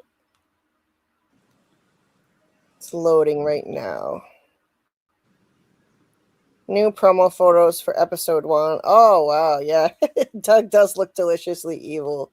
There's nothing spoilery about this. It's just more. That's one for your Oh Christmas my cards, everyone. That's fantastic. For episode 1 of season 4, Man in Yellow and the Suitcase. Oh my God. That's amazing. You know what's great about this? Like, after the season 3 finale, they didn't have any high quality press photos for us of Doug because they released the press photos before the episodes aired, and they didn't want to spoil Doug turning up as the Man in Yellow. So all we had were these really dark, poorly lit, grainy pictures of screenshots to use as thumbnails of Doug. And now we have these amazing images, a whole bunch of these amazing high definition images. Finally, I can use these for thumbnails, and it's just fantastic. As a content creator, it's amazing. The show is very dimly lit, and we don't get to see this. We don't get to see the Man in Yellow in all his glory to this extent. I mean, look at how filthy he is. Look at the dirt on his hand here. The dirt all over his suit. It's covered in rust. What is that? What is that gross stuff? Rust? I don't know. Fecal matter? Dirt? It's deeply creased and wrinkled. Like, oh my God, yeah. It's just, it looks like somebody ran over it with a truck, like Doug said. He's got dirt on his face. Oh my God. Filthy. His teeth are all rotten and black. He is having the time of his life. It's his favorite part, guys. This is his get part. ready. Yeah. This is his favorite part. And he gets to turn, I think this is his favorite part, is when he gets to turn into someone and infiltrate the town. Turn into someone and pretend to be one of them and start manipulating the hell out of them. I think that's his favorite part. Now, let's see what else is here. Okay, we've got a striptease show going on here. He's taking off his jacket. Oh, yeah. What of all these episodes are this 50% Doug Hughes strip teases? Maybe they are. Look at this. Oh, Beautiful. Yeah. Look at this beautiful image. Oh my God. Yeah. So he's taking off the jacket. He's doing this real slow, taking his time with it, enjoying himself. Yeah, take your time. Oh man. Here he is. Wow, this is a beautiful image too. Gorgeous. Look at that. They did an amazing job on him. Wow. I know he spent hours in makeup, just making him filthy like this. And then there's this one here. And I think that's it. That's it. Just those 4. So nothing spoilery here. This doesn't give anything away.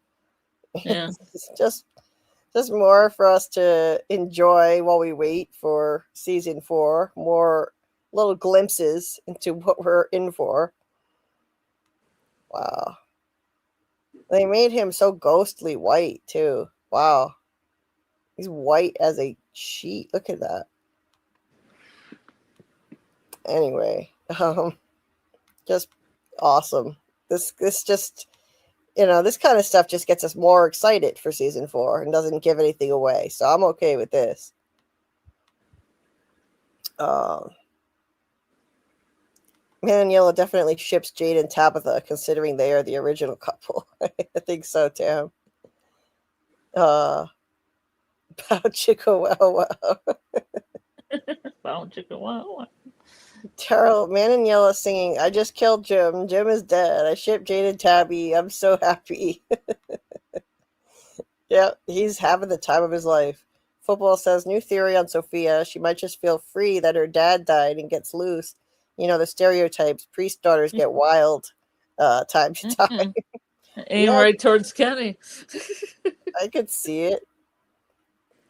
Overalls, nice.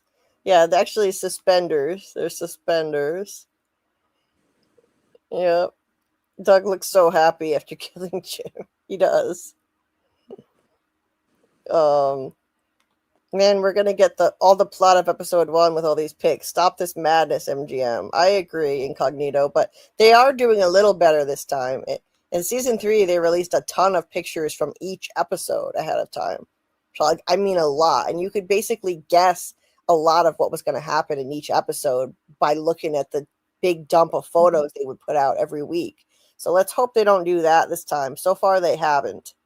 Doug has such a beautiful smile. He's having a good time, indeed.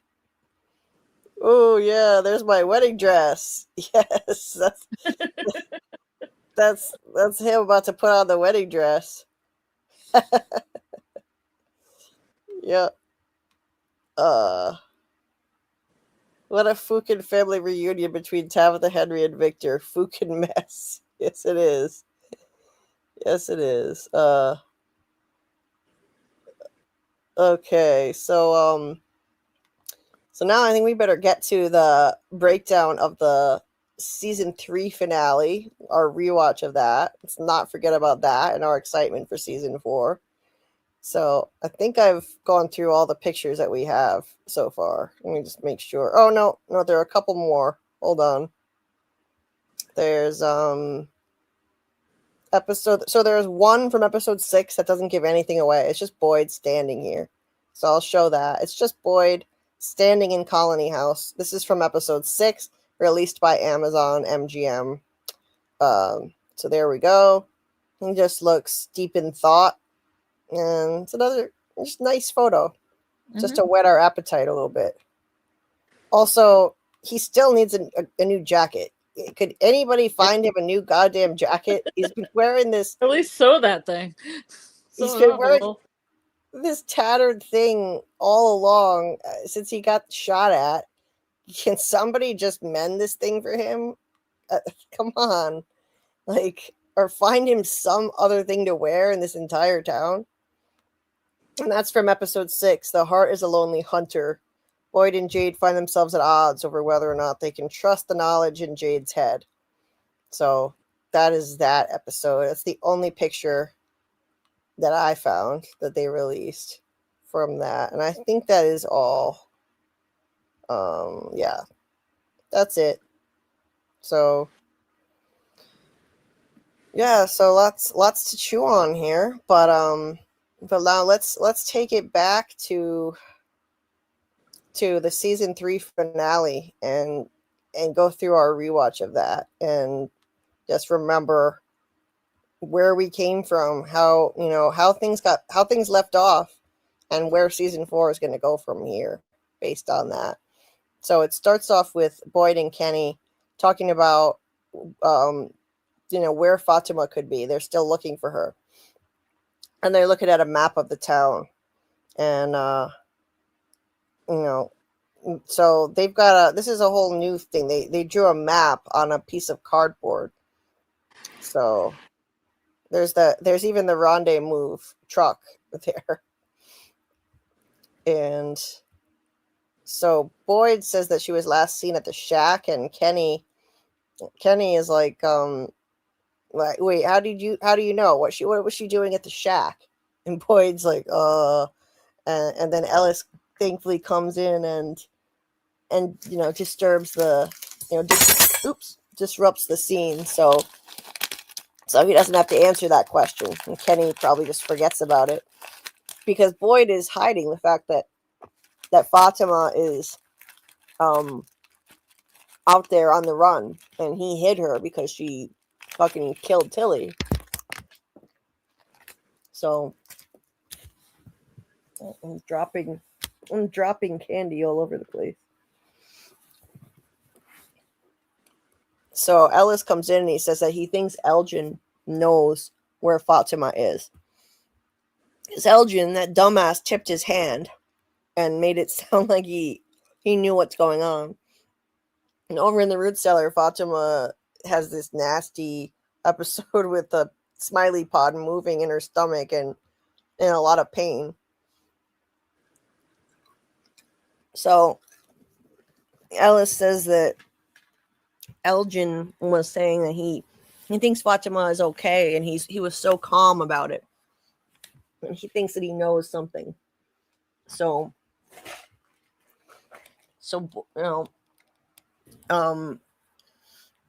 maybe he either snapped or or something is actually talking to him. And so they plan on interrogating him, and Boyd says not to let Elgin go. Like, no, this doesn't make any sense.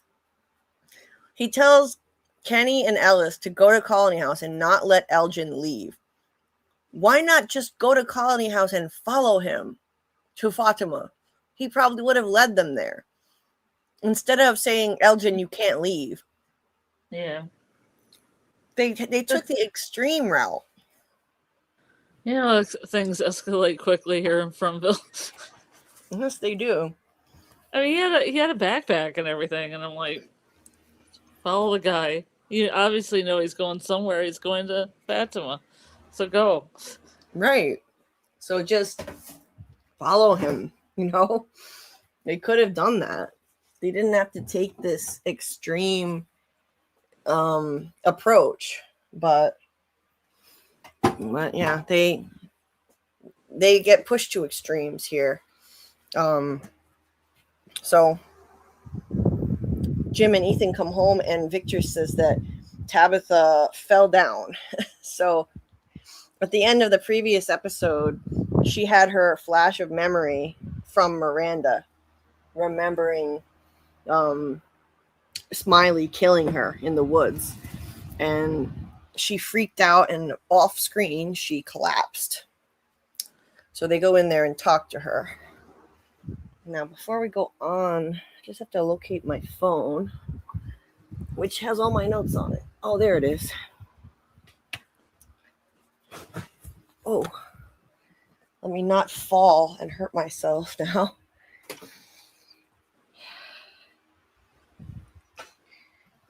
Okay.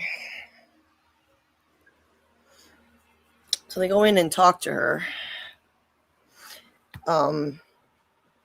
And Julie takes Ethan to the diner. Let's see. Notes. There we go. So Victor tells Ethan that he saw the boy in white and he wasn't very helpful at the tree. Yeah, he wasn't very helpful. Just said, don't cut down that tree. And Julie takes Ethan to the diner, but Victor doesn't want to come. He invites him, but Victor says no. So Tabitha tells Jim about what happened to her, saying that when she hugged Victor in the root cellar, she felt like Miranda was there. She says, I could feel her. I could feel her in that room. And then she took me back to the night it happened, the night she left her children, the night she went to the tree. So Jim asks, so you had a vision? And she says, no. No. It was not a vision. It was more than that. Somehow Miranda was there and she was trying to tell me something. So she got the sense that Miranda was there, kind of like a ghost. At this point, she doesn't recognize that it was a memory. I might have a little bit of an echo. It sounds okay to me. Okay. Yeah, I think it was brief. Yeah. So so then Jim, who's actually undergone a lot of character growth, goes to see Jade and says that you're going to want to hear this. And he apologizes for the way he came in and blasted Jade the day before. And he actually opens up and says, I'm scared. Things are happening to my family that I don't know how to protect them from. But the truth is, I think you might. This is huge character growth for him. And kind of like when he told Randall that something was happening to Julie that he didn't understand, and he thought Randall might. So that was the previous episode. So Jim is really growing by leaps and bounds here. He's humbling himself, putting his family first. He's opening his mind to things he doesn't understand, the mystical side of this place. And he's admitting that he's not the best person to save his family, even though he desperately wants to be. There are things that he just can't understand and he can't connect with here, but other people can. So I really give him a lot of credit for that. And seeing this much character growth in a short time, plus the emotional scenes with his kids, especially Ethan, I was sure that he was going to get killed off. Unfortunately, this kind of thing is a trope when they do stuff like this with characters. So Jade is listening. Jade initially kind of brushes him off, but then he's willing to listen. And then Boyd goes and gets Sarah to talk to Elgin, saying that he's been acting strange. He and Tilly were close, and he basically told Ellis that Fatima and the baby were gonna, we're gonna be the reason that they all get to go home. He's like, does that sound familiar?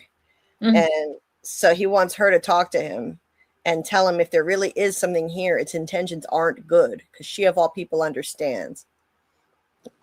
She's been there with those voices that said that they were going to get everyone home if she killed Ethan.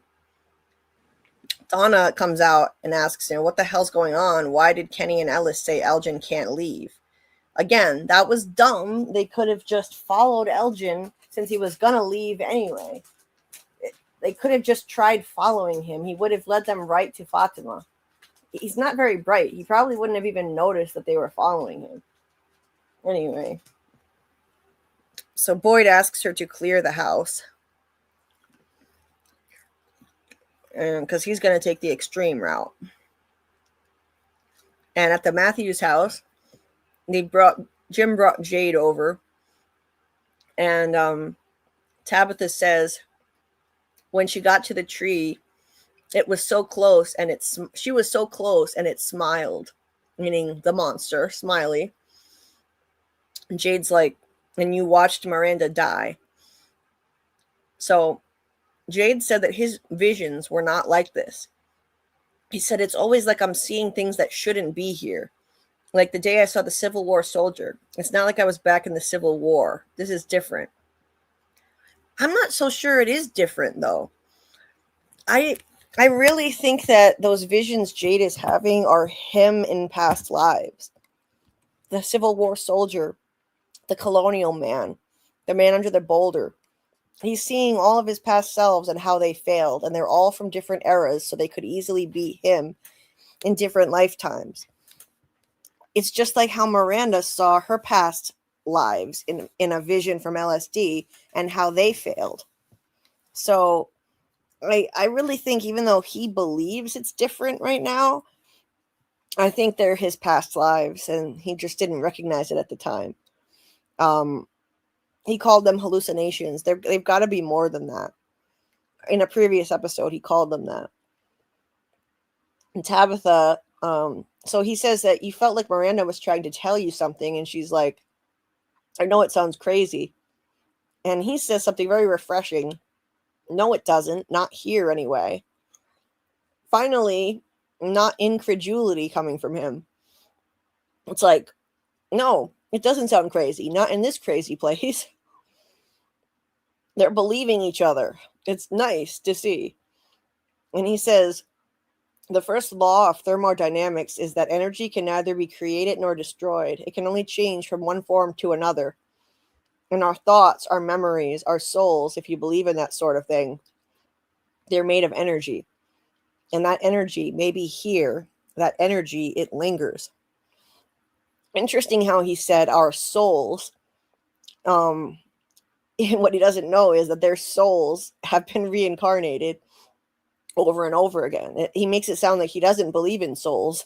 And little does he know, not only does he have a soul, but it's been reincarnated multiple times. I love the writing of that. And he says that, so one of those creepy little kids led you to the root cellar. Whatever it was Miranda showed you, those kids wanted you to see, which is a great point. They definitely, that little girl definitely led her to the root cellar. It wanted her to go there and remember who she is. And then that's exactly what happened. So he asks where they were when the kids showed up, and she said by Victor's truck. So they go over there. And kind of retrace their steps a bit. So I loved how this whole plot line was unfolding. Hey, Wolverdine, welcome. Let's see. Where was your first message? So there is a theory about Jade being the Chromonocle. At one point, Tabitha and Jim say there are 2 Chromonocles. Yes. At the end of season 3, we find out there are 2 people who are reincarnated. Yes. So Scarlet and I, we believe there are 2 Chromonocles, and they are Tabitha and Jade. And definitely that 2 Chromonocle scene, I think, was meant to symbolize Tabitha and Jade. There are 2 Chromonocles, and it's the 2 of them. They're both Chromonocles on a quest, and they have to save someone, just like the Chromonocle. They have to somehow save the children. Also, the Grand Gulagog is about the man in yellow. Oh, really? Interesting. Interesting thought. I believe Gulagog translates to either Goliath or Golden. Those 2 books are about the 2 competing sides in town. Interesting. The Grand Gulagog translates to Goliath or Golden. I like that. That's cool. I hadn't thought of that. I've never heard anybody mention that before. Connect that book to the man in yellow. I really like that theory. Cool. I believe the word Chromonocle translates to reincarnated, the same way Nkui means to remember. Nice. I like that. That fits. It fits. And welcome to the channel. Please consider subscribing if you're not already subscribed. I'm hoping to reach 3K subs by the end of season 4. And hit the like button to anyone just joining us if you haven't done so. I'm just looking through the chat here before we move on to more scenes. Hi, Shadow Skulk. Hope you're feeling well tonight. We see Boyd at Colony House a lot. I'm thinking he may get ran out of town. Yeah, and he's in a lot of pictures. He's in a lot of promo pictures at Colony House. And that was actually one of my predictions in my trailer breakdown video. I said that I think that he's going to wind up with Donna at Colony House, like actually staying there and not even living in the sheriff's station anymore. That he's not going to be sheriff anymore. And he's going to just live at Colony House. I think Jade looking over from Colony House is in the same scene episode as Boyd with the binoculars. Okay, Tam. Yeah, maybe. The key to escape is Tabitha and Jade remembering and fully accept what they did to break the spell. I think so too, Incognito. Sophia going too much. Going full mode. Sorry, I can't read right now. Full mode hedonistic. That'll be too much if too quickly executed. I think so too. I think they'll manage. They'll manage it okay. Having a vision on a ladder is pretty scary. Yeah, that's true. What kind of candy? I'm having sour Skittles. They're really good. I've never had them before, but they were on clearance. Yeah, I really like Skittles. Samuel says, I don't think Jade can trust all those memories. Christopher and Jasper almost made him fall off a ladder. Yeah. Oh, that's what Amy was talking about. Yeah, having a vision on a ladder was dangerous. He almost fell off.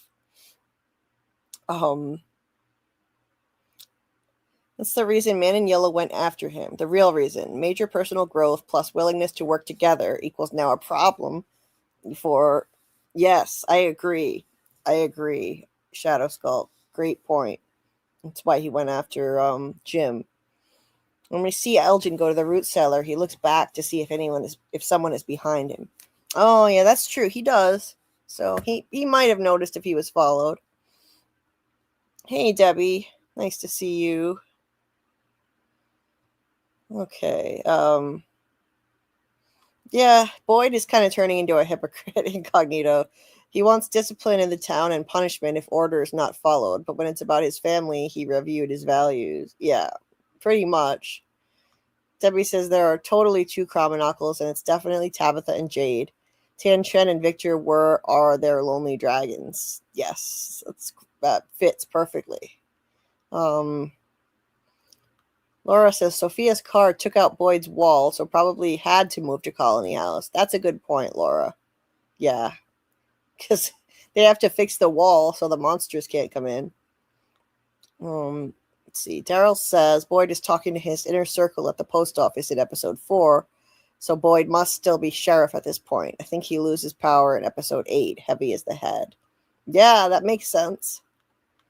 MG says the Grand Gulagog seems to be a reference to the Gollywog, which is a real trope. Yes, that's true. That's true. I've heard about that. Football says, hey, Julie, with your pain, have you tried a different diet? What you eat can heal you or make your pain worse. I recommend staying away from sugar and bread. Eat more fruits and veggies and see what happens. Put down that candy, Julie. Put it down. Put it down. Get some fruit. Some kale. I eat kale all the time because I gotta. You gotta eat more kale. Right? Yeah, I've heard of that. Thank you so much, Football, for the suggestion, and I appreciate that. I used to really monitor what I was eating a lot more and be much more rigid with what I was eating, and it didn't seem to help. Like, I hardly ate any sweets, which I love. I hardly ate any, and I ate pretty healthy, and my pain kept getting worse anyway, so at a certain point, I kind of just gave up. But maybe I'll try that again, and I'll try being a little more strict than I was before, even, and see if that does anything. It's certainly worth a try. I'll try anything at this point as long as it's not dangerous. So getting back to the breakdown, they Boyd, Donna, and Sarah corner Elgin, and the three of them look terrifying, cornering him on the stairs. He looks like a deer in the headlights, and he's got a backpack like he's about to leave. So they ask to talk to him. Boyd asks where he was going, and he, it looks like he had supplies for a couple days, and asks if he knows where Fatima is. And Elgin, he cracks under pressure pretty easily. He says, she told me not to say anything. And then he's like, I know how much you all care about her. And he says to Ellis, when you told me about your mom, I can't even imagine what you're going through. I wanted to help. I don't want to hurt anyone, but you have to understand what's happening is a good thing. Donna asks, who's she? And Elgin says, I know it sounds crazy, but I think she's an angel. She's here to help us. Something is happening here that's beyond our ability to understand. Like in the Bible, people never really understood then, but they had faith. Even when it was hard, especially when it was hard. Fatima's baby is going to save all of us. So this is another trope that keeps coming up, these Bible themes. And I think this could be like a possible explanation for why the original townsfolk sacrificed their kids. It's possible that the entity they sacrificed them to, they were deceived into thinking that it was God. And this was a test, like with Abraham, where God, commanded Abraham to sacrifice his child. And then right before he was about to do it, God stopped him. I know that it's Fatima said they sacrificed their children because it promised them they would live forever. But that doesn't necessarily mean in their corporeal bodies on earth. Maybe they were promised eternal life with God after they die, if they do this. Maybe that's what they were promised. She didn't say what kind of life, living forever, what kind of eternal life. So and in the Bible, people were commanded to do things that they didn't understand, like Abraham. And so maybe this is the kind of thing Elgin is thinking about as he believes this kimono lady is an angel. And the man in yellow, evil entity, is exploiting his faith, using him as a pawn because of it. And Boyd tells him there is no baby. They did an ultrasound and there's nothing there. So whatever's growing inside of her is not a child. The things it's done to her, the things it's made her do. And also another example of people being tricked into thinking, that there's an angel or God that's telling them something. I think the same thing happened with Khatri. I think Khatri, when he thought he heard the voice of God, I think it was actually the voice of one of the Fromville entities telling him not to jump off that bridge, get back in his car and drive. And then 2 hours later, boom, he was here. That's what Khatri said. So it's another case of, I think, a Fromville entity pretending to be God. Or, now Elgin thinks that he's being visited by this angel telling him what to do. So that's this. What happened with Elgin here is like, I take it as evidence for my theory about Khatri and the voice of God, quote unquote, that he heard. It's not a direct connection, obviously, to Khatri, but when something happens on a show, when there's precedent for something, I use it as evidence for other theories. Like, okay, there's precedent for someone being duped by an entity into thinking it's a biblical figure. Okay, so this could have happened with somebody else too, where they could have mistaken a Fromville entity communicating with them as a biblical entity. And I think the same thing about the priest in Camden, as many of you know, have talked about that a lot. The priest in Camden, I think, was received communication from the boy in white, preparing him for Tabitha coming there to get her to open the lunchbox and send her on her way so that she'd find Henry's house. Anyway, so these entities, they are not above pretending to be biblical entities to get people to do what they want, whether it's the man in yellow or the boy in white, I think. So Elgin tells everyone, you don't understand. She explained all of that to me, meaning about Fatima, and how the baby inside her made her do this horrible thing. So off screen, the kimono lady has been talking to Elgin. So I really wish we had seen more of what exactly the kimono lady said to Elgin. She's just like sitting in the kitchen table with a tea like Tilly, and she's just hanging out. I gotta tell you some stuff, Elgin. Yeah, like I would really like to know what the hell she like told a piece him. of bread or an apple while we sit down and talk this out. Yeah. Too much stuff happens off screen. They don't have enough airtime on this show. They don't have enough episodes. Maybe we could understand a little more of why Elgin did this if we saw exactly what the kimono lady said to him. So then Sarah interjects. The day I first met you, I told you I killed my brother. Do you know why that happened? There are voices here that told me if I killed a little boy, we would all get to go home. This place, it doesn't give, it takes. I like that quote. This place, it doesn't give, it takes. And what it's doing to you. So, I mean, I don't think that's always true. I think sometimes this place gives.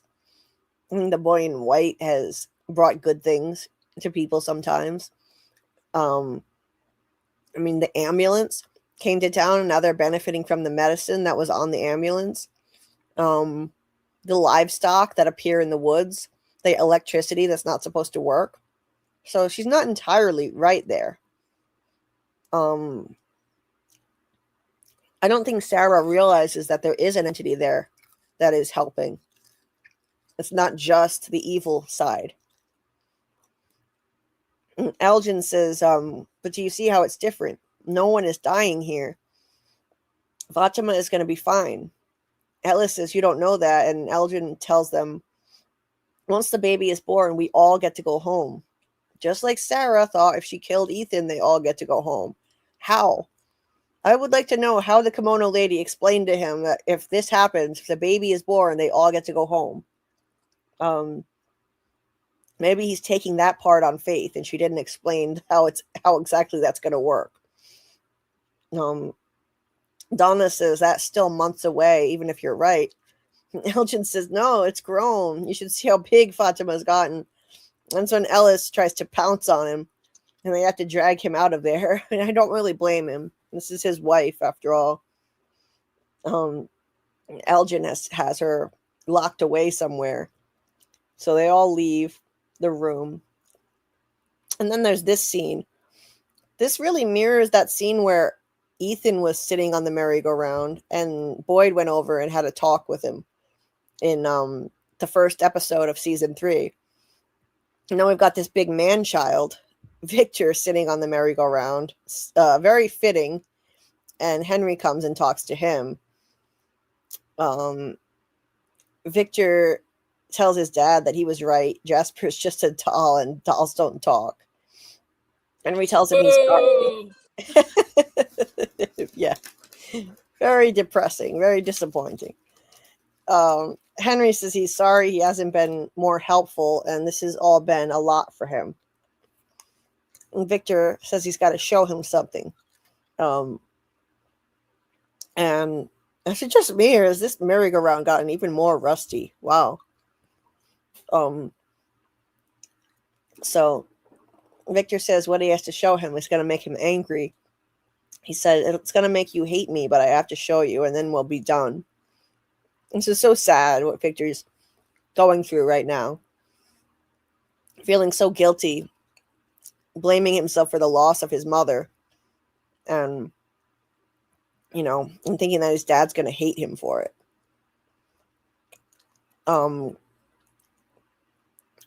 Now, here is a pivotal scene. Before I get to it, I'll check the chat just for a moment here.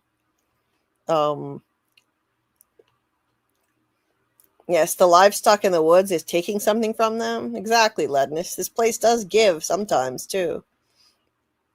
Hey there, S7. Welcome. I'm recovering from surgery, so I'm keeping crazy hours. Well, I hope you recover well, feel better, and get well soon. So, I've been through it. I've been through a crazy, really brutal surgery, so I know how tough it is. And the hours you keep can definitely be weird. So feel better and get well. And I hope From is a great distraction for you. I don't know what is going on here with these people who keep coming in the chat and talking about this We the Vote project. What in the world is happening? 3 different people have come in the chat and mentioned it now. Are they bots?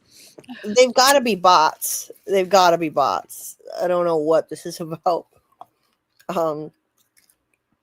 Hey, S7. Glad to see I'm not the only one so far from, let's see, sleep.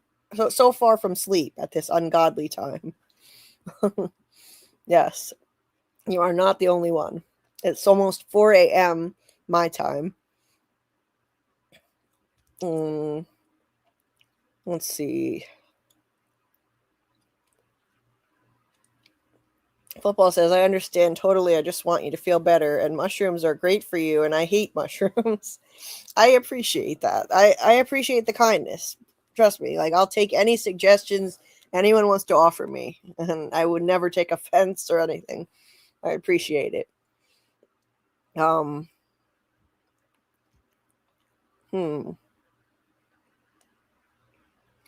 Who's a hypocrite, Incognito? Which character are you talking about here? Debbie says Tabitha and Jade did remember, and their ashy kid got out, in my humble opinion. In my theory, they have to get the other reincarnated townsfolk to Ankui and remember exactly who they were and what they did to break the cycle. Interesting, Debbie. I like it. I like it. I wonder if there will be Sophia and Elgin interactions. Interesting idea, Tam. I think if anything, he's going to be disillusioned about religion right now, about faith, after he got tricked by this so-called angel. Yeah, I wonder how they're going to explain that to other people in the town, people outside the circle, because he just doesn't have an eye now. You know, Mm-hmm. I have a patch. Why? Because my eye's out. Why? Right. No reason. Incognito. Well, I don't drink soda. Every once in a while, I'll drink a 0 sugar soda, but not much. And yeah, I should cut back on junk food. I can't do jump rope. I'm too disabled to do jump rope, but I will definitely take your advice under consideration about the sugar, and I do get lots of sleep. I do that. Get you a spoonful of peanut butter and put a squirt of maple or pancake syrup. For what, Amy? That's interesting. Peanut butter and syrup is really good. Well, if you get real maple syrup, it has a bunch of nutrients in it. Yeah. Not like log cabin or anything. Real maple syrup. Wow. Debbie says, you wouldn't believe how I eat because of that. No sugar, no alcohol, no starches, no grains, no red meat, no dairy, nothing artificial, nothing convenient or prepackaged. It's literally a whole lifestyle, and it's extremely difficult at first. Dairy was the hardest thing to give up, harder than bread and pasta. Do what works for you. We're all different. Oh, that would be tough for me. Food is one of the few things that brings me pleasure in life. That would be hard. That's a lot of my favorite foods right there. If I thought for sure it was going to help me, I would do it, though. So, see, Amy has insomnia. So, yeah, we're the FROMacademy over here for sure.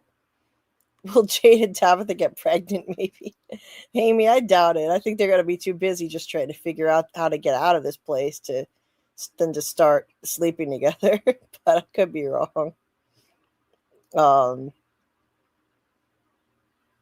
see.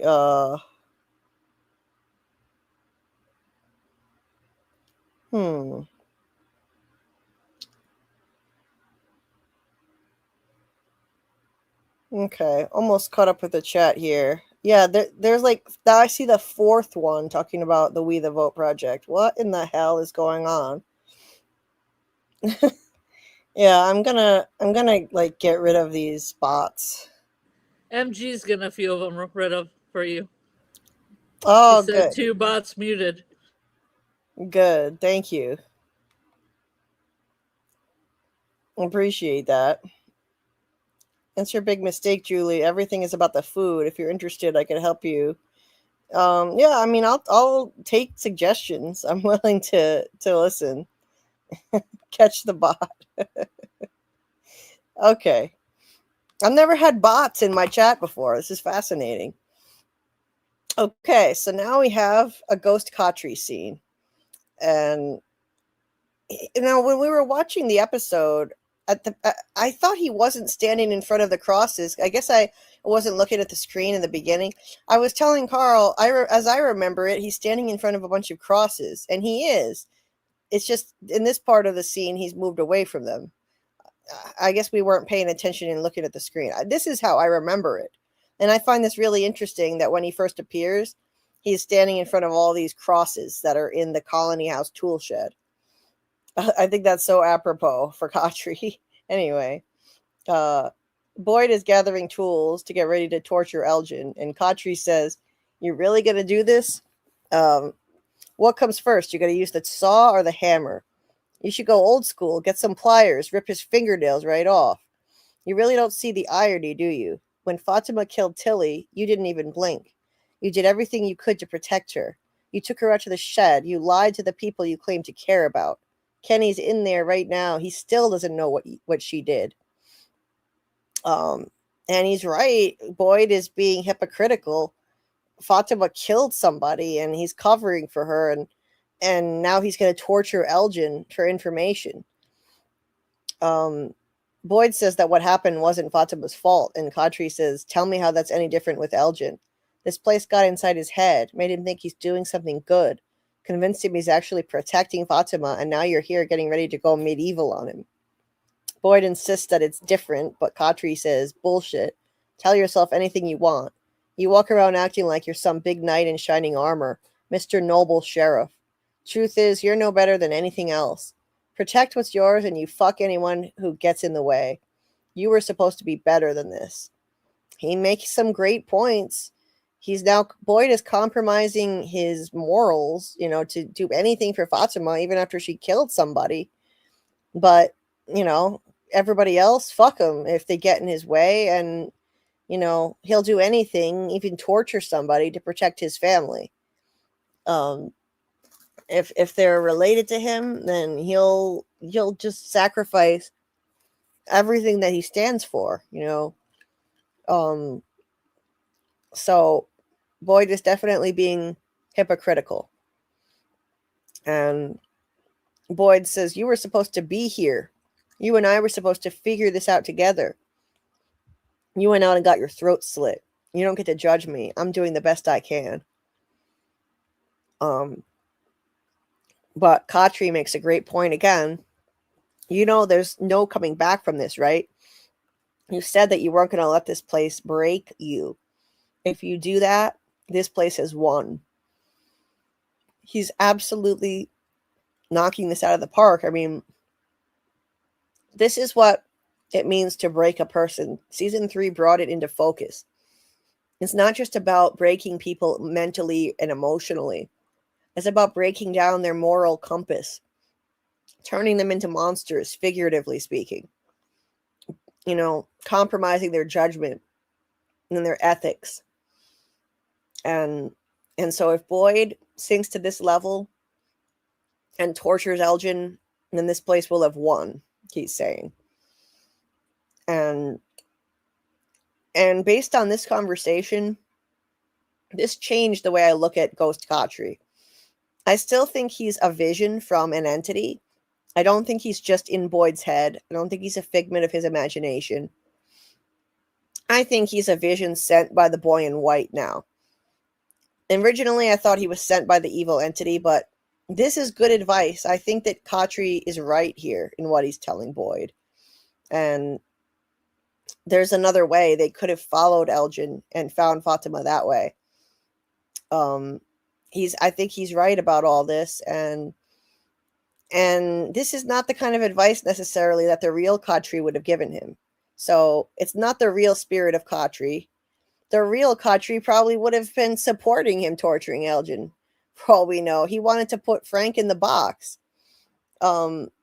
This is not Kadri, and it's not Boyd's imagination either. In the season premiere of season 3, Boyd looked at him and said, that thing in the forest that was telling me to give up, that thing was not my wife. So what are you? Would he be questioning a figment of his imagination, asking, what are you? He was comparing it with the entity that is clearly part of the evil entity, sent by the evil entity, Abby, the vision of her, sent by the evil entity. He compared Kadri to that. So they're both visions sent by something.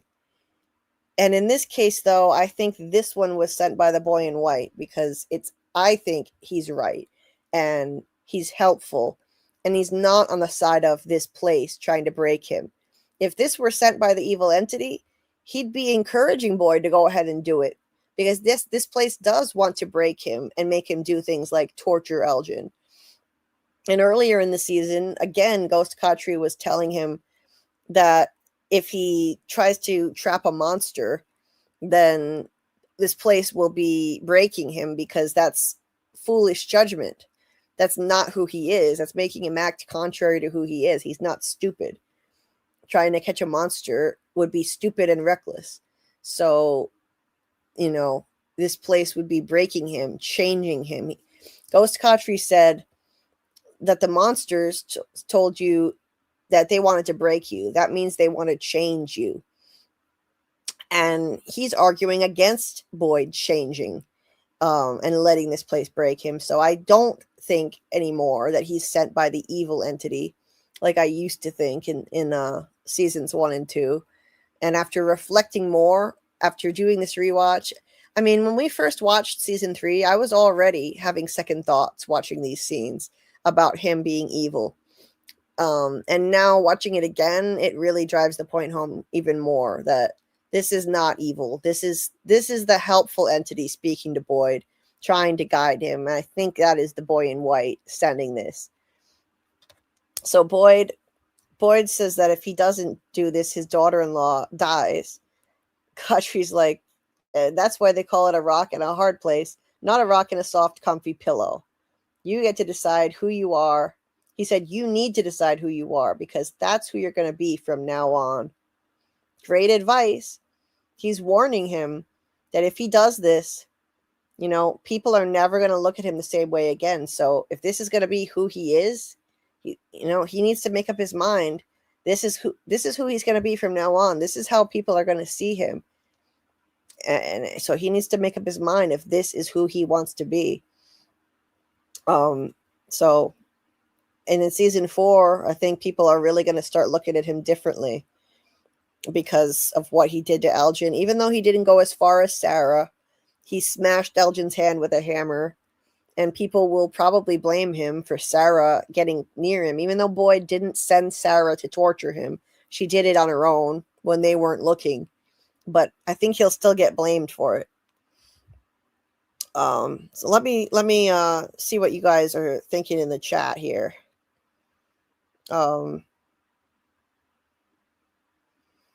Let's see.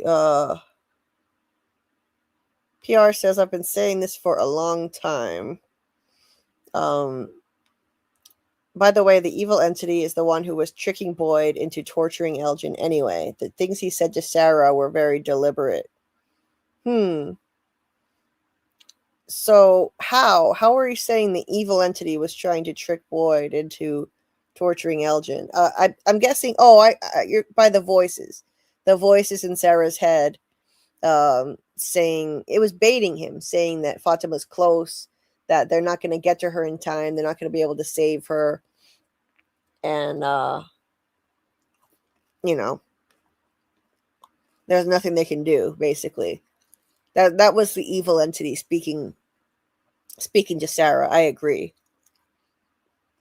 Debbie says it's crazy how disproportionate Boyd's anger and retribution has been at the two men who didn't murder anyone, Frank and Elgin, yet he coddles the two women, Sarah and Fatima, who are basically serial killers.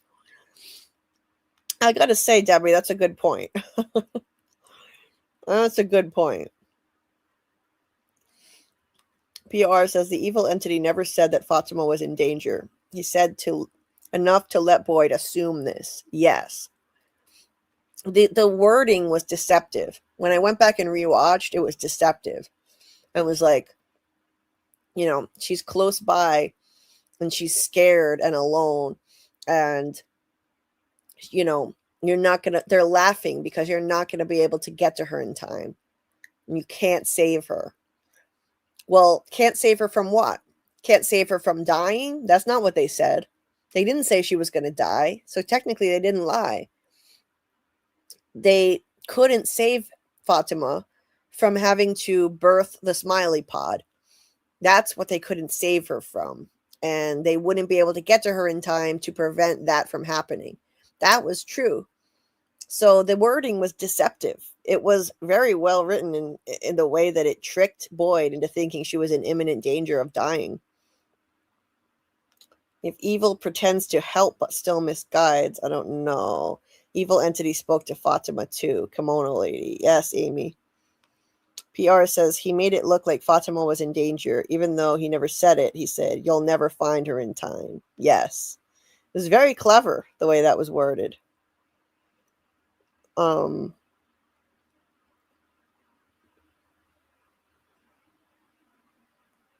Let's see.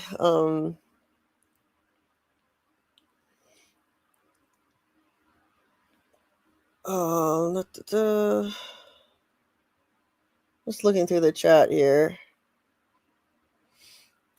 The entity is saying half-truths to force people doing mistakes, and it collects what it's wanted. Yes, incognito. So from there we have a scene with Fatima. She throws a glass against the wall. I think she throws a glass full of blood. That's that stain on the wall. Then she goes and picks up a shard of it. And there are some peach cans. Victor has definitely been there. Victor must have been hanging out in there in the past.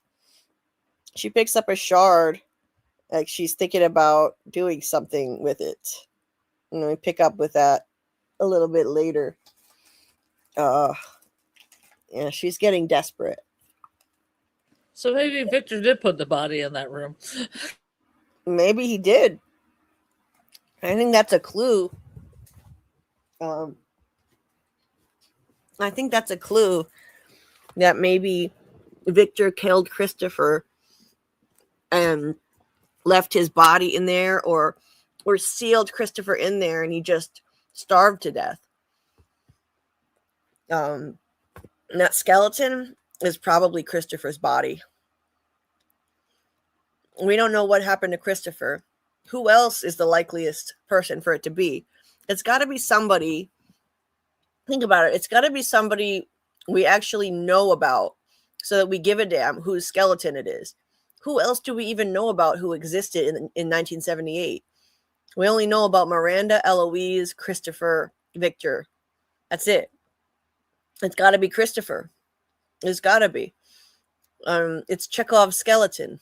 You know, they put that there for a reason. It's got to be somebody significant. I think it's got to be Christopher's skeleton. I wonder what happened to it. Elgin moved it. It's not in there anymore with Fatima, I don't think. So maybe the kimono lady had him get rid of the skeleton. So Jade, Jim, and Tabby go over to the peach truck on their hunt for answers now. Jim is finally working with Tabitha, helping her, supporting her on her quest with Jade. And Jade says the only point of overlap in all our Venn diagrams of crazy, and Tabby says the children. So Jade says they were laying on these slabs of rock saying Ankui over and over again. And I looked up at the ceiling and there was this tangle of roots forming this fucking symbol. And Tabby says the roots of the tree. The boy in white, he said when the kids were on the stones, they poured their hope into the roots that made the symbol, and then those roots became the tree. Jim says, the bottle tree? And Tabby goes, I think so. Jade is like, okay, so the creepy kids made a magic tree and the symbol that's been plaguing me this whole time. And he's like, you could have just fucking told me. He just yells up at the sky. I am sick and tired of getting dicked around. If you really need our help, if there is something you need us to understand, you're going to have to do a little better because we are not getting it. You hear me? Message not fucking received. So we're going to just sit here and we're going to wait. And when you decide that you have something more to say than fucking Ankui, you know where to find us. I loved that speech. Yeah. Jade is us. Jade is now us in this scene. Jade is all exactly. of us. When he did that, I was like, yeah, he's just like me. That's what I'm saying. You could have just fucking told me. Oh, I gotta love Jade. That was him substituting us as the audience in that moment for sure.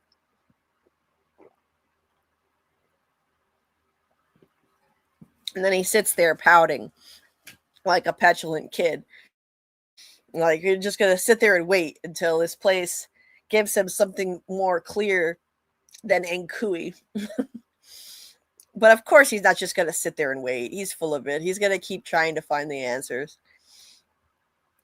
That was excellent. Could have just fucking told me. I thought I used to have somewhere I have a clip of him yelling that, but I don't think I have it here. Anyway, so Yeah, PR said something here, but the boy in white did tell him, and he called the boy in white a liar. Then he got himself killed. Jade is funny, but a few minutes later he remembered. Yep. Yeah, he told him when he was in the form of Christopher. That's right. He did tell him. Oh, that's ironic, isn't it? You could have just fucking told me. He did tell him, and it didn't go well. So boy in white is doing things a little differently this time. He's leading them toward the answers more gradually because Christopher clearly snapped when the boy in white shared too much with him at once. Oh, hey there. Let's see. I'm just gonna say bruh because I don't know how to say the rest of this. Must have been recent though because he was getting the peaches from the colony house. It could be old cans though. Those could just be old empty cans in there. So it doesn't have to be recent. Never noticed the peach cans. Yeah. Yeah, there are peach cans in there. Victor has definitely been there. Wherever there are peaches, you know Victor has been there. Let's see.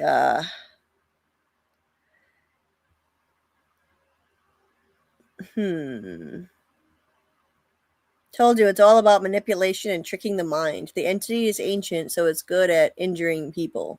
Oh, for sure. Fatima trying to kill herself. Pull yourself together, woman. Right?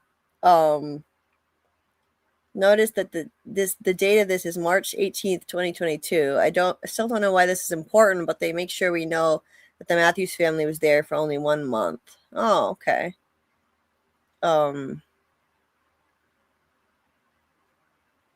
Let's see. Chekhov's skeleton. Who killed Chekhov? Was it Sulu? Kirk?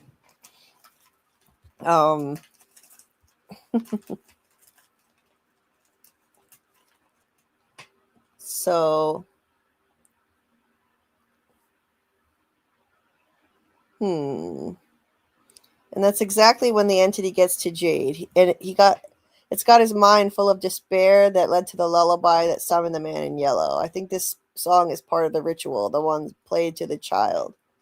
Right. Could be. You could have just fucking told me. Yes, the boy in white told him when he was Christopher and he went mad. Oh, that's a really ironic line. Love it. That's true, PR. You know, the skeleton has very different clothing on than Christopher that we've seen, but he could have worn different clothes some of the time. Yeah, like he could wear different clothes. I mean, who else could it be?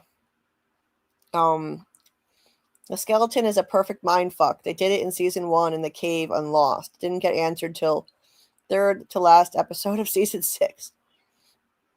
That's true, Martin. Will we ever see the other side of the conversations had with the voices talking to Sarah and Elgin as well? Great point, Jay. And I just happened to be thinking about that too. Like, I wonder if they'll ever let us hear the voices talking to Sarah. I hope so. The cover-up is always worse than the crime, and that will apply to Boyd this season.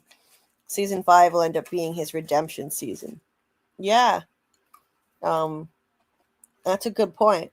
The cover-up is worse than the crime, and he has way too many secrets. Skeleton could be the equivalent of Elgin in that cycle. Yeah, Michael, I've thought of that. That maybe there was somebody who helped birth another monster in that cycle too. But in this case, he got trapped in there. So, okay, let's go on. Randall is doing pull-ups when he gets a cicada attack. They're all he can hear them, but he can't see them at this point. So, it seems like the sound is just unbearable for him. So he's not swatting at the air anymore, and he can't see them, but he can hear them, and it's torturing him. So inside, Mari notes that Christy hasn't been resting enough because she's been looking for Fatima. Randall comes in and asks where the equipment from the new ambulance is, and they say downstairs. So he goes down and gets a defibrillator. And it says none other than Maboose on it. Dun dun dun. Does this mean Maboose has some kind of connection to From? Well, maybe it's some kind of influence on From. I don't think there's any direct connection. A one-to-one kind of connection. But it's a cool little Easter egg. So he just wants to make it stop. And so he's about to shock himself in the head. And Mari comes running in and stops him. I don't think he necessarily wanted to unalive himself, but maybe give himself some kind of electroshock therapy. Yeah, he just experimenting on himself to make those sounds go away.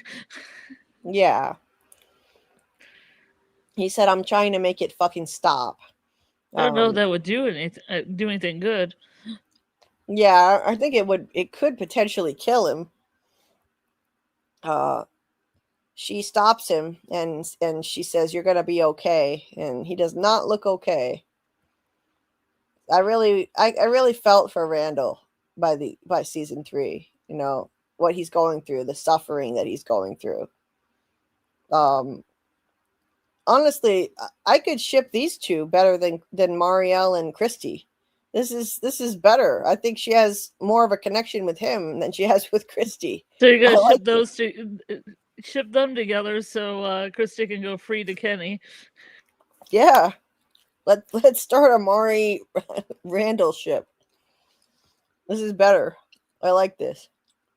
She can save him from himself, and Christy will be free to be with Kenny. Get away from evil Satan Sophia. This is nice, you know. She's supporting him. No one else has really been there for him. He's been very alone. When he woke up from the cicada coma, he was the only one. I was going to say the same thing. You're in my head again. No, because it's all the shots are like Julie waking up and her family's around her, and they're like, "Oh, are you okay?" Mari wakes up and Christy's there. Oh, what a great joyful reunion! Randall's by himself. Randall was all alone. I felt sorry for him. I felt sorry for him then. Yeah, he was all alone because he's a jerk to people. He's even been a jerk to Marielle when she was trying to be nice to him this season, but he's changing though. He's on a redemption arc. So over at Colony House, Boyd tells Donna to make sure nobody comes upstairs, and what happens next is on him. Kenny tries to talk him out of it, saying they should talk to Elgin again. He's a great kid. But Boyd responds that Fatima may be running out of time. So he goes in and starts intimidating Elgin, scaring the shit out of the kid, taking out a bunch of tools, and then the camera spits out a picture, the haunted camera. So and then it's Boyd's house. It's Boyd's house. But we don't get to hear more about it till the next scene, in a little bit. And then over here, Victor brings Henry up onto this giant ass hill. What the hell? He buried his mother on this giant hill when he was like 10 years old. How did he get her body up there? Yeah, he has super strength because of stuff with the cars too. I mean, those are the big questions that I always write down when we do big questions. I don't know if you wanted to do big questions tonight, but write that down. Yeah. We wound up kind of running out of time to do the biggest questions.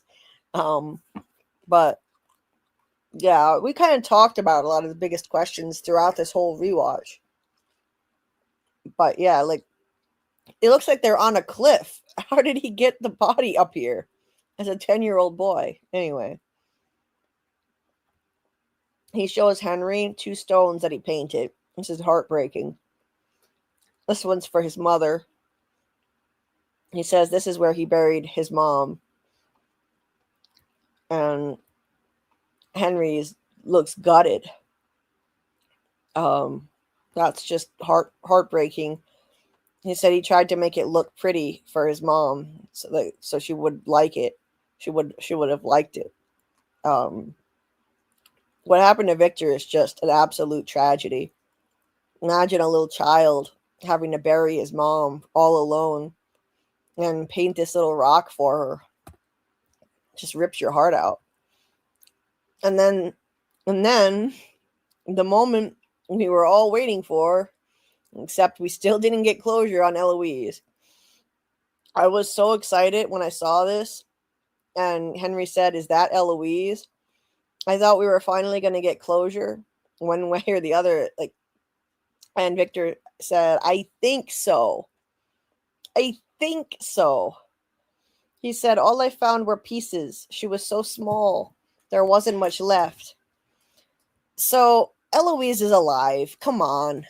They've had multiple chances now to make it clear that she's dead, to make it definitive, and they chose not to.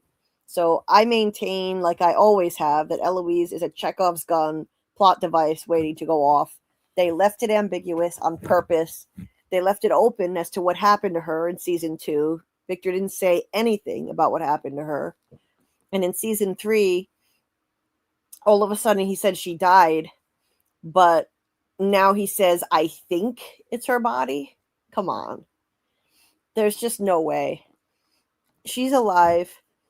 They wouldn't have introduced this plot device of a forgotten sister without a reason. If they were going to say she's dead and they just did this for dramatic impact, then they would have said that right away. He would have remembered his sister and her death, and it would have been heartbreaking, and that's the end of that.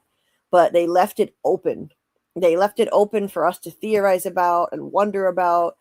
Victor said that cryptic thing about how Eloise always was the best at hide and seek. Yeah, and he could best never to hide. find That's her. what I was gonna say. He could never find her no matter how hard he looked, right? Uh-huh. So he said Yeah. that was meant as a wink and a nod to us. Like, she's alive, guys. He couldn't find her. He could never find her. She's out there somewhere. So that's the writers giving us a wink and a nod that she's alive. So she's out there somewhere. I'm not 100% married to a theory on where she is and how she survived, but I think we're going to find out that Julie story walked. She met young Victor at some point, and she saved Eloise. And we'll find that out, and they waited and they saved that because there's also a piece missing from the flashback where Eloise runs after her mother, and then the next time we see Miranda, she's in the woods at night getting killed. When she left, we could see daylight. So there's a big chunk of time missing, and Eloise was running after her, but we never see what happened to her. She's not in the next flashback. So they're holding that back for a reason. And I think they were holding it back because they were waiting for us to get the reveal that Julie is a story walker. They're waiting for that so that they can do the big reveal through Julie story walking. And so we had to get there. We had to get to the point where Julie's story walking starts happening. And we weren't there yet in season 2 when we had the Eloise revelation. So yeah, that's what I think that they're doing. I think that could be the ideal reason to wait so long to reveal that Eloise is alive. If Julie story walked and saved her, then they couldn't explain it until after the story walking reveal happens. Mm-hmm. You know? Yeah. So I think in season 4, that's one of my predictions that I talked about in my video that I put out yesterday. All my season 4 from predictions and theories are in that video. It's linked in the description of this live stream. If you haven't checked it out, please check it out.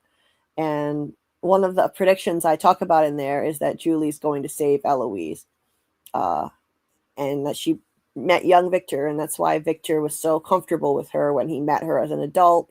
That's why he drew her when she was sleeping. Even though he said pictures are for things that are gone to Ethan. And, well, I get into that more in the video, so I'll leave it at that. But so from there, we have this really emotional scene where Victor says, it was my fault. He says, I told Christopher about the tree, but I was the one. He said, the boy in white told Christopher about the tree, but I was the one who told Mom.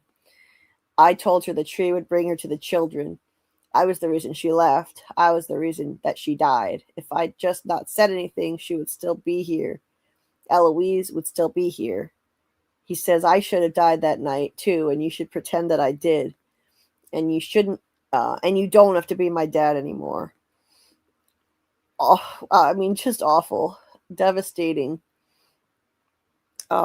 He feels so guilty because he's the one who told his mother about the bottle tree. He's the one who told her that Christopher was supposed to go there and save the children. Go to the tower and save the children. And that's what the boy in white said. So his mother went. And he's been blaming himself ever since. And that's why he buried those memories, because it was too painful. It was too traumatic. And now he just thinks his dad is going to hate him for it. But his dad says, no, I'm your dad. I will never stop being your dad. Your mother did what she did because she loved you. She was trying to protect you. That's my job now, okay? It was just lovely. He said, that's my job to protect you now. And it's beautiful because you've got two grown men here. And he shouldn't have to still be a nursemaid to Victor at this age, but he's stepping up and doing it anyway.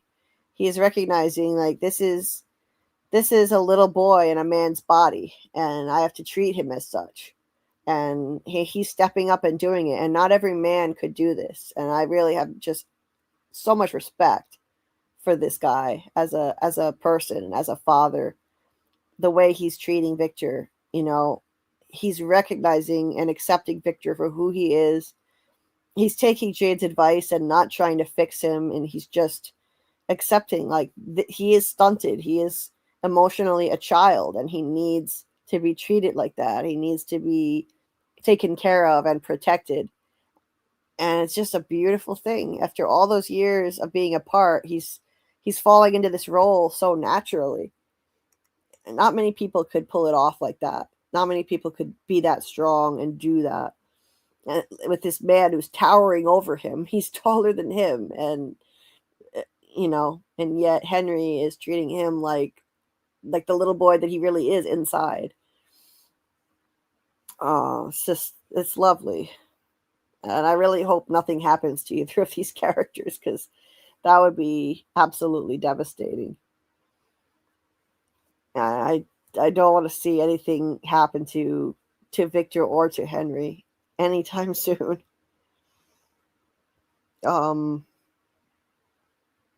Miranda didn't know that the tree took her to the lighthouse. I think she must have, Daryl, because she told Eloise told Victor that their mother said she was going to the tower to save some children, and then they were all going to go home. So I'm pretty sure she knew that the bottle tree led to the tower. She said she's going to the tower.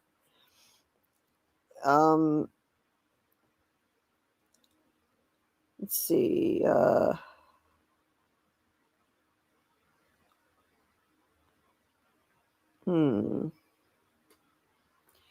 Daryl says, as soon as they introduced him having a sister in season 2, I knew she was alive. Me too. I think we see Eloise at the end of season 4. I agree. Yeah, I agree. And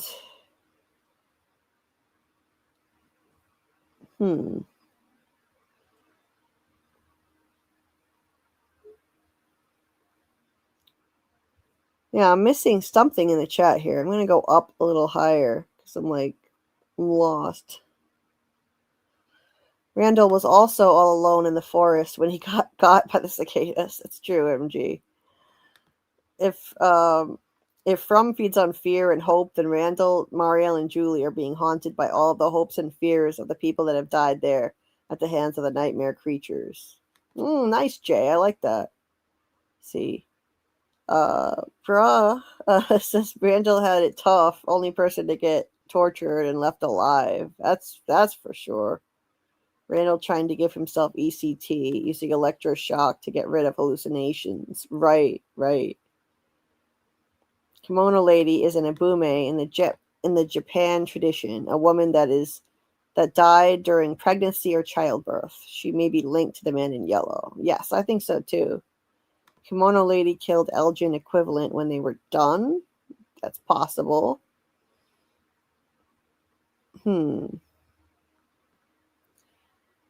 Yeah, there was a painting in the basement. Kimono lady has a bloody mouth. Wondered why. Now we know. I don't know. You think that was the kimono lady? I thought it looked a lot like Fatima.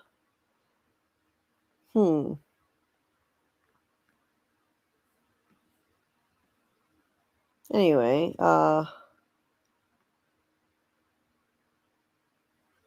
funny thing is I call my pupper Maboose. His name is Toulouse, nicknamed Tootsie Footsie. Became my boots. Oh, that's cute. 8 years later, he's Maboose. That's cute. The girl in rainbow.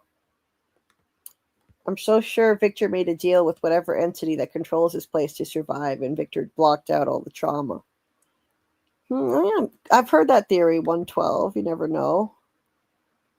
So PR thinks Eloise is dead. I think so. It's Victor's way of pummeling himself mentally because of how guilty he felt for not protecting her. It's possible, but I don't know. I have the strong sense that she's alive. MG says she found the best hiding place, the real world, for 40 years.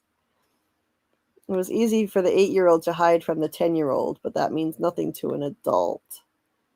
And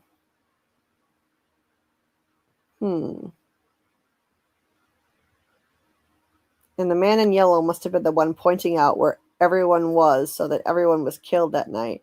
There is no place that anyone could hide because the man in yellow is looking directly at everyone. Yeah, I could see that being how everyone got killed that night for sure. Even if she was a story walker, it's only the consciousness that's projected, not the physical person. Right, that's true. Yeah, that's true. Zoom in on the pasture plates before the tree. It's fucking interesting. Okay, the car, the plates on his car. Okay.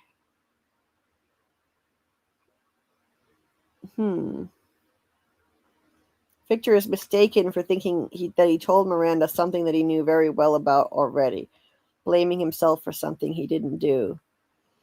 Oh, yeah. She knew about that already. She knew about the bottle tree and saving the children. That's right, PR, because she had visions about it before she ever got there. That's what he was doing when he emphasized the brutality of Eloise's death.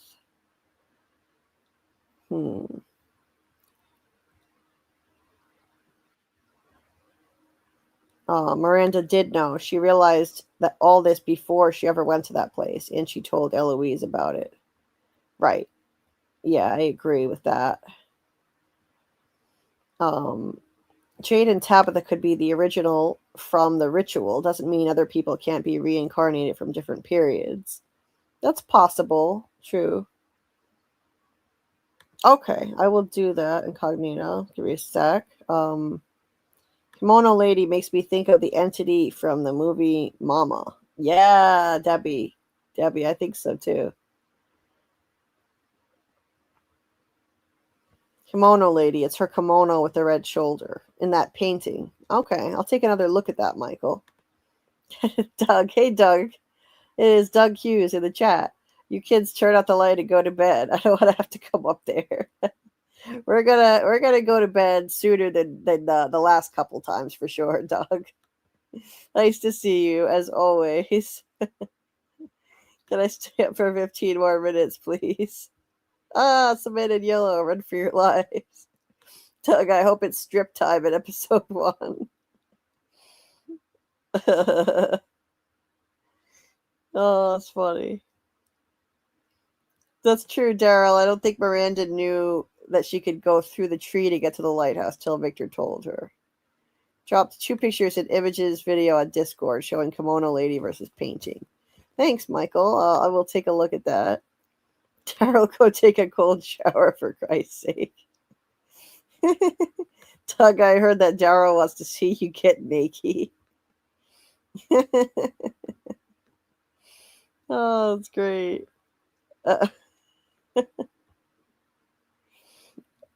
Quentin says, do you think that the man in yellow can story walk? That he does it with projection like Julie or physically? I think he probably can just do whatever he wants. I think he can probably move through time without even story walking, personally. Okay. Little bastards keep waking me up. Grrr. Okay, Michael, I'll play the song for you. Let's see. Let me just load my YouTube tab again. And I'll play Michael's new song, the Boogeyman of Fromville. Let me just get that loaded here. Or Dub Boogeyman of Fromville, excuse me.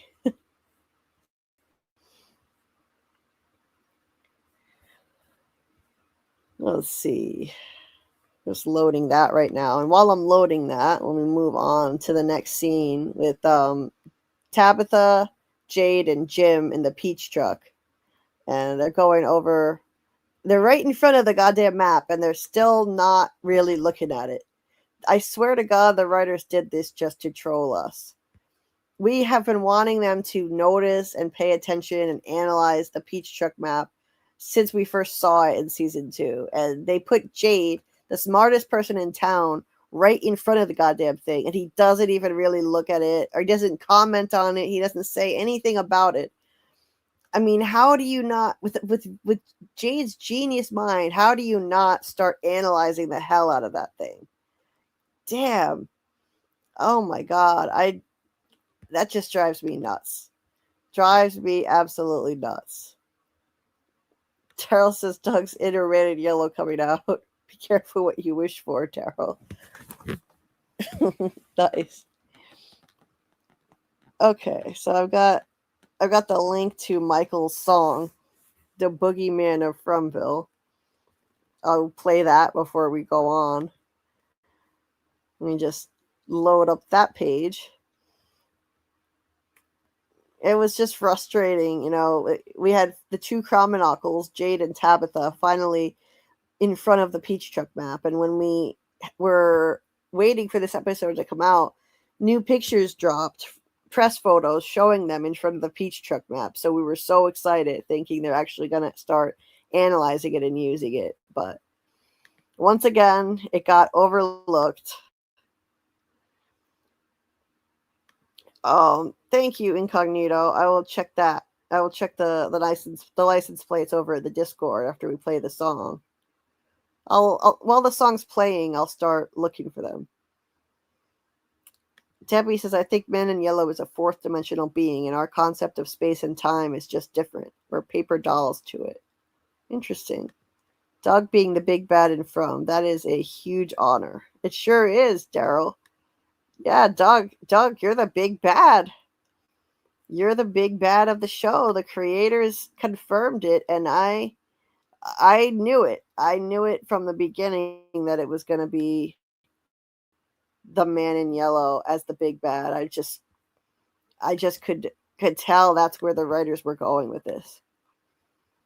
And here's Michael's new song that he made. He the boogeyman. Yeah, he the boogeyman. Running through your dreams, scaring up your screams. He the boogeyman. Yeah, he the boogeyman. Dirty yellow suit. He is an ancient brute. He come in hot pursuit. And you can try to scoot, but he don't give a hoot. 'Cause he the boogeyman. Yeah, he the boogeyman. He gives you nightmares form with the cicada swarm. He knows cuneiform, makes killing an art form. 'Cause he the boogeyman.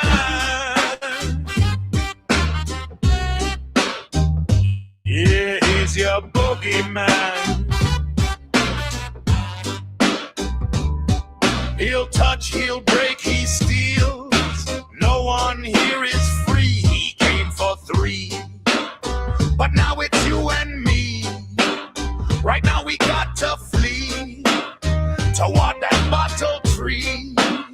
Let's hope he doesn't see, and we can both break free. 'Cause he's the boogeyman. Yeah, he's the boogeyman. We got to make a bid to go and save the kids wherever they've been hid by the boogeyman. 'Cause he's the boogeyman. Yeah, he's the boogeyman. The magic trees cut down. The boy in white's left town. Our boxers all stained brown. His terror's world renowned. 'Cause he's the boogeyman. Yeah, he's the boogeyman. He is your boogeyman. He don't need a gun. He killed them dogs for fun. And now you on the run. He's very nearly won. He is the big boss man. Was there when it began. He is a damn madman. He got the end game plan. He is the boogeyman. Done mess with the boss man. He ain't no businessman. No management middleman. He don't do the can. He got blood on his hands. He is the big boss man. Survive him if you can. But he's the boogeyman. Yeah, he's the boogeyman.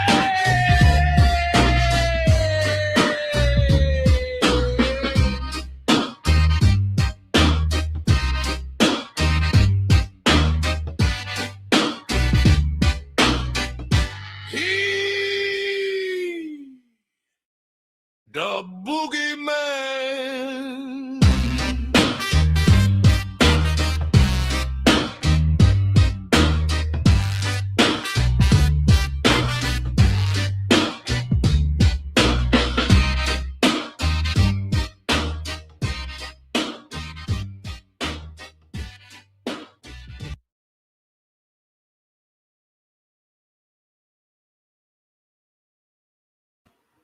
That was awesome. Awesome, MG. So good. Absolutely love it. That is our big bad of the show. Amazing. Great job. Michael. So good. Oh my God.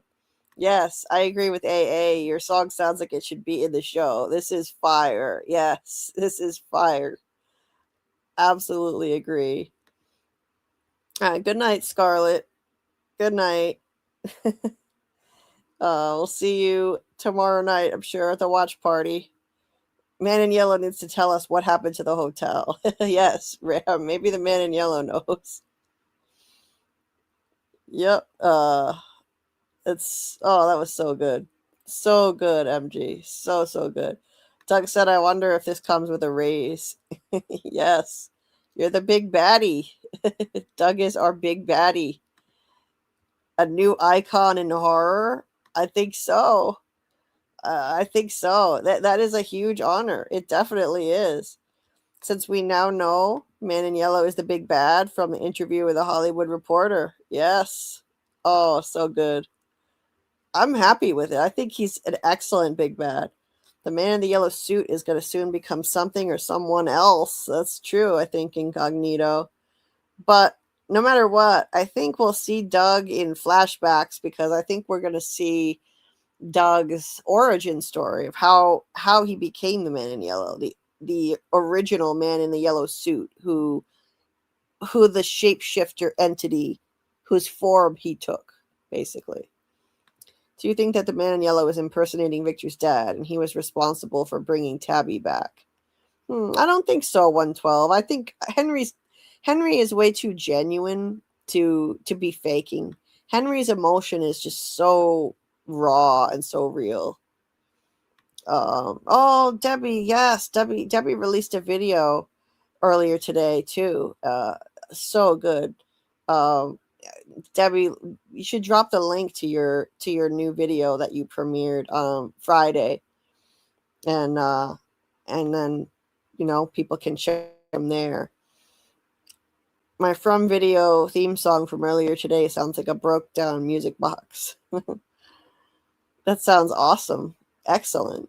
Let's see, CFH says, I know you're not quite there, but I'm headed into work. Do you think there's significance to Boyd's comment about the Polaroid, that the only thing missing is the boat? Oh, yes. I think so. We're about to get to that scene shortly in the breakdown. We're still finishing the breakdown of the season 3 finale, and I do think there's significance to it. I think that the evil entity can read Boyd's mind. It can read minds. But Boyd didn't know what the boat looked like. He had never seen the boat. So the boat wasn't there in the shot of his house. And so that's why I think the boat wasn't there. I think it can only read people's minds, and that's how it knows things. So Boyd never saw the boat. The boat wasn't there. And so that's how I think from there, Boyd pretty much assumed that this is bullshit. That they're not really going to get to go home. The kimono lady's promises are empty. That wasn't an accurate picture of his house because his boat was missing. It was just bullshit. It was a game. Yes, that was Doug's entrance song for when he shows up in town. I loved the style of that. That was so good. Daryl said, guys, I'm out of breath. I was dancing that entire time. That was amazing. I absolutely loved the style of that song. Doug says, I'll tell you what happened to the motel. It was raided by the Vice Squad. Yellow suit will be a popular Halloween costume. I bet. It would be a great Halloween costume. Makes me want to get up and do the Dougie. It must be crazy to be someone that people want to dress up for as for Halloween, right? Oh, man. Yes. It would be hilarious if Man in Yellow goes on a rampage and that comes on the jukebox. Oh, I would love it. That was a great song. I absolutely loved that. Yeah, it was absolutely a boogie, MG. Absolutely a boogie. Doug is going back to bed. Enjoy your breakfasts.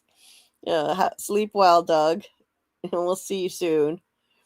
So let's get back into the breakdown from here.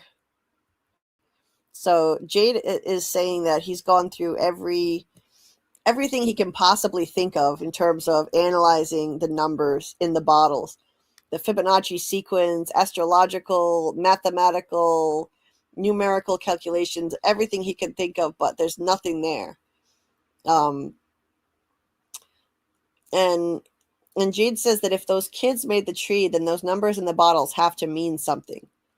Jim wonders how they know if the numbers mean anything. They don't know who put them there, and with all the people who've been there, they could just be chasing someone's random delusion. I think that Jade and Tabitha put the bottles there, probably in their original lives, which is ironic. It makes it ironic, Jim saying that they don't know who put them there, and he's with the people who did, basically.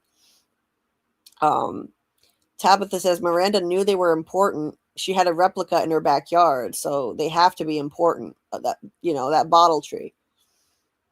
Jim says, okay, there's 10 numbers, right? 2 are backwards. And he says, okay, that means there's 12. Aren't there 12 notes in a scale? He says, my mom was a piano teacher. She used to say music is the universal language. And Jade has a light bulb moment, and he's like, Teacup, you're a fucking genius. Oh my God. I don't understand how Jade didn't figure this out himself. Jade is an amazing violinist. Why wouldn't he figure out the 12 notes in a scale thing? But Jim figured it out based on his mom being a piano teacher. Okay. Jade's like, Teacup, you're a fucking genius. And rushes off. He says Victor's mom had a violin and he hid it in their basement because Jade kept stealing it. So he tells Jim to go get it and meet them at the bar. And so Jade and Tabitha run off like they're the new couple and leave Jim in the dust. Just completely clueless as to how Jim is feeling right now. She just runs off with Jade to the bar, and poor Jim is just standing there looking confused. He's so lost in this episode. I mean, he's the one who figures out the music notes, but other than that, he's just lost and confused. While he's basically the third wheel to Jade and Tabitha off on their quest together. So he even goes and fetches the violin that they play the song on. So no wonder he gets blamed for the knowledge they get. And then over at the clinic, Christy gave Randall something to help him sleep. She tells Mari she tried to be respectful and give her space, but Randall just tried to lobotomize herself. Julie's a mess, and Mari's acting like everything's fine. She says, I don't know what the 3 of you went through. I just need you to tell me if you're okay. Are you okay? And finally, Mari admits, no, and I don't think any of us are gonna be. Well, that's ominous. Finally, it took her all season to admit that she's not okay. And finally, maybe in season 4, I think we're going to find out what is going on with her, and she'll tell the truth about what she's going through. The after effect of the cicada coma. There's got to be some effect on her. So we'll get there. I feel like they just didn't have enough screen time for everyone in season 3 because the cast is so big and they only get 10 episodes. So she got kind of pushed to the back burner. They just used her whenever they needed medical help for somebody on the show. And this is where Elgin asks Boyd what was in the picture. And as Boyd ties him up, does the big tough guy act on him.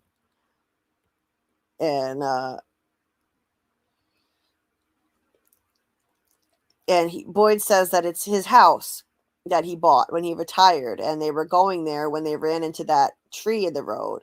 The only thing missing from the picture was the boat. Elgin says, you see what that means? She's trying to show you we're going home. All you have to do is wait.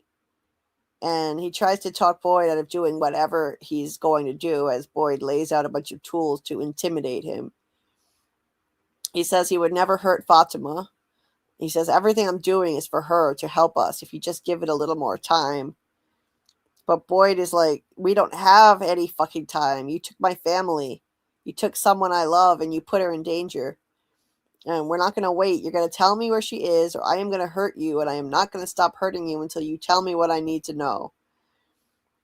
I really hate to see Boyd like this. I don't like this, shoving, hammers in his face, and he faked Elgin out at first, and he was going to hit him, and then he held back. And for a moment, he saw Ghost Khatri standing there. I had forgotten about that moment. That was cool how they did that. Ghost Khatri, as if it's his conscience watching him, like, don't do it, Boyd, don't do it. I still think it's not his conscience. It's a vision sent by the boy in white trying to stop him, because it doesn't want Boyd to let this place break him and sink to this level. Khatri is just standing there in silent judgment of him. But Boyd goes ahead and does it. You know, he does it, and this is not as bad as what Sarah does by a long shot, but it's still part of breaking Boyd. It's still, you know, it's part of the process of slowly breaking down his moral compass, breaking down his character. And I really hate to see it. I love Boyd. He's an amazing character. Meanwhile, downstairs, Acosta shows up and asks if there's news on Fatima, and then hears Elgin screaming. And they run up there. And catch Boyd in the act of smashing Elgin's hand with a hammer. She's horrified. Kenny calls her Danny, which made us all think that maybe they're starting to get close off screen. And, you know, she's very upset about all this. So this is going to be a big problem. Acosta versus Boyd in season 4. This is going to be a big problem. But, you know, as far as that picture, again, that the kimono lady, you know, the haunted picture showed him, I don't know. I think it probably means that the evil entity was wrong about what Boyd's house looks like, because it read Boyd's mind, and Boyd doesn't know what the boat looks like yet. He'd never been there before. He'd never been there with the boat there. And so Boyd knew that this is bullshit. And this is a false promise. Anyway. Let's see. CFH says, agree the ghosts aren't ghosts. Go Acosta. Daryl's team Acosta now. I heart Boyd, but he's being broken down. Yes, I agree, Pug. He is being broken down. He's losing his mind.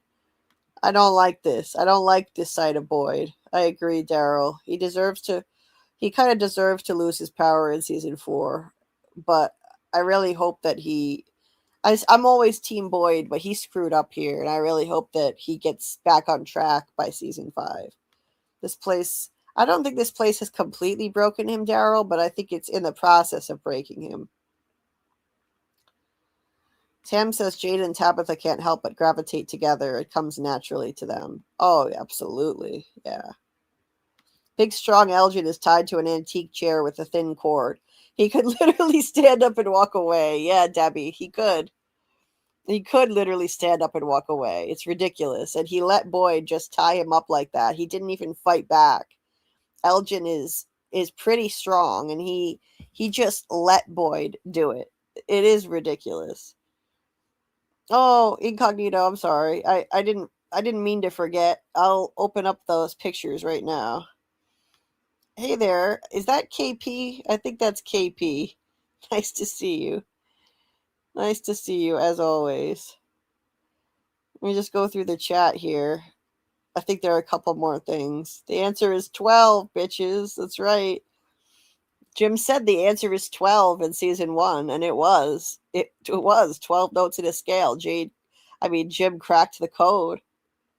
Jade and Tabby putting the bottles there is what I believe, Daryl says. And the boy in white is good. The answers are simpler than you think. I agree with that. Debbie says the cans of peaches drawings that Victor made to recreate his childhood wallpaper border is the sweetest thing. Oh, yeah. It's heartbreaking, but it's also very sweet.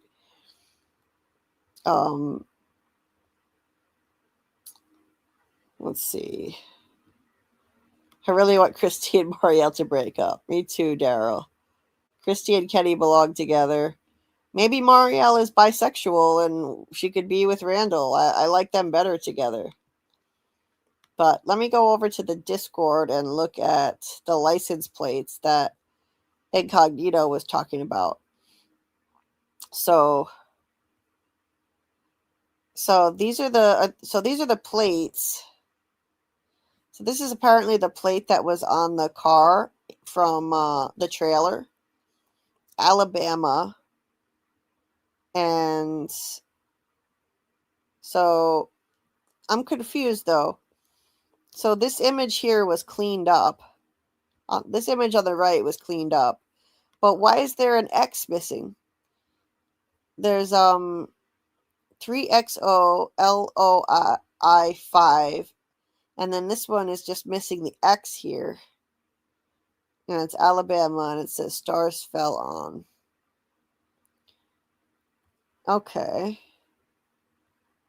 All credits to Nick L 83. So I guess he's the one who noticed this. So Incognito, what's the story on this? What's the deal? What are people saying about these license plates? And Michael MG posted this. And yeah, this definitely does look like the kimono lady in this painting. I can see it for sure. The red on what she's wearing looks like it. The drape of her red shoulder of the kimono. But I wonder why her mouth is bloody, like you were saying. Oh, it looks like Eloise. Interesting, Incognito. It looks like Eloise. It does kind of look like Eloise. Interesting stuff. Huh. Wow. Fascinating. I like it. Oh, the X and the O are missing. That's right, Tam. Yeah. So if you take the X and the O out, it looks like Eloise. That's why they did that. I see. Eloise. Because of the stars of Alabama, there's a story about these plates. It's all explained in the Discord. Interesting. Ate the Elgin alike in a previous cycle after being done with him. Who knows? Oh my god, maybe the kimono lady ate the Elgin alike. Hinting Eloise is alive. I agree, Daryl. I definitely agree. Pug says, my first time rewatching. Jim said the answer is 12. Never noticed until now. Isn't that crazy? This show is a masterpiece. It's genius. The fact that they planted that so early on is really amazing. I just love this show so much. Okay. Let's go on. So we've got a little bit more of the episode to break down, and then we will officially be done with the rewatch.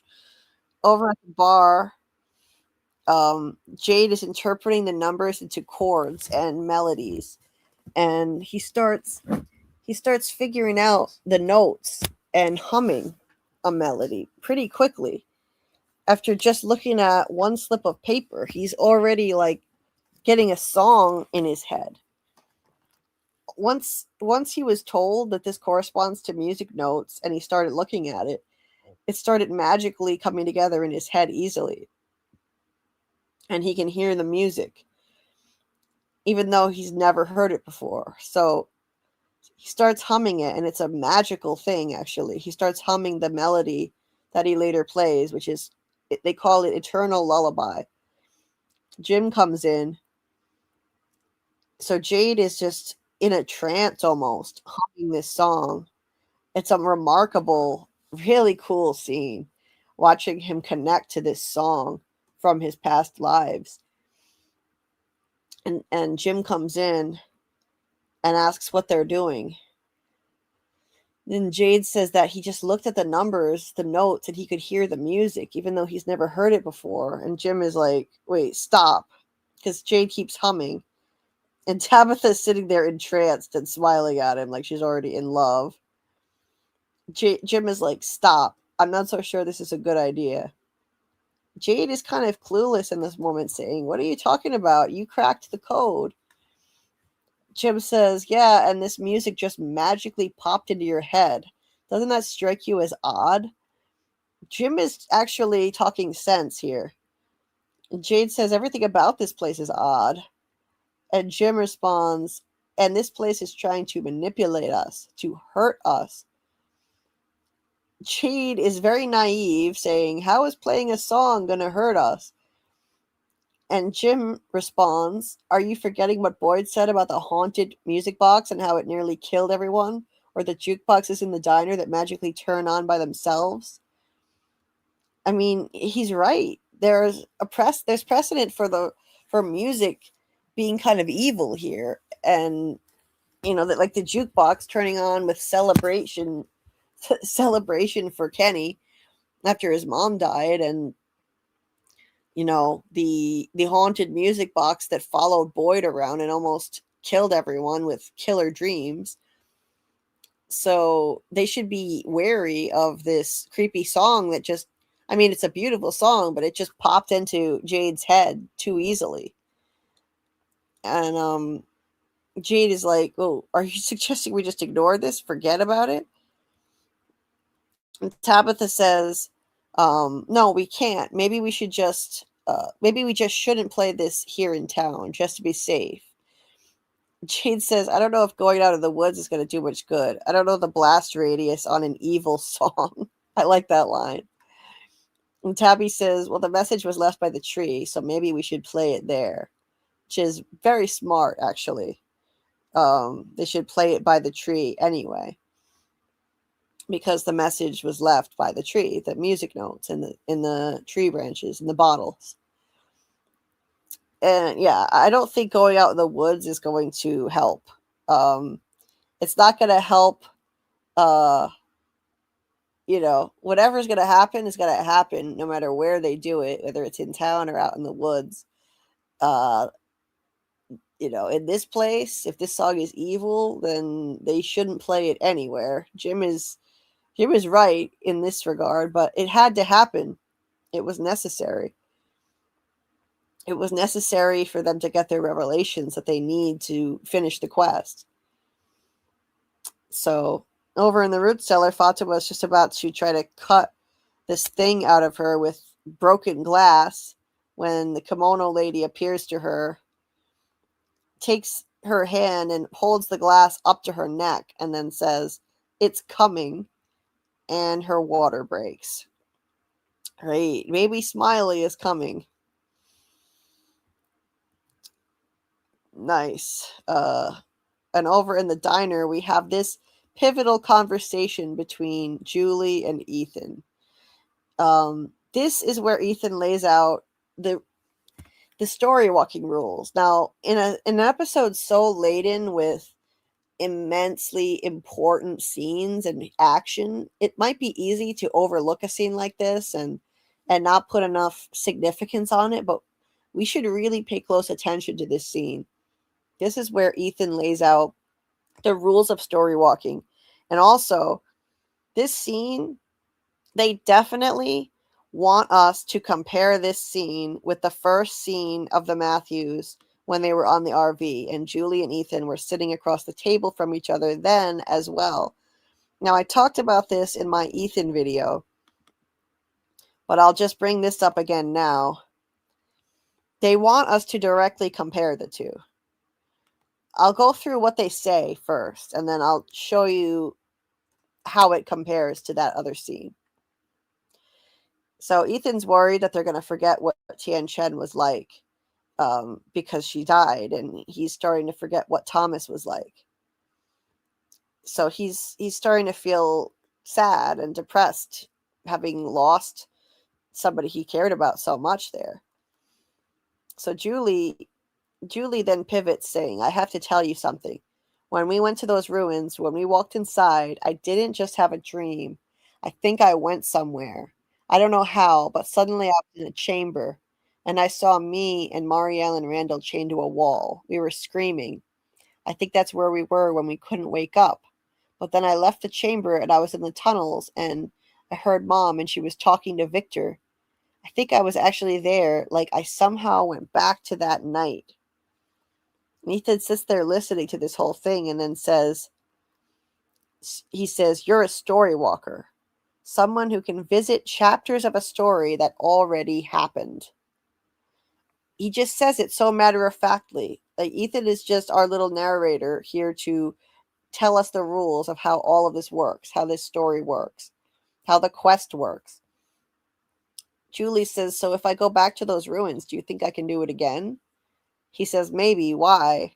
And she says, if this is real, that means I can change things. I can save Tian Chen. Maybe I can even save Thomas. And Ethan tells her, it doesn't work like that. You can visit the chapters, but you can't change them. No one can change a story once it's been told. I believe Ethan. I think he is our key to understanding how everything works here. I trust what he says. I believe him. I believe he is the writer's mouthpiece for how this thing works, how the story works. They're using him as a mouthpiece from the mouths of babes, you know. They're planting that in his mouth, and I think the boy in white gave him special insight into how everything works here when he arrived, and he had his seizure connecting him to this place and to the boy in white. And between that and all the books he's read about quests, he just knows things. He knows things on a level that other people don't. So I have a whole deep dive video on Ethan and all the insights he has, how he knows what he does, and how his information, how his knowledge can help everyone on their quest, and how much they need him to guide them. They need a child to help guide them, since this whole place started with the victimization of children. They need to empower a child, I think, to get out. That's why they showed Ethan pushing Sarah on the merry-go-round in season 1 instead of vice versa. And they even gave us a clear aerial shot of it, of him pushing her on this merry-go-round that represents the endless cycle of violence started with that started with the sacrifice of 7 children. You know, it's just so fitting that they use that merry-go-round to symbolize that cycle. Just showing this, I'll just show this for a second here. This image was so striking. Ethan pushing Sarah. Ethan guiding the adults. And who helped Julie story walk for the first time? Ethan. He guided her into the ruins. He said that she's at a threshold. It's always scary, but the hero has to be brave. He took her hand and said, "You ready?" And he walked her in there. And here he was pushing Sarah on that merry-go-round. I think the adults need to listen to him more and involve him more, like Julie has been doing, so that they can succeed on their quests. It's like the Bible verse, a little child shall lead them. He needs to lead them out, help lead them to a place of peace and an end to destruction, and reach a point where there's an end to destruction, like the verse in the Bible talks about. But yeah, I think that this is a really great development, that Julie is confiding in him and he helped her story walk. Now, if you look at if you compare this scene to the first scene in the Matthews RV, they've now essentially switched places. Ethan used to be the naive kid who wanted Julie to bring someone back from the dead in a story. She told a story in which Norman died. She said Norman died, and Ethan said, "Bring him back, Julie, bring him back." And Julie said, "Sorry, kid, when you're dead, you're gone." And now we have Ethan telling Julie, no one can change a story once it's been told. You can visit chapters, but you can't change them. So he's telling her that she can't bring someone back from the dead, meaning she can't bring back Tian Chen or Thomas. And once Jim dies, it's the same goes for Jim. She can't bring Jim back from the dead. The story has already been told. Jim is dead. Tian Chen and Thomas are dead. That's it. It's pretty cut and dry. Like, they're laying out the rules very clearly and simply. It's as simple as that. He said no one can change a story once it's been told. Period. Julie throwing the rope to Boyd was different. It was different. She already did it. It happened that way because it always happened that way. She wasn't changing a story that had already been told. Boyd had already been saved from that dungeon. She had already thrown him the rope. It's an endless circle, an endless loop. Julie throwing Boyd the rope, Boyd going on to save Julie from the dungeon dream state, and then Julie going back to save Boyd from the dungeon. On and on and on.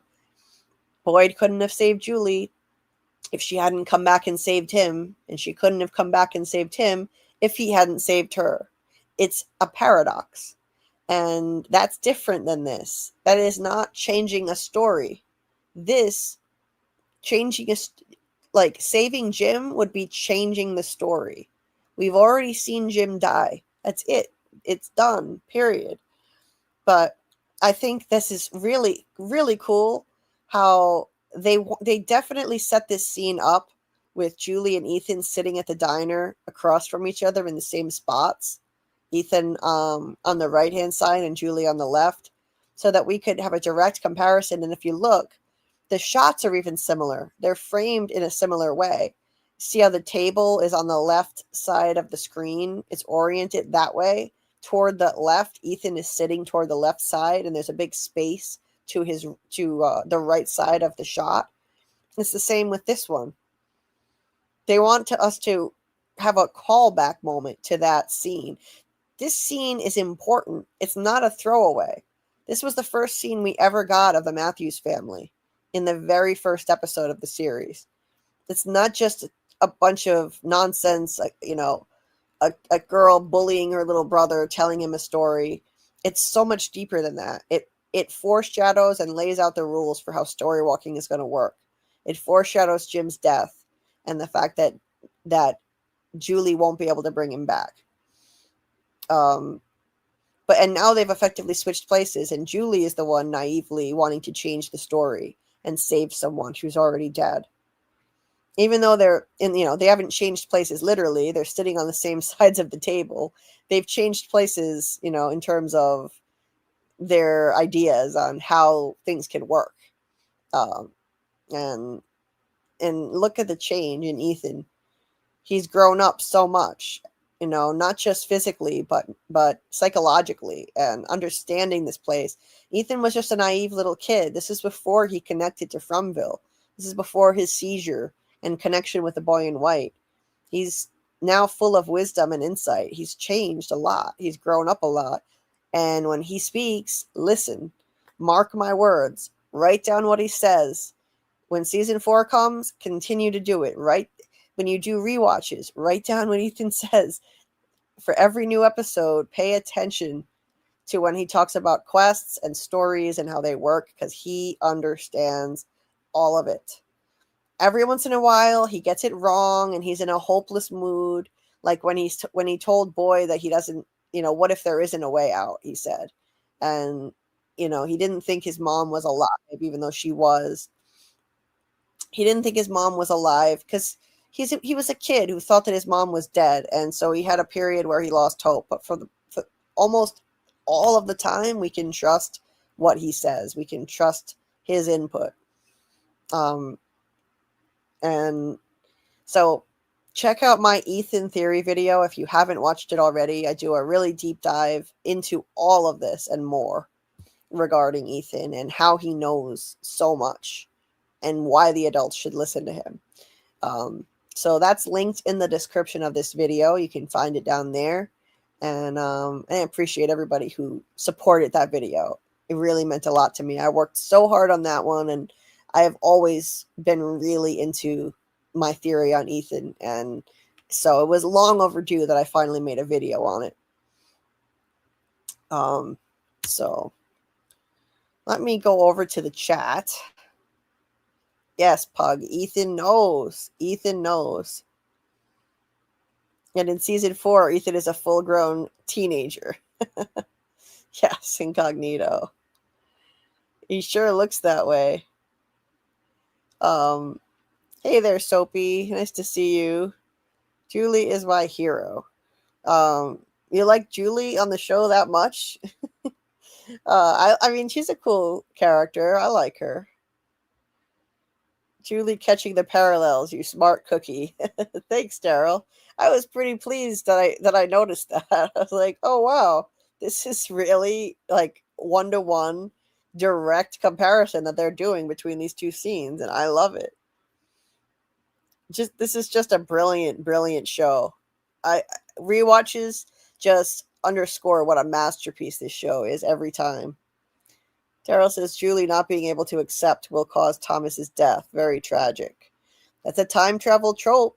She might wind up, by trying to prevent Thomas's death, she might wind up causing it. I could see that happen.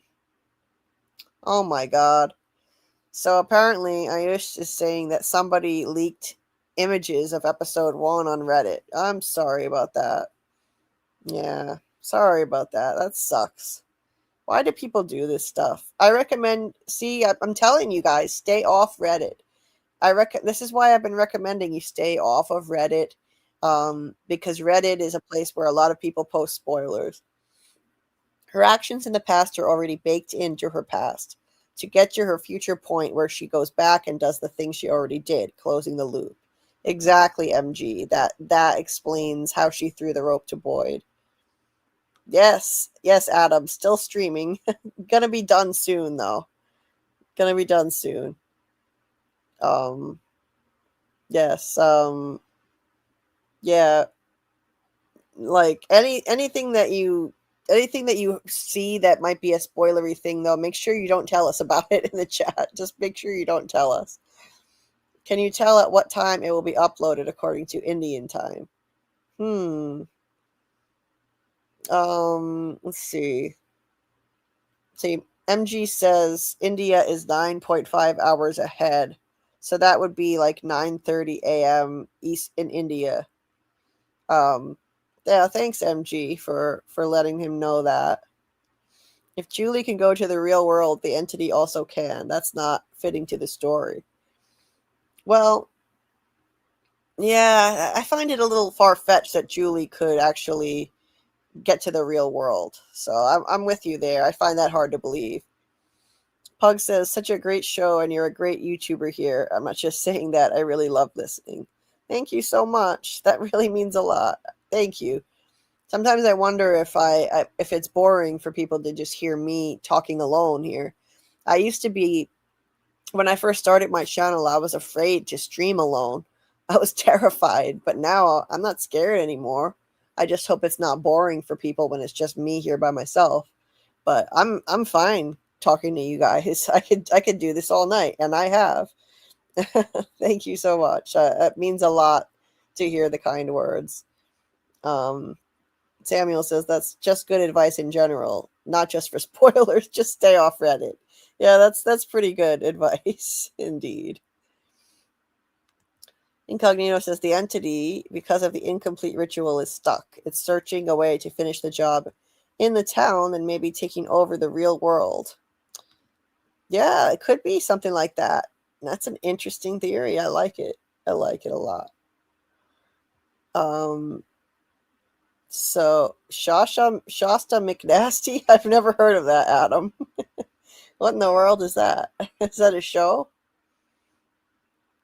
Okay. What else? What else is here before I go on? If Julie couldn't do something in the real world, they wouldn't have had Julie say that without Ethan saying you can't do stuff in the real world. That could be, Daryl. Yeah, so maybe she can somehow story walk to the real world. Ram says, agreed, this story is very much an allegory for childhood trauma. 100% it is. Incognito says she can't save Thomas because she surely can't escape Fromville. In case she can, why the entity? Oh, wait. Right. Julie getting Thomas killed might happen in the final season or at the end of season 4. I'd guess. Yeah, I'd guess if it's going to happen, it's going to be the final season. But I think it might be kind of far-fetched for her to get out, but it's possible. Be able to get out just through story walking, not permanently. because her real body is laying in the ruins, still trapped in Fromville. She'd only be story walking through her soul or whatever that would get out. It doesn't necessarily mean that the evil entity can also get out, just because Julie can story walk out of there, possibly. Let's see. It's from the Footloose TV series. Tilly was dancing in the rain and now dead. That's a good point, Jay. Julie says, I can save Thomas, and Ethan doesn't say that Julie can't try to do that. That's true, Daryl.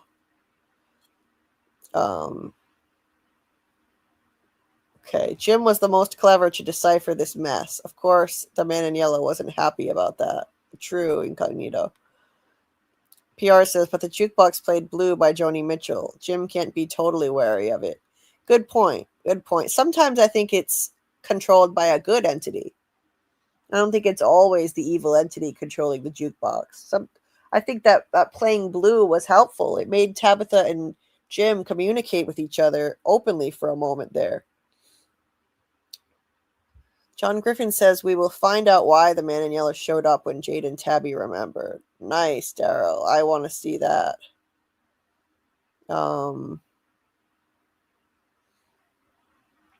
Jim hears Jade humming and suddenly his throat is sore. It was magical to Jim because he doesn't know at this point that they're reincarnations. Right, PR. Jim was right. He was right that song was evil and dangerous. The entity wanted them to play the song. The lullaby helped them remember, but remember, knowledge comes at a cost. Incognito, I don't know. I think the evil entity didn't want them to play the song. I don't think it wants them to remember. I know he's acting like he's happy and he's being wicked and smiling, but I don't think it wants them to remember. But now he's going to make them pay for it.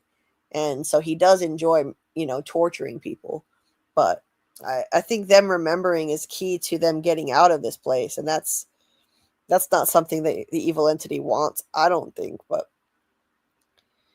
PR says, I wouldn't say it was magical. He just began remembering it. He knows the song. That's true. He probably just remembered it. Jim being the third wheel. The look on Tabby's face when Jade is putting the notes together. So cute, right? Look at Daryl shipping them. So what is the blast radius of an evil song? Yes, it was a great line, MG. It was a great line. Yeah, Tabby was like falling in love with him big time when he was putting the notes together. Hinting Eloise is alive. Oh yeah, that was about the license plates. Okay. So I'm caught up now with you guys. So, thank you, Michael. Discord server, in case you don't have it, watch parties is at the bottom. So we're going to be doing watch parties for From starting at midnight Eastern tonight. And so if you go into Discord, you scroll down to the bottom on the left-hand side, you'll see the watch parties. And I'm going to be tagging everybody and posting an event for the watch party. So that will be starting tonight. And if anyone listening on the replay wants to join, the Discord link is in the description of the live stream as always. It's always there. Okay. And we're almost done. Just a little bit more.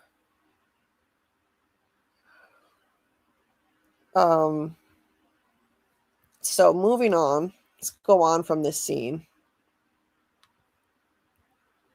So over at Colony House, Boyd and Acosta are arguing about torturing Elgin, and Boyd is insisting that this is what needs to happen.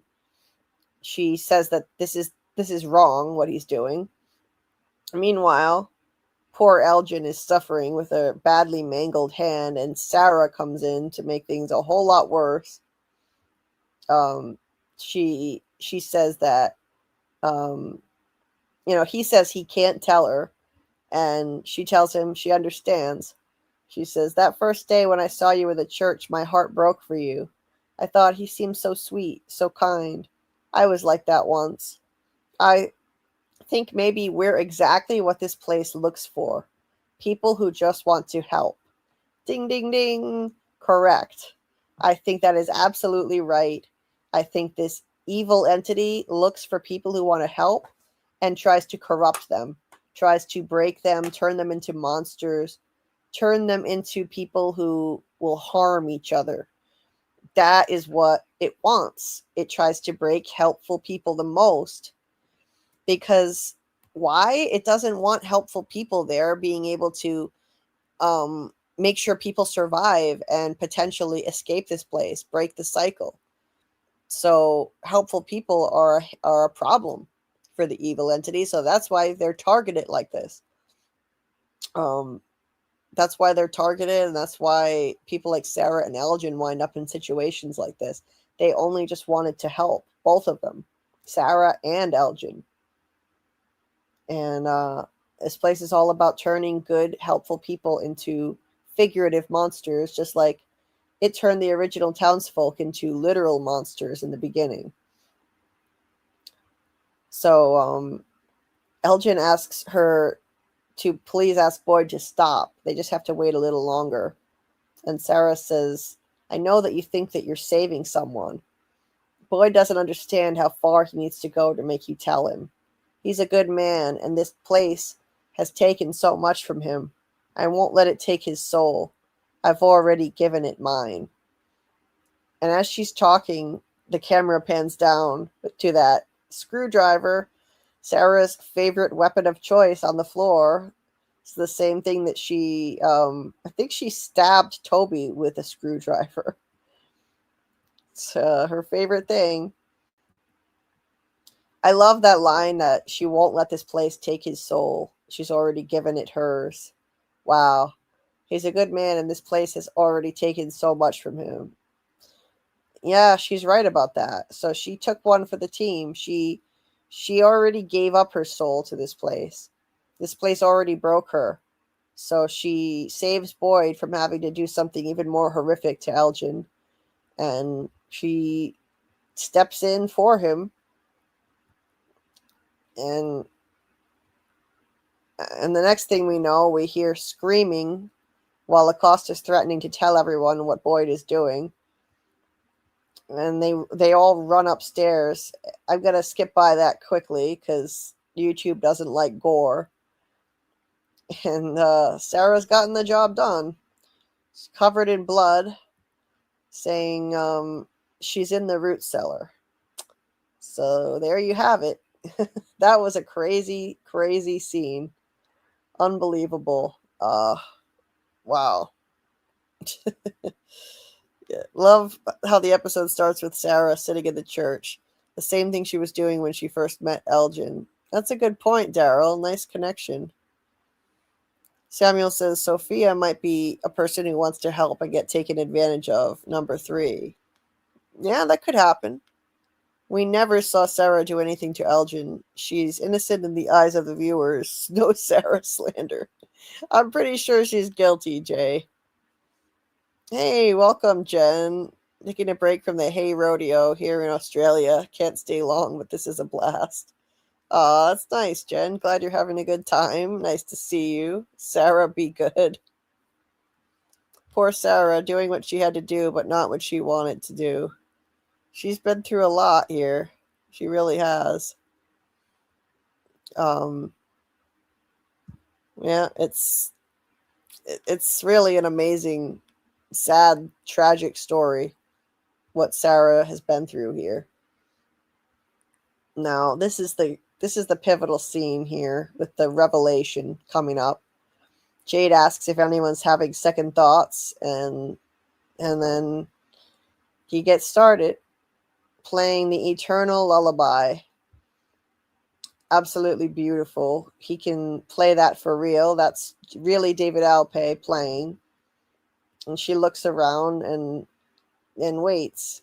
And we cut back and forth between multiple scenes for this last part. It's a montage. This near the end, there's this long montage, and we see Fatima birthing the kimono lady helping her birth the smiley pod. And meanwhile, the trapdoor magically opens by itself to the cave, so she can make her exit with that pod once it's delivered. And he continues to play, and Boyd, Kenny, and Ellis, they run into the root cellar. And by the time they get in there, the smiley pod is already out. And she takes it down into the caves. This was wild. This montage was absolutely mind-blowing. It was so good. So well done. I was just losing it watching this. And they check on Fatima, and she says that thing, she took it down there. And Boyd says he needs to see it. He says, whatever this is, we're not going to be blindsided by this place again. So he insists on going down there and seeing what's what, what she brought down there. Wants to know what this thing was inside of her. So off he goes down into the cave. That was a shot that was in the second trailer for season 4. So obviously a reused shot.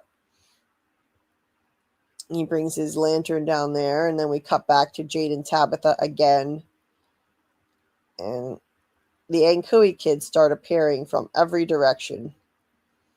Just like when she was at the cave and they came from all different directions and surrounded her.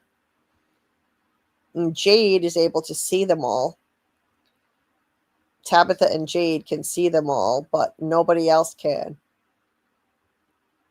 So Jim is completely in the dark here, unable to see. Boyd keeps making his way through the cave. And Fatima reveals a huge bombshell about where the monsters came from. She says, I saw them. I saw what they did. Those things that come out at night, I saw what they are. They sacrificed their children because it promised them that they would live forever. Wow. That's quite an info drop. That's quite an exposition drop in very little dialogue and in vague terms. So what is it? It promised them they would live forever. Well, when else have we heard someone refer to an entity as it? Sarah, when she heard the voices talking to her at the ruins, she said to Boyd, it's laughing at you for bringing it to town. So the evil entity is referred to as an it. So I think potentially the man in yellow was the one who promised those original townsfolk that they would live forever. And so they sacrificed their children. And again, I think that this might not be literal, and maybe they weren't bargaining to live forever on Earth in corporeal bodies.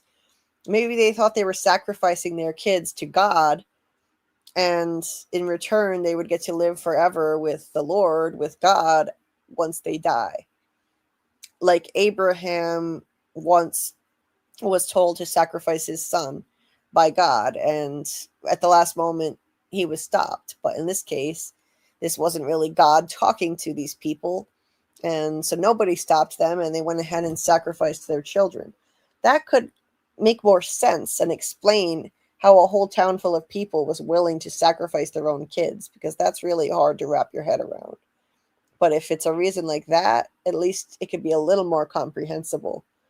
Something biblical like that. I mean, Khatri did once say that he thought maybe they were living out a book 74 of the Bible, a book that had yet to be written. So maybe Khatri wasn't as wrong as we thought. And then meanwhile, Smiley gets reborn in what looks like a ritual ceremony.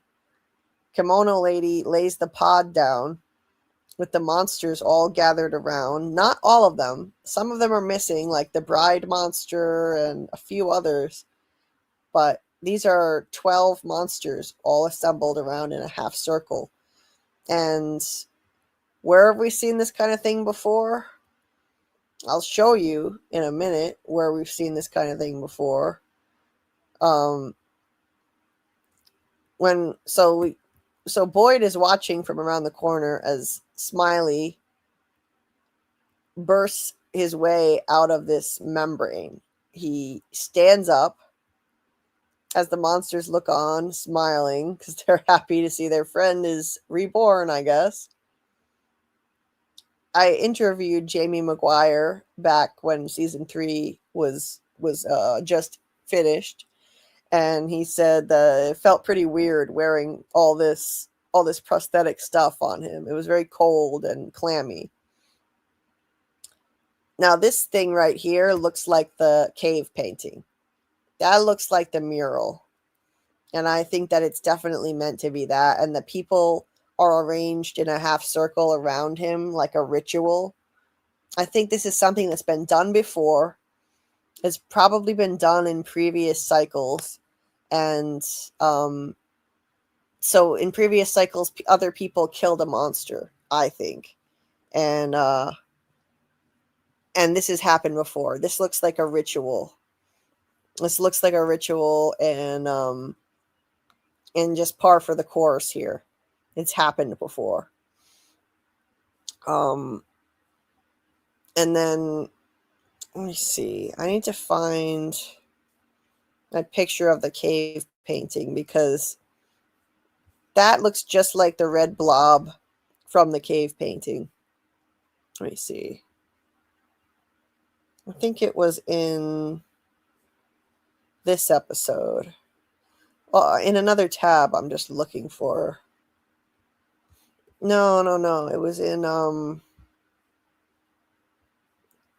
the season 1 finale that Tabitha saw that. I'm just looking for it. I think that's definitely the shape of Smiley in the membrane. It's not in the cave painting, it's not a red Cthulhu monster. And now we know that the man in yellow is the big bad. And I think, yeah, here it is. I found it. So if we look at this, it looks a lot like Smiley getting reborn. It looks a lot like that. That big red blob. It looks, like the top part looks like a head and then arms. And the rest of this is just folds of the membrane around him. So if you look at this now, there's the head. You can see the lines of his arms and then the folds of this membrane, these folds. So I definitely think that's what that's supposed to be. Smiley rebirth, definitely the red figure in the cave. Yes, so we got another answer. They just didn't spell that out for us clearly. Smiley rebirth, then the dragon man in yellow. Yeah, I think what happens after this represents a figurative dragon. I really like that theory of yours, David. Perhaps the ritual was every each period of time, including the 7 children. Who wrote into Sarah's arm? That needs to be answered, and I think it may be Julie. That's fascinating, Pug. I think it was most likely the evil entity that did it, because I think there is an evil entity that wants Ethan dead. It made Thomas, the evil Thomas voice, come on the phone and tell Ethan that his mom would be coming on an ambulance and he had to be brave. That made him run outside at night and put himself at risk. So I think there's an evil entity that wants Ethan dead because he's so essential to guiding the adults in this quest. He has so much insight. Anyway, so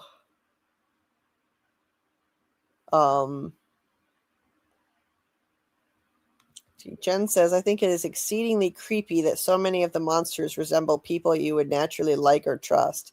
the nurse, your local milkman, the levitating granny, Jasmine, the cowboy, deputy. Yeah, it is. It's extremely creepy, Jen. That's a great point. And maybe that is the whole point. Maybe that's why they look like that. The man-child from the woman clothed in the sun. Yes, yes, David. Smiley may have went through a metamorphosis, just like how the worms became the cicadas. Right. I think so, Samuel. So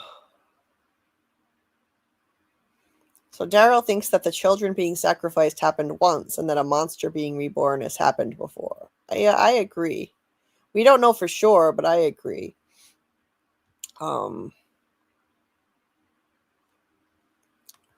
says, wow, I'm tired. Misread that as the ritual was eat all the peaches. Getting bleary-eyed. Incognito had said, perhaps the ritual was every period of time, including 7 children. Yeah, I've heard people with that kind of theory. You know, that the ritual with the kids has happened more than once. I think it probably just happened once, but who knows? When Fatima says they're children, that can just mean the children they lived with. When people are part of the same community, they refer to each other as being their people. That's true, so it doesn't mean that they're all parents of the children. They've said they're kind of intentionally dodging the question so each viewer can experience things for themselves, and it can mean to them whatever makes sense to them. Bit of a cop-out, but I get it. Oh, okay. Meaning, like, let's see, the entity / voices. Yeah, I mean, I hope that they answer it for real, though.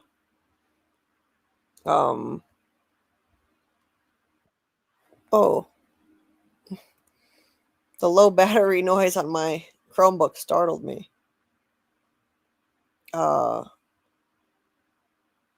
Okay. Why is it called From? In other languages, its origins or some equivalent implies concern with the origin of things or where things came from. They're not explicit about it, but basically where the monsters came from, where the town came from, how all this originated, unraveling the mystery. Yeah, where Tabitha and Jade came from, they were reincarnated. It's all about unraveling the mystery where all of this came from. So I think that's why it's called From. Right. That's what they're intentionally dodging the question about. I get it now.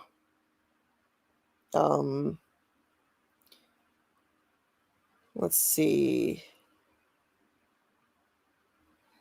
So it was the entity / voices who wrote that in her arm. I think it was the entity. I think it was the evil entity that did it. Right. I figured that out, MG, that you were talking about the meaning of the show title.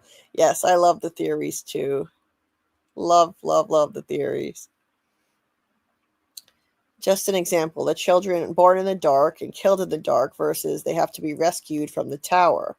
Maybe the original sacrifice has to be stopped and also their souls trapped in the tower have to be freed from there. It's possible, but I believe Julie when she says, not Julie, Ethan when he says that no one can change a story once it's been told. I don't think they can stop the sacrifice when it already happened, but I could be wrong. But is the entity a person? How do they defeat it? That's the tricky thing. How do they defeat it? We're gonna have to wait and see, I guess, how they defeat this evil entity, you know. It's not a person you can just kill. Jen says, I don't think normal children can be born in Fromville. Boyd killing Smiley started the Fatima stuff. The children that enter From are highly sought after by the entity. It seems that way. The evil entity, as Thomas told Jim, they're not your children anymore. This place wants people's kids. It's a good point, Jen. It's like, how come Colony House isn't full of pregnant women from all the screwing around they're doing without contraception? So maybe people can't have kids normally. So, okay. Let me go up a little bit further here.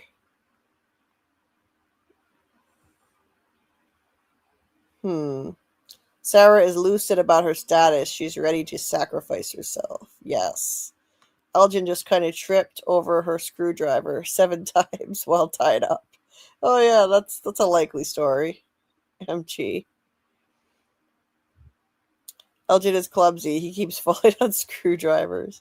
Sarah is sitting in the same exact seat in the church at the start of this episode, and when she first met Elgin, just checked it. Interesting, Daryl. Nice attention to detail. I love this Eternal Lullaby song too. Doug Hughes said that he's been trying to teach himself the song on the saxophone and interpret it for sax.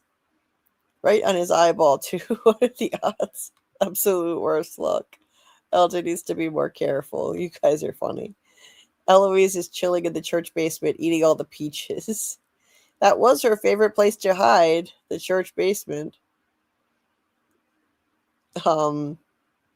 Okay, so we're almost done. Let's go on. Right now, Boyd said basically right now we don't know. We know he needs to go, but we're not sure how. Meaning the man in yellow. Got it. Incognito says, I agree, Julie. It's about remembering and have the will to decide. That way you're freeing your soul from being tarnished. Yeah, I think so too, for sure. I know this will never happen, but I wish we could see a season of the Before Times with Miranda and Christopher. Me too. I would love to see more of that timeline and what happened there. But we don't have enough time. We only have 10 episodes per season, so we'll probably never get much of that. But I'm sure we'll get some more flashbacks to show us the answers to the mysteries of 78. Daryl thinks Sarah will die in season 5. Oh my God, you're going to be heartbroken then. I'm shocked this is coming out of you. I'm shocked. Oh, see you later, Jen. There are people on horses and bulls. I have to go. We love you too. Lullaby is in key C. Getting there myself. Nice. Okay, so from there, Boyd witnesses Smiley coming out, and there he is in all his glory. There is our beloved Smiley. I was so glad to see his nasty, creepy ass smile again. So glad. And I never thought I would see this much of him. I thought this much more of him than just his smile, I've got to say. He said that he wasn't completely naked when we interviewed him. We interviewed Jamie Maguire on the Sci-Fi Vision channel in season 3. He said he wasn't completely naked, that he was wearing something, but the back of him, he said that was actually covered and it wasn't really like his ass, but there was a shot where it looked like his ass. It looks like he's looking at Boyd too. I think he sees Boyd. I was so glad they brought him back because killing off their best monster was the dumbest thing they could have done. But I think they always planned on bringing him back. I don't think it was a fan service deal. They knew how popular he was when they killed him. And they knew that the monsters are immortal, so I'm sure they always meant to bring him back. Fatima immediately said she thought she was pregnant. Immediately said that. He's standing there smiling directly at Boyd, 100%. I mean, there's just no other way around it. He's definitely smiling at Boyd. Okay. And then in this scene, Tabitha and Jade's daughter comes and kneels down in front of her saying Ankui, just in a very solemn little voice, not in a creepy way. And it's pretty obvious. There's heavy subtext that this is their daughter. It's clear. It's clear that this is their daughter. She is the only one who comes up to Tabitha. None of the others do. The rest of them keep their distance. And she approaches her, and it's like she's asking her nicely, just please remember. And then they both have this crazy look come over their faces. and the revelation comes back to them about who they are. It's really an amazing scene. Absolutely loved this reveal. Loved it. And Tabitha says, remember. And clueless Jim is like, what's that? Jade says, it means remember. On Kui, remember, we tried to save them. And Tabitha's like, no. Jade says, because one of them. And she says, no, I can't. And takes off. And Jade's just standing there, really emotional, saying, we used to sing them lullabies. Absolutely crushing.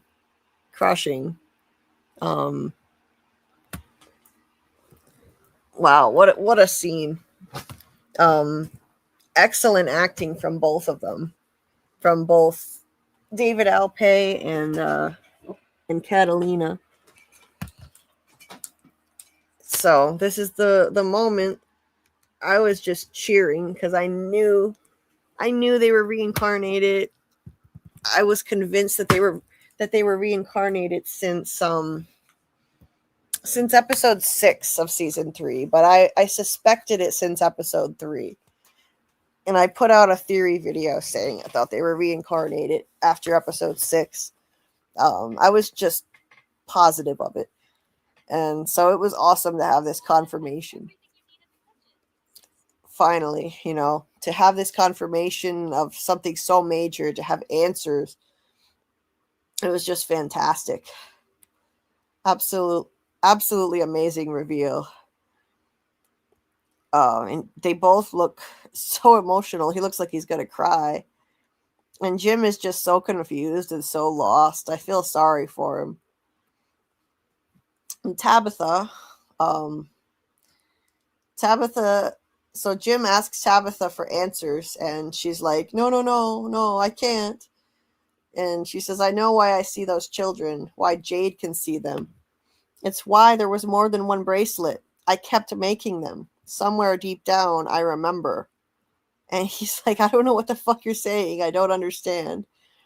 She says, it's because we've been here before. Me and Jade. The reason I felt what Miranda felt was because I was Miranda.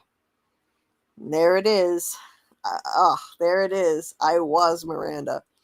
And Jade was Christopher. We've come back over and over again because we failed the first time.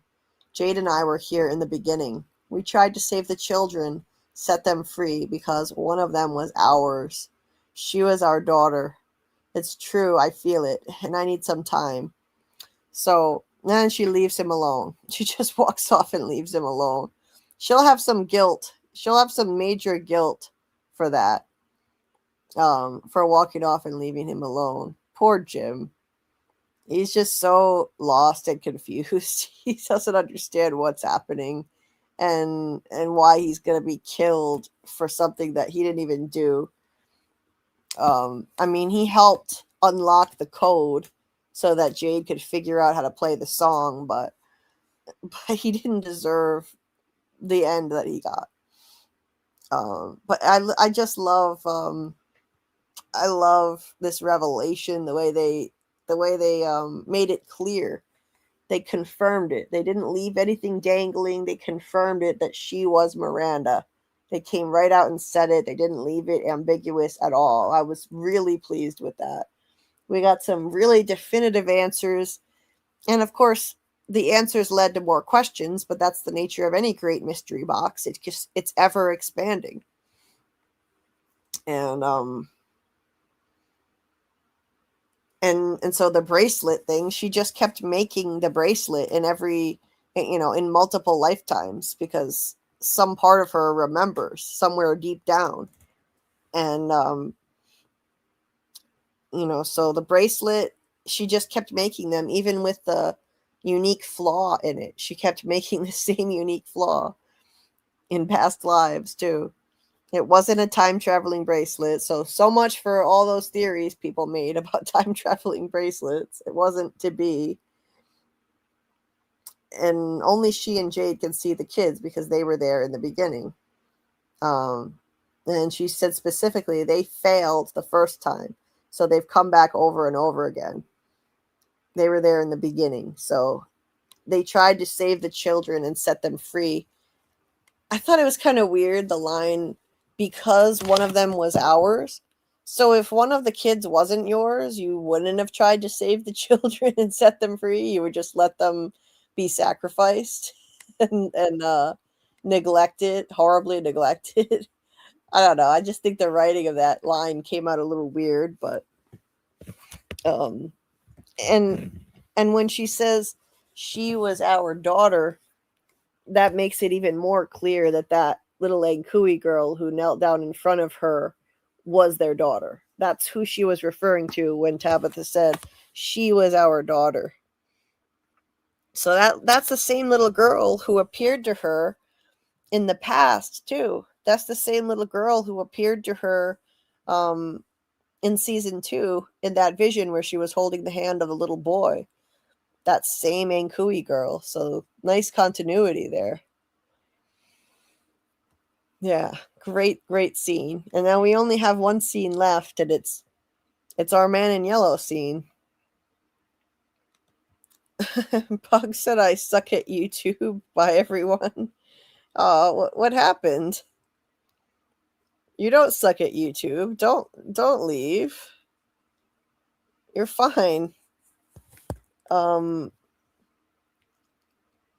Yes, poor Jim. This is what Jim hears. Tabitha, I fucked Jade. Nice, Daryl. Just scrolling up here.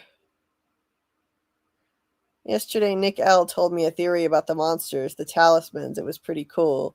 Oh, Nick L. has great theories. He and Robert, they come up with amazing, really detailed theories. Gotta love it. Elgin said Smiley rebirth is a good thing and he will be the savior. Yeah. And it's interesting because it was basically immaculate conception by this place too. So it was giving me like biblical vibes. Something makes me think the monsters and the townies will work together to defeat the man in yellow. That's an interesting take, David.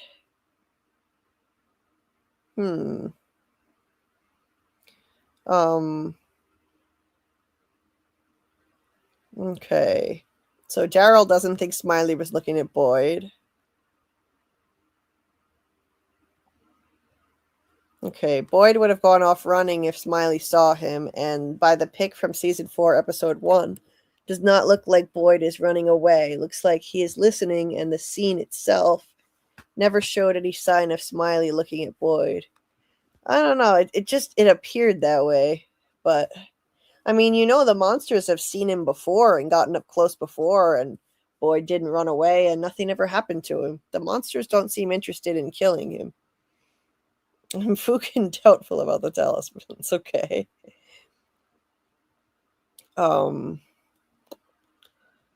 See, Michael says some kind of natural disaster, drought, famine, harsh winter, and some entity offered to save them from dying of starvation, etc., but at a cost. Like Roanoke, etc. It's just my early idea. That could be.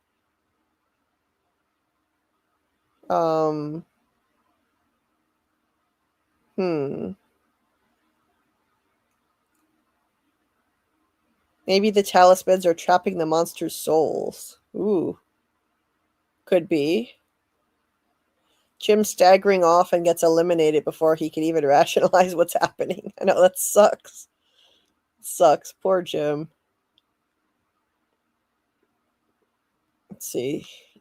Inukshuk plays a role in the final salvation of the children, but we'll see. Clearly played an important role in Tabitha's test. I agree, MG. Doubt they included it for nothing. If Tabitha's real life is with Jade, reality, then her life with Jim is a result of the curse and loop, fantasy side. Tabitha and Jade are the archetypes. Jim and Henry are complexes. Like it. The shadow eliminates the complexes to allow the psyche to reorganize itself. Jim lost everything in less than 5 minutes. Wife, kids, throat.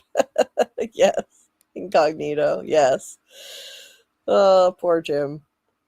If Man in Yellow wanted to help clear Jim's throat, he could have just offered a lozenge. Sheesh. Right? I hope they kidnap a monster, cut his arms off, and do experiments on him to see if he has a weakness. Okay, so this is it. This is our Man in Yellow's big entrance. And Jim was always destined to be helpless and not be able to save Tabitha. He was always destined to be this tragic figure. It's so sad, you know. And he has this flashback to the first episode where he said, "Sometimes I remember how it used to be," you know. He said, "Sometimes I remember when it wasn't like this, what it was like before." He was still holding on to their marriage, and she was so done. She was so ready to just move on. He looked at her as he said that, and she didn't look at him. That was telling. Look at that. That was telling. Poor Jim. I really felt for him. And he just doubles over and, you know, he doesn't know what to do anymore. He doesn't know how to save his family. He's in over his head.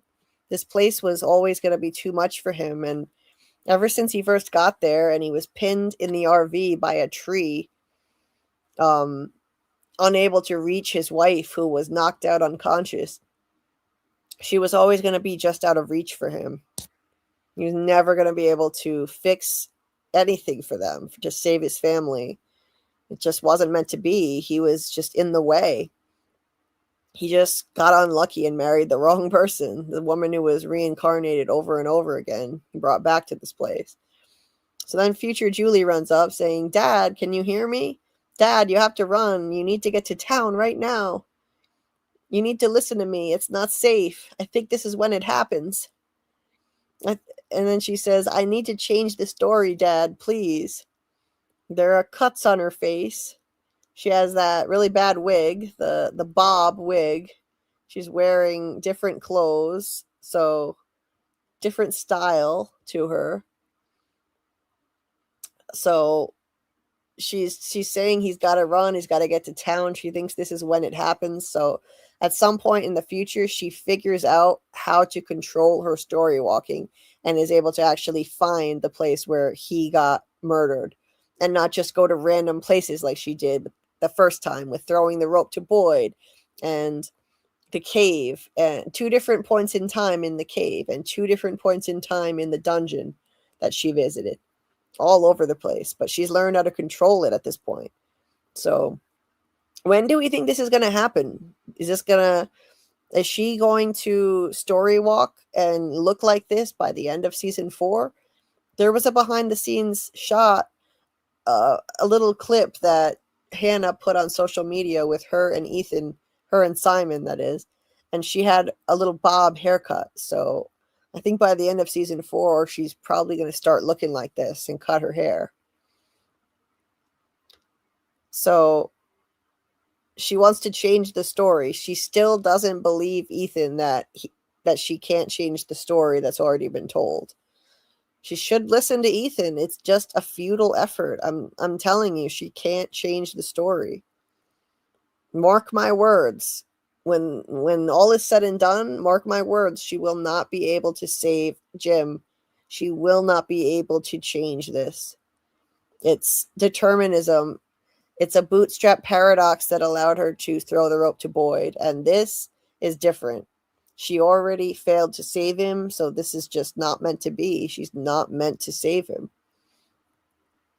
So there's a video I made on this, on how I think story walking works in this show, and you can find it in the description of this live stream.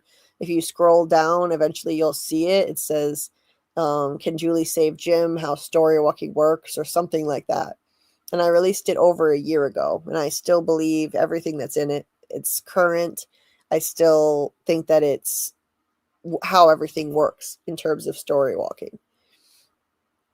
So the man in yellow shows up saying, "That was a hell of a song. That Jade sure can play."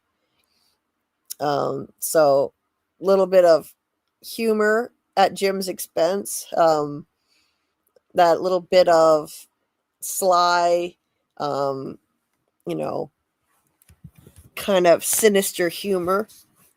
A lot of the best villains in various movies and shows, they have a humorous side. So this is his sarcastic humor. It was that song that summoned him. That song summoned him to, take care of business, make them pay. And I think Jim had to take the fall so that it would throw an obstacle in Tabitha's path and cause her grief and guilt. So he walks toward them, and Jim tells her to run. He won't listen to her and run with her. He should have listened, but he refuses. He's obstinate. He's grown a lot as a dad, but he still is stubborn. He didn't listen to her. He should have just run with her, but instead he told her to run. And Man in Yellow says, this didn't have to happen, knowledge comes at a cost. And that is our new motto for this show. That is the slogan for the show, essentially. Knowledge comes at a cost.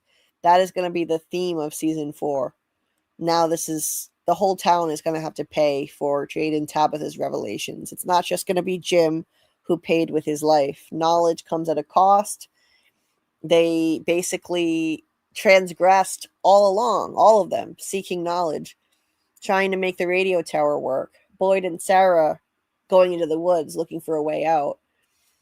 And so things have been getting worse ever since then, because knowledge comes at a cost here. The evil entity is afraid of everyone finding out the answers from the past, because they might figure out how to break the curse and escape.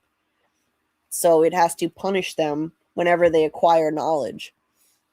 And it's a lot like in the Bible, Paradise Lost.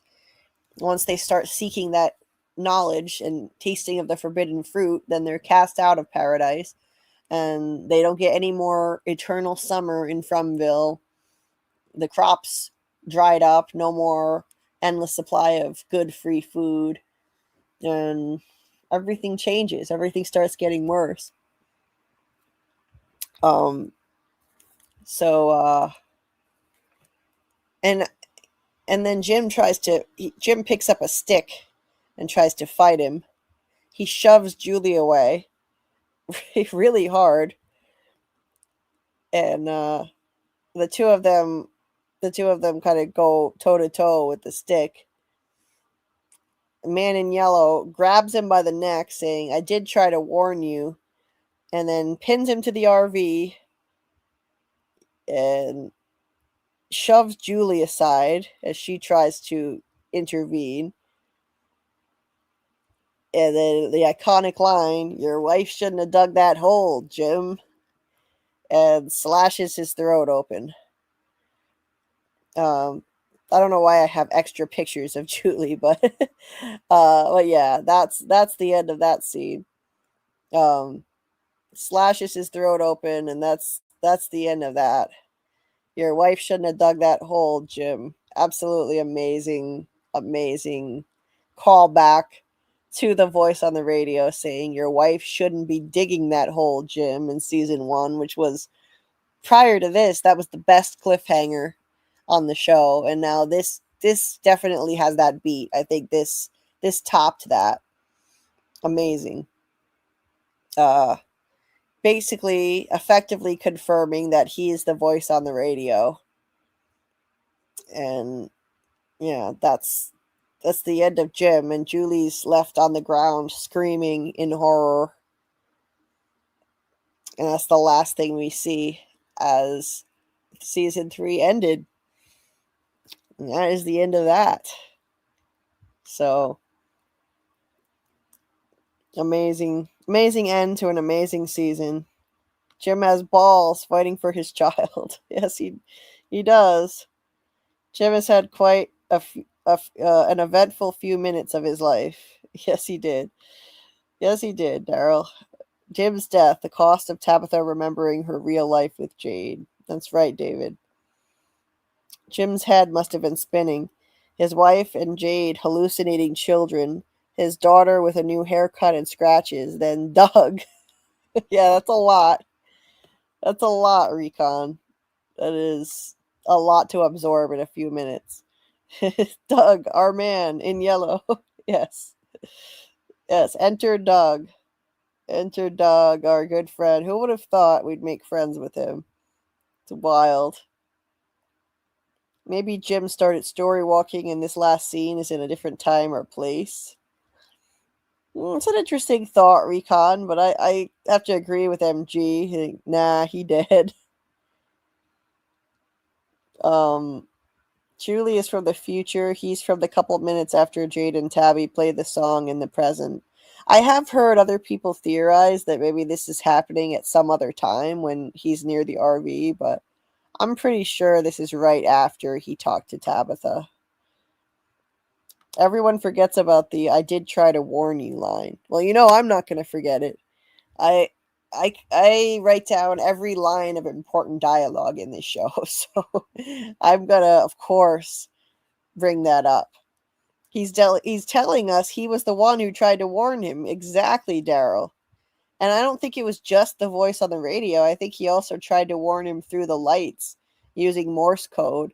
But Jim probably doesn't know Morse code, and by the time he flickered the lights, Jim was already in the basement helping the family dig. Tabitha digging into the tunnels led to finding the wires to nowhere and the cave painting. And it set her on her quest, David. It set her on her quest. From there, she wound up getting to this point. That was the beginning. Her digging for answers was the beginning of all of this. That's where she first saw the Ankui kid down in the cave. And after that, they started appearing to her in greater and greater numbers. Eventually, she figured out that she needed to try to go to the tower and supposedly save them. And got pushed out of the tower, which triggered her visit to where she used to live in her past life. And that's the beginning of her remembering who she is. So it all started with her digging that hole. That's why she shouldn't have dug that hole. Or, I mean, she had to, but that's what led to Jim's death. That's what led to, all of this happening. And now Jim has to pay. And I think it's the main reason is to punish Tabitha for this revelation. And now she will have this distraction of guilt. The weaponization of guilt and trauma. Once again, this place weaponizes trauma and grief.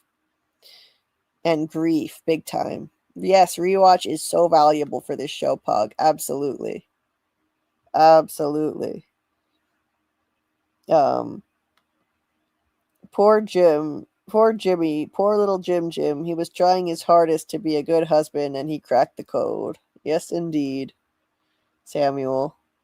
We're following our timeline, but we're in fact showed multiple realities. It didn't have to happen, Interesting. Incognito, interesting. I'm going to stop commenting. I've got a bunch of requests. Fucking Discord. Okay. Drives me nuts the people who still speculate if the man in yellow is the voice on the radio. He told us he was. Yes. He told us he was. I did try to warn you. He said it. I did try to warn you. And then he has a direct callback to the line saying your wife shouldn't have dug that hole, Jim. How can anyone question that he was the voice on the radio? I think he was also the evil Thomas voice calling Jim as well, because he can change his voice. If he's a shapeshifter, he can also change his voice. When Jim said to Tabitha in the RV that the things going back to what it was before, fucking fook, it was all about reincarnation. Oh, interesting point, Incognito. Yeah. Sometimes I wish. What was his quote? It was.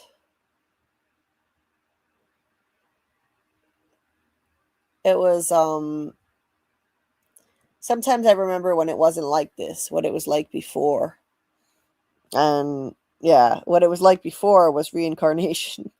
Love that we heard our main big bad in season 1. He was always watching. Hell yes, he was, Daryl. I love that so much. Jim told us since the beginning. Yes. And Doug literally told us it was the same character. Yes, he did. David says, I think the man in yellow is likely Thomas too, but that voice also told Ethan his mom was on an ambulance. Maybe helpful, maybe not. Yeah, you could say maybe it's helpful, but the ambulance came at night. That's dangerous. And I think the entity that called knew it was coming at night. So I think it was trying to kill Ethan. And yeah, Doug said that he based his performance on the earlier scene because he believed that he was the voice on the radio. So he was trying to sound kind of like that. Yeah, what Jim said incognito was, sometimes I remember when it wasn't like this, what it was like before. Yeah. So that was that. Let's see. So yeah, we did it. We made it through the rewatch in just a week. We made it through the season 3 rewatch. And it only took us 6 hours to get through, but we weren't just doing that tonight. We were talking season 4 theories, and now,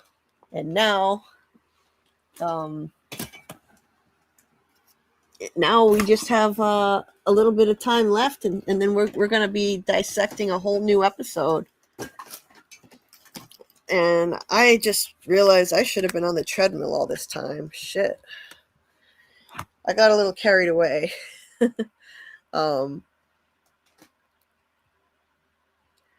Meaning he hints at Tabitha when it, how it was before Ethan. It was at the time of the sacrifice happened. You'll see. Yeah. I see what you mean. It's an indirect hint. Almost succeeded in killing Ethan too, since he opened the door. Absolutely, Recon. I think that was an attempt on Ethan's life. We often remember things as we want to, not as they were. It's true, David. That is true. The answers are in the fucking beginning. Yes, they are. The answers to the end are at the beginning. The boy in white said that. The answers to the end are at the beginning. That was a clue not just for Victor, but for us as an audience. That was a wink to us to go look at the beginning. And there you go. Pug, thank you. Thank you so much, Julie B. Your recaps have kept me thinking about this season. I'm so ready. Me too. I am so ready. And thank you. I'm glad I could help. I've enjoyed diving into this rewatch and dissecting the hell out of it, because that's what I do. And I was determined to finish it all. Yes. Team effort, teamwork. I was determined to finish it all. We couldn't know then, but now it's like a punch in the face. That's what's amazing about this show. There's so many things that at the time we couldn't know what it meant. Like, we couldn't know so many details, what they meant, the meaning of them. And now it hits you like a punch in the face. That's the genius and the brilliance that is From. I mean, it's absolutely amazing how it does that. You know, it just... Hold on, I'm trying to plug in my laptop here. How it just keeps, you know, building on layers and layers of meaning. You know, layers and layers of meaning as more revelations get told to us. We rewatch, and it is so full of new insight. It's so rich for rewatches. I've never seen another show that was like this, where you could rewatch and glean so much from it. Hey, Chris, Doug is the new Freddy Krueger. I think he is. He kind of looks like a little bit like Freddy Krueger, doesn't he? Doug is a sexy Freddy. Indeed, he is. Yes, he is. Let's see. Yeah, and Michael's song was so cool. I loved Michael's song, by the way. So I'm gonna put a link to Michael's song in the description of this live stream for people to find on the replay. Yes, I think he'd make the perfect Freddy, definitely. Hang on just a minute. Talk amongst yourselves, and I'll come back and get ready to shut it down in a minute. Just have to mute myself for a minute.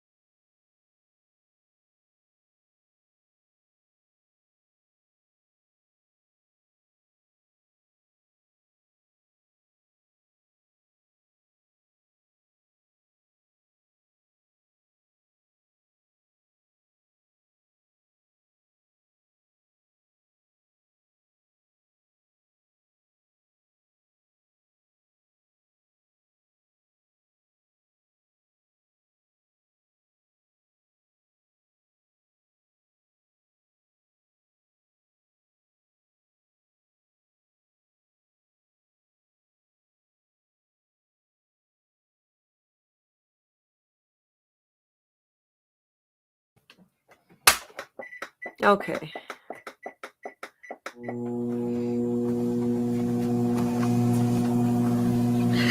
Yes, Michael's song was great. I danced to it so hard, was so tired afterwards. Daryl, that's so funny. I wish I could have seen that.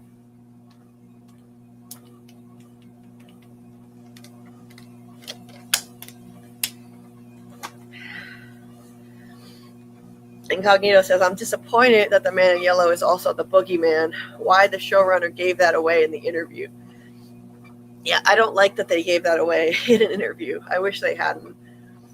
Yeah, I agree, Daryl. They shouldn't have given that away. Recon says, kind of random question for those in USA. What type of accent would someone have if from Illinois? I'm not really sure, actually. I don't know. Does anyone know that? Looking forward to seeing the giant spiders. Maybe that's next. Giant spiders.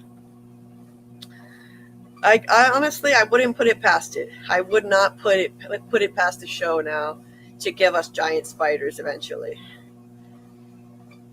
Andrew says, glad you liked it. Had fun being silly with it and trying to put together some fun extended rhyming runs. It was excellent. It was excellent. I loved the style of it.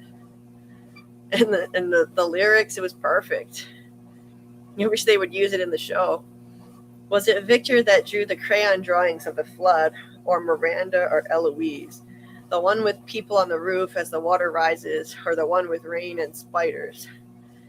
I think it was Victor who drew that. I think it was Victor, because those came, I'll show you. Those came from Victor's stash that he gave to Julie, and she brought it out of the colony house the night of the massacre. So I have it in my artwork folder here. So it's right here. This is, so David, this is where the picture came from. And this is when the Matthews are looking through the pictures. And that's after Julie takes the pictures out of Colony House. It could be Boyd and Donna on a roof. There's somebody wearing yellow, a distinctly yellow shirt and blue jeans like Boyd. And then someone else standing here. So pretty sure Victor drew that. He gave all these to Julie. And Ethan was looking through them after. And here's our giant spider. Maybe more to come later. Daryl said my dance was insane. Didn't know I had that in me. God, I wish I could have been a fly on the wall for that. Chris says season 4 opens with Tabitha saying, no, no, no, no, no. Oh, yeah. Bet. Yeah, that's going to be the start of it. It's a pretty easy bet. Season 5 is confirmed. Yes, it is, Pug. Season 5 is confirmed. Excellent news.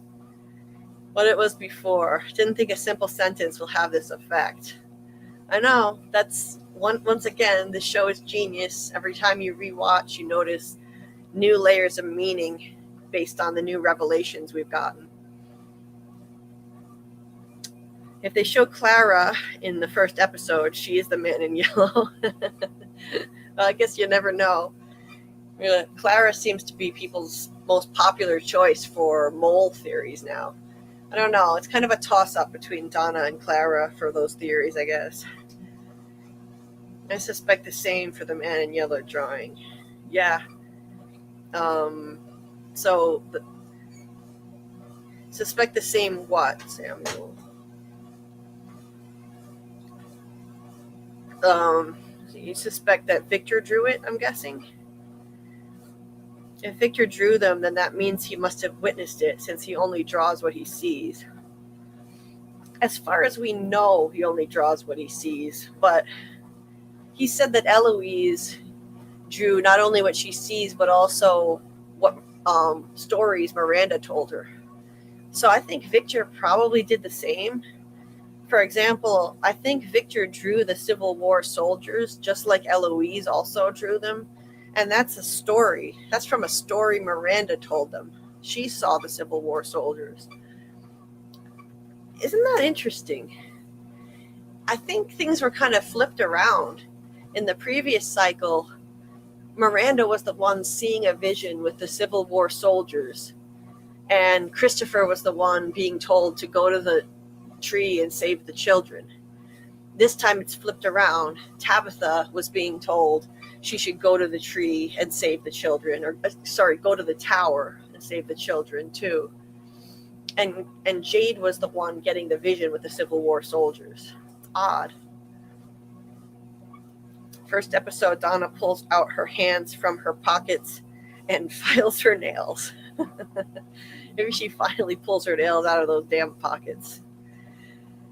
Flood plus spiders. Yeah, we're definitely getting both, I think. I think we're definitely going to be getting both in the future of this show. Giant spider and probably a flood as well. The show is going to be over in about a year and 2 months. Oh, don't depress me, Daryl. I don't want it to be over. This show it means too much to me. I don't want it to be over that soon. I wish they have a delay with filming season 5 so it takes longer. Flood and Spider is going to be a final season thing. I think maybe the Flood in the finale of season 4, since the penultimate episode is called The Calm Before. So the last one could be a literal storm, potentially. We might not find out what dragged the tent until the final season. Right. I do think they're going to tell us because they mentioned it in season 3. So what dragged the tent and where the spider webs came from, we're going to get answers because they mentioned both of those things in season 3. That's a hint to us that they're going to explain those things. Probably won't find out till season 5. Boy in White dragged the tent as a spider. Didn't Victor also say he drew his dreams? I forget. I think he did. No, he said that he draws his memories so that he can remember that they're real. He draws things that are real. And he was starting to think that maybe they were dreams. And he was like, sometimes you think things are dreams, but then you realize that they're actually real and maybe they really happened. He was saying that to Julie, I think. So I think everything he's seen either happened or Miranda told him that in a story. Things he sees and his dreams. Yeah. Or am I misremembering? I think it was just things he sees.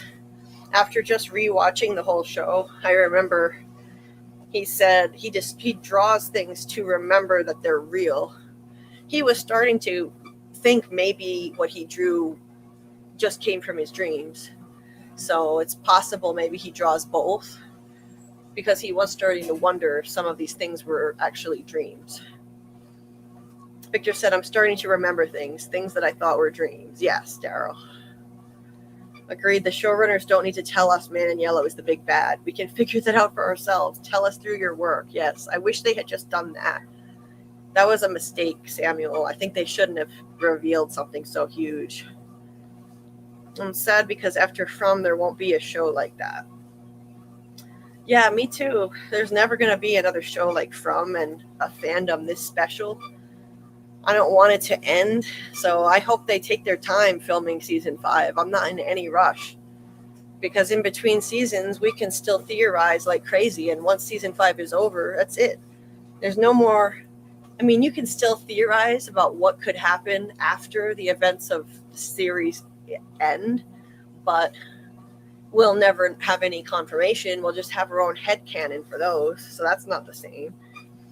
It'll never be the same. And as a fandom, we'll all have to find a way to stay together and watch other shows together so that we don't lose such an amazing community, I hope. I'm trying to, build bridges with this fandom to other series. That's what I've kind of made it a personal project to do with this channel, covering other series that I think From fans would like and trying to bring From fans over there so that we can stay together and we don't just go our separate ways when the show is over. The flood could be the cliffhanger between 4 and 5. Yeah, I could totally see that, David. Like the cliffhanger between seasons 4 and 5. Yeah. Eensy Weensy Spider, down came the rain and washed the spider out. Yeah, it's coming. It's coming. I would have said no giant spiders at all, but after watching again and listening closely to Ethan more than ever, he mentioned specifically scarecrows, boogeymen, and giant spiders in Victor's drawings. Now we're getting scarecrow monsters. The Man in Yellow is basically the boogeyman. All that's left will be giant spiders. So I think we're going to get giant spiders. Maybe the flood massacre and spiders all combined. Oh, man. Sounds insane, David. 16 hours away. Yes. 16 hours away. And we will be watching the new season. The flooding is maybe the A's in the hole of the entity when people are close to defeat it. Oh, like the ace in the hole. I see. Could be, trying to just flood the place out and wipe the board clean. I could see that, Incognito. Season finale, Colony House gets second bathroom. Yes, Chris, it's about time that they get a second bathroom. A giant place like that. Hey, this is a lovely comment. I am new here and I love what you guys have created here. 4 hours ago, I finished my exam paper and you guys were here. Now back to home having my evening tea and you guys are still here. Yes, that's what we do here. This is the Fromaholic territory. I keep trying to cut back on the length of these streams, but it's hard. I get pulled into this From fantasy land that helps me escape my pain condition, and I'm also, obviously pulled into the hype for season 4. So the streams have gotten longer. For a while they were a bit shorter, and gonna try to manage the length of them going forward. Yeah. Well, thank you for saying that. I'm glad that you feel that way, and I hope you feel welcome here, because that's what we want. We want to welcome everybody in. You know, doesn't matter how new you are welcome here, and we accept and embrace everybody. All theories are welcome here too. Season finale: Victor is only survivor until a new peach truck comes into town. Mm-hmm. Yep. I could see it. Yeah, a new peach truck. Let's see. Look at that, Daryl making. I don't know if it's him or a her, but making this lovely new person feel welcome here. Thank you for doing that, Daryl. Incognito says, I think this place will be erased, but I'm not expecting a happy ending. I think it'll be mixed. It'll be a mixture of good and bad, bittersweet. You know, it'll be some good, some bad, but you know, I think some people will get out, and the evil entity will be erased, but there will be a lot of deaths and a lot of tears shed along the way. We're all gonna die, Fukin Richie. Oh, you mean Reggie? Yeah.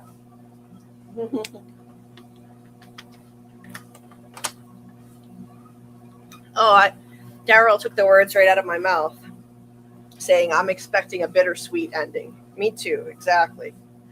That's what I think. David says, by the end of season 3, I had already pegged Man in Yellow as the shadow, big bad.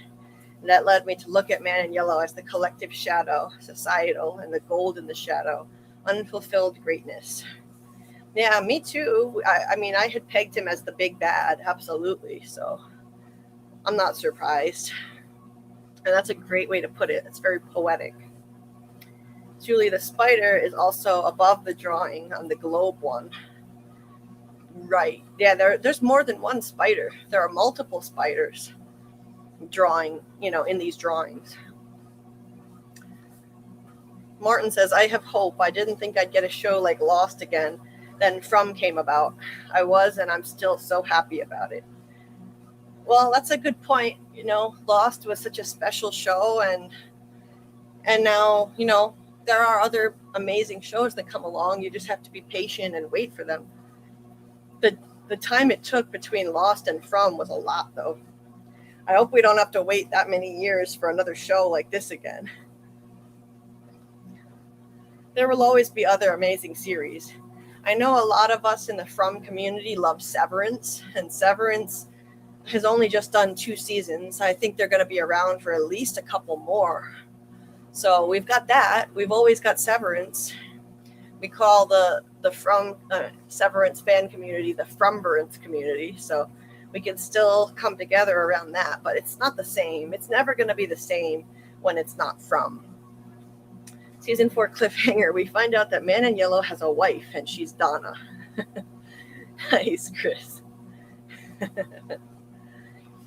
love all of these potential endings Chris is throwing out. They teased the spider. It needs to happen. Yes, I agree, Pug. I'm on the spider train at this point. I was not on the spider train until recently, but I am now. David says the nightmare creatures know the townies personally, collect personal items, and are repelled by the talismans. Ego defense, leading me to look at them as the duality and personal shadow of the townies. Oh, I love that. I love that esoteric analysis of it. Cliffhanger, someone plugs up the second bathroom, but nobody in Fromville brought a plunger. Good one, Michael. The flooding is a parallel to the prophet Noah, and with his arch, he sends a crow to see if the water has come down. The crow never returned, though. That's cool, Incognito. Julie, remember to DM me after to close the matter I've got. Thank you for the reminder, because I have a bad memory because of the amount of pain I'm in. So sometimes I need multiple reminders. So I appreciate everyone's patience with that. peach truck, hopefully. That way he can get unlimited peaches. I would love for Victor to get another peach truck. I would love it. I think Victor manifested that damn peach truck. And the poor guy who was driving the peach truck just had to be sucked in along with it. But I think Victor was so lonely for home, and his hope and dreams of home manifested that whole peach truck to keep him company for 40 years until eventually the peaches would run out and his dad would finally show up in town. The nightmare creatures also come from the tunnels, depths of subconscious. Nice one, David. Okay, there you go. I'm a her, by the way. So there's one mystery solved. Okay. I don't know how to pronounce your screen name because there are no vowels, but I know you're a she, so that helps. So I can call you she. I mean, how would you say this? Nesbidick. Nesbidick. Without any vowels. You're trying to trip people up with that. So it was the dove who brought the good news. The dove, interesting. That's why doves are a peace symbol. Nice. Doves do bring me peace. Well, they certainly are. Just the tip of the spear. Chris says we got to find out who is torturing Martin. Yeah. We got to find out a lot of things in the next 2 seasons before all this is over. I mean, who chained Martin up? You know, I think Martin probably wound up there because he was in the cicada coma. Maybe what would have happened, so maybe in Martin's cycle, let's say he and 2 other people, their souls were claimed, just like Julie, Mari, and Randall, and his soul was trapped in there. And nobody smashed the music box that time. So everyone in town got wiped out.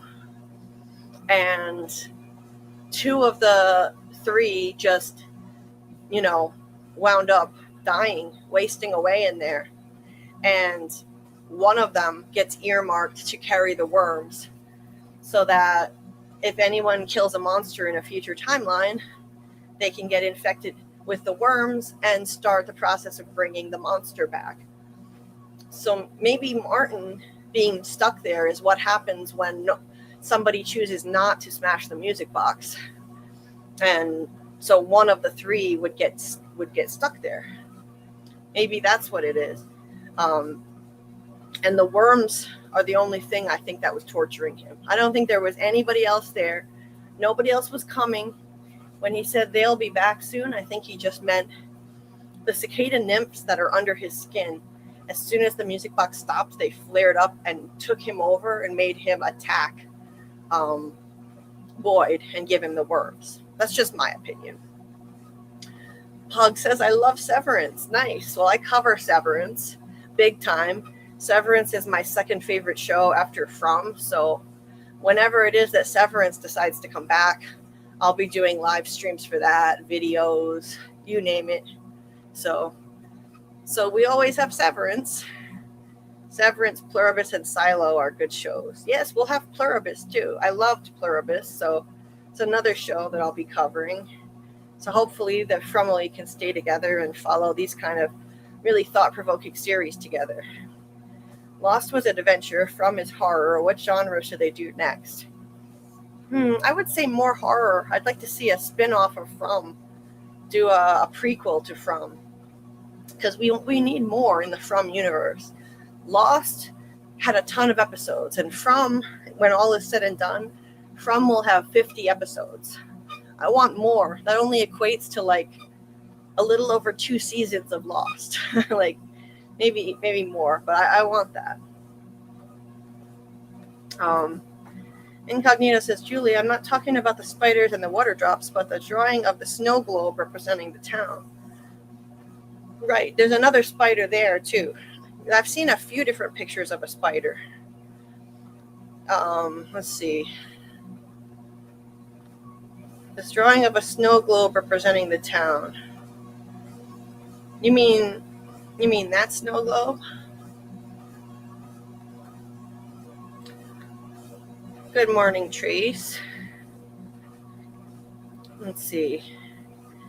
In mythology, crows are not bad. They're often perceived as good creatures. Well, I think in this show, they're bad, personally.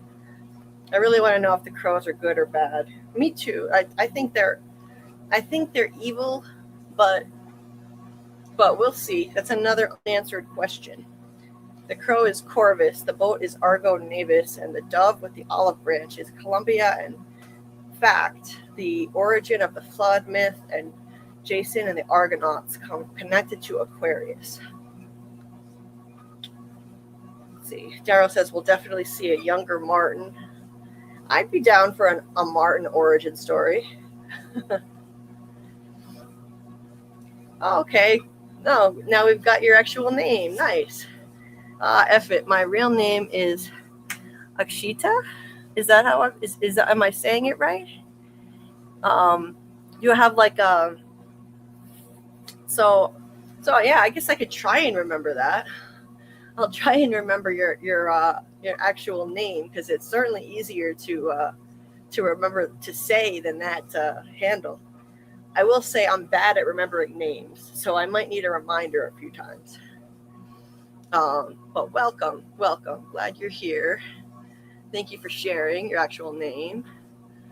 Was Martin the old man? Which old man, Adam? I feel that after the interview with the creators that we might get an episode in season 5 that gives us a big flashback on the mythology of the town, and then they just focus on the characters like Lost. Yeah, I think they could very well do that. Yeah.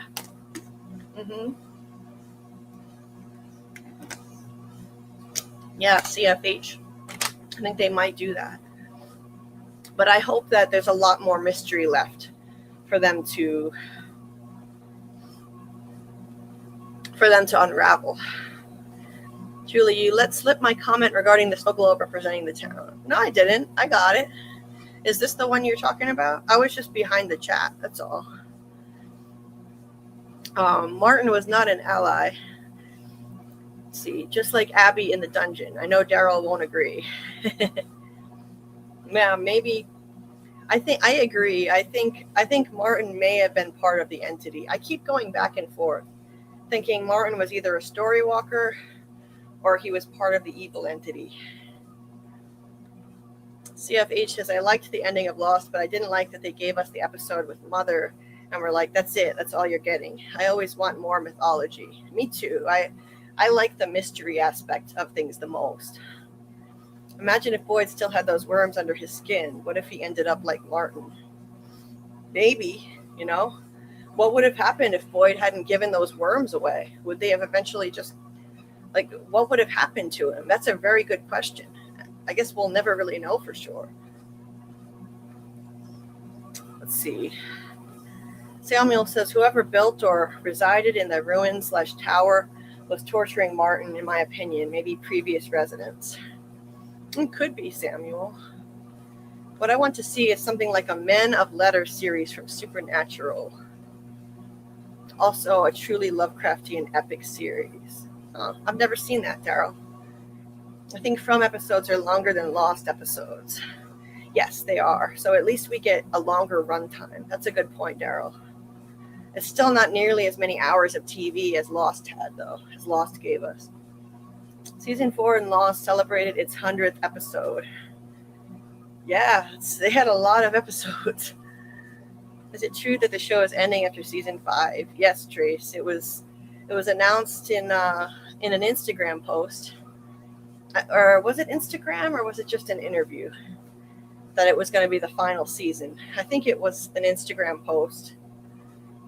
So yes, it is true. But they said that that's all they wanted.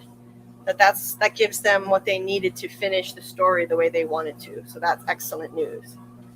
It's still bittersweet for us, though. We'll probably get it around April 2027, according to Daryl. Okay, incognito. So look, there's a black point in the top, probably a spider. Let me see.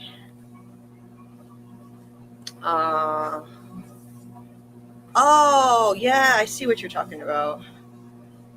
Possibly a spider on the top of the snow globe right there, floating. Interesting.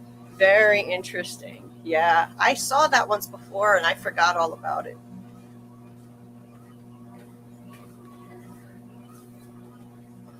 There are more than 12 monsters. Other sacrifices had to take place. Right, Samuel. I mean, not necessarily though. I think maybe they just needed 12 monsters for the ritual to bring the monster back to life for the rebirth. But obviously we know there are a lot more than 12. The town and tunnels look like the tree and roots. And the Yggdrasil, the exit point back to reality, is in the tunnels/roots. You pronounce it better than most people I've met from the U.S. Oh, thank you. I was trying not to completely butcher it. Where are you from? I'm curious. What country are you from? I pronounced it Akshita, so I don't know if so hopefully I didn't sound too far off. The idea of Victor definitely came from Jacob, still acting like a kid in that Across the Sea Mother episode. Ah, okay. Interesting, Martin. Yeah. Hey, Chris. Hello, everyone. I have been here since the start of the stream, mostly asleep, though. Hello again, Chris. Juxtaposing their reincarnated lives with their ordeals in From would have been interesting, but their real life in the original cycle is more important. If only we had 24 episodes a season. I agree, David. It would have been amazing to see more. I know quality over quantity is important, but 10 episodes and 5 seasons just isn't enough for me. I know Lost maybe had a little too much, including filler, but From doesn't give us quite enough. Imagine if they could flesh out some of the mysteries a little bit more. Insta announced green lighting. Press releases intimated it was the final season. Gotcha, MG. We knew it was going to be 5 seasons, though. Could they not have revealed it like Boyd revealed season 4 with that bottle tree promo? Oh, I know, that was an excellent reveal. After the season finished, too. I'm glad that they told us now, so now we can just enjoy season 4 and not worry about whether it's going to get renewed. So I'm glad they told us already. But it would have been cool if they did a video like they did for the season 4 renewal. Hey, CT5V. I think the man in yellow and Martin are brothers, and my wife believes the boy in white is Tabby and Jim's son Thomas. Wow, really, like far out creative theory. Just our theory could be reaching, though. Interesting. I like it. I like the creativity. Martin, because they got renewed earlier, this is going to allow them to release season 5 next year. And they're already working on it. You were actually good, and yes, it's an Indian name. It's a female name, which means to forgive. Well, it sounds beautiful. It's a lovely name. And to forgive, what a lovely meaning behind your name.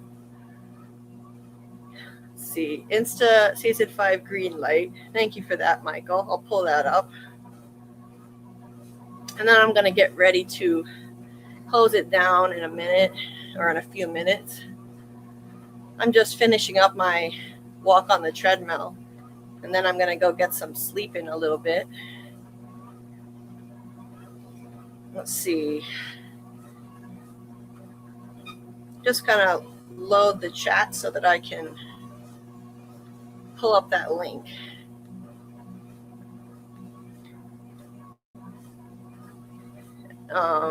Okay. Everything is so damn slow on here. So while this is loading, I'll just go ahead and do my little speech. So we will do our watch party once again at midnight Eastern tonight in the Discord. Before I go to sleep, I'm going to make an event for it. So I'm going to make an event and tag everybody. So it'll be easy for you to find where to go if you're new to Discord. And all you'll have to do is just go to the event and click on it and it'll take you, I think it'll take you right there. So that'll be tonight, and then we'll do a voice chat afterward. I did have a poll here asking what people wanted, if they wanted a live stream or a Discord chat. Let me see. Wow. There were 71 votes. And 62% said a call-in live, while 38% said a Discord voice chat. That's a lot of participation and kind of a lopsided poll, with a lot more people voting for the live versus the voice chat. Well, I think tonight, since I've had such a long week of live streams, tonight we might just, even though I know the majority said they wanted the live stream, I think we might just go with the voice chat, because it'll be more low key. It'll be easier to just talk in the voice channel when it's over. And then maybe next week we'll consider doing a live, a brief live when it's over on YouTube. I hope people don't mind. I hope you're not, if you voted for the live, I hope you're not mad. It's not technically a democracy. I still get to decide. And I have to choose what's best for me and managing my pain and everything. And tonight, I think I just need to kick back and chill. And it'll be easier to chill if we're on Discord. So I hope you don't mind. We will just stick with Discord for tonight. It is midnight Eastern tonight. Yes, Trace. And thanks for being here, Michael. Really appreciate you sharing that awesome song. Another great creation. Absolutely love it. The Man in Yellow Boogeyman song. It comes out on the MGM streaming app at midnight. Yes, like Daryl said. And if anyone wants more content to watch, thanks Jehovah's Sins for understanding, and Trace. And maybe next week we will consider doing a live after the new episode drops instead of the Discord chat. But tonight I really just need to chill and rest and relax, and we can relax better in StreamYard, in Discord. I don't even know what I'm saying anymore. I'm so tired. So we'll do that. And if you want some more From content in the meantime, and you haven't checked out my video, please check it out. Give it a like, a view, a comment. It's the latest one on my channel, the From Theory video, and I worked very hard on it. It's 32 minutes long. It's got all of my theories on everything from Eloise showing up in season 4 to the scarecrows, to chopping down the bottle tree, Julie story walking, Randall's fate, who's going to die, the Man in Yellow, Sophia, all of it. So check it out if you haven't already. And if you have any hypes, I would greatly appreciate you hype that instead of hyping this live stream. If you have any hypes to give, I would humbly ask you to give it to this video instead, which I'm about to put in the chat. Right here. So if you haven't already, please check that out. And if you have any hypes that you want to offer instead of hyping this live stream, I would ask you to hype that, because that's the best way to support the channel and bring in new subscribers who often then make their way over to these streams by extension. So there that is. And of course, the Discord link is in the description of the video. If you're not in there already, you can find that right in the description of the live stream. And join the Discord. We'll have a lot of fun, I'm sure, watching the first episode tonight together. And hopefully our friend Doug can make it to the stream as well. Here's the Discord link, just in case anyone needs it. One more time. There that is.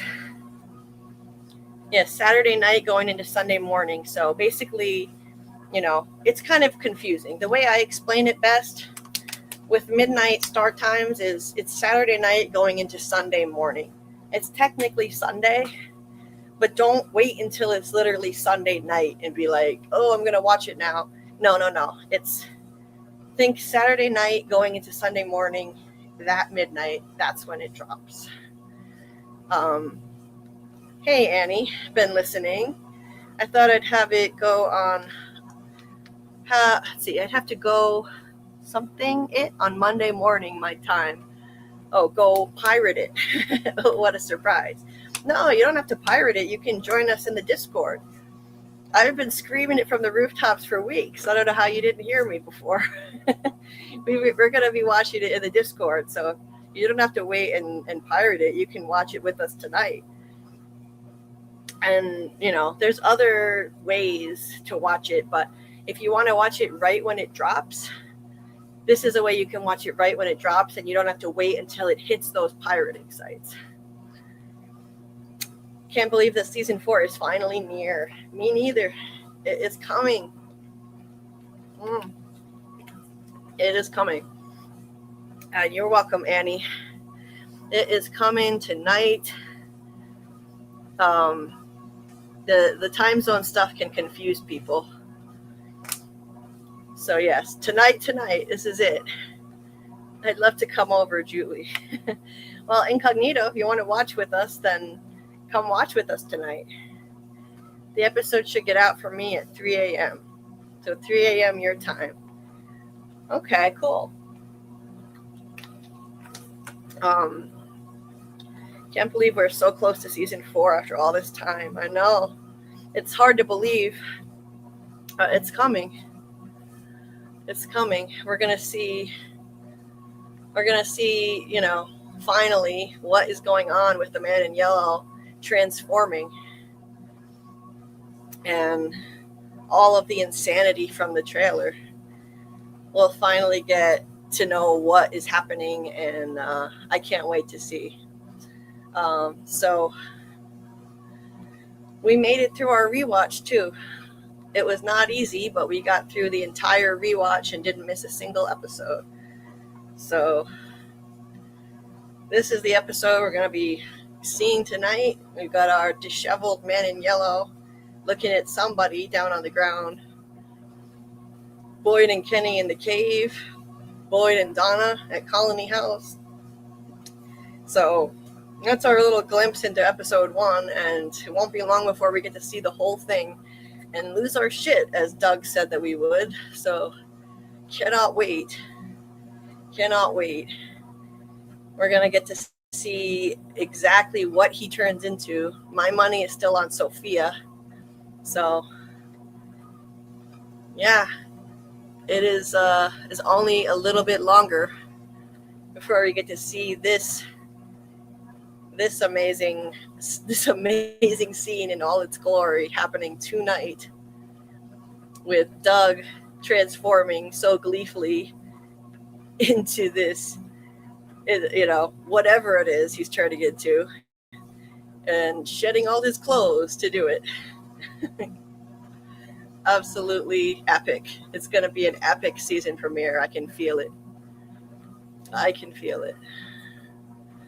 So I am going to go get some rest, and I hope you guys do the same. Get some rest. It's going to be a busy night. We're not going to be sleeping a whole lot tonight, that's for sure. So definitely go grab some rest if you haven't already. Enjoy your day. Thanks, Annie. Party celebration for hitting your target, Julie. What a marathon. Amazing champ. Thank you. Smashed it. We covered an entire season in 1 week. Season 3, we dove into 3 episodes at a time all week, just so that we could finish. Yes, Bill, we're still on, just about to end. Let's see, Akshita said, it's amazing you guys have waited for so long. I've only watched From last December, and I immediately fell in love with the show. I found it 2 years ago, and I'm so glad I did. Best show ever. Thanks for the Discord reminder. I will be trying to separate the chat from overlaying the image. Annie, I would recommend using a laptop, and you should be able to do it, I think. Just try to use a laptop. How the fuck are you live again? Julie is a vampire. Hey, SL Rhodes. Yeah, I've effectively turned into a vampire, but I'm about to go back into my coffin for the day and get some sleep. Oh, Julie, it's my way of life. The sites are great. They come out instantly. I think it's the pirate's life for me, too. I want to learn how to do that again. It's been a long time, and I can't afford all the streaming services, so I need to learn how to do it again. We need a Fromville family meal at McDonald's. Ask Chris. We do. Again, still, it never ends. Yes, this is the life that never ends. Well, it's about to end. I'm going to go get some rest now. My treadmill walk is done, so I'm going to go get some rest. You guys enjoy your day, and hopefully we'll see some of you in the watch party tonight. And have a great day, everybody. And we'll see you on the other side of season 4 of From. So check out my video in the meantime if you haven't already.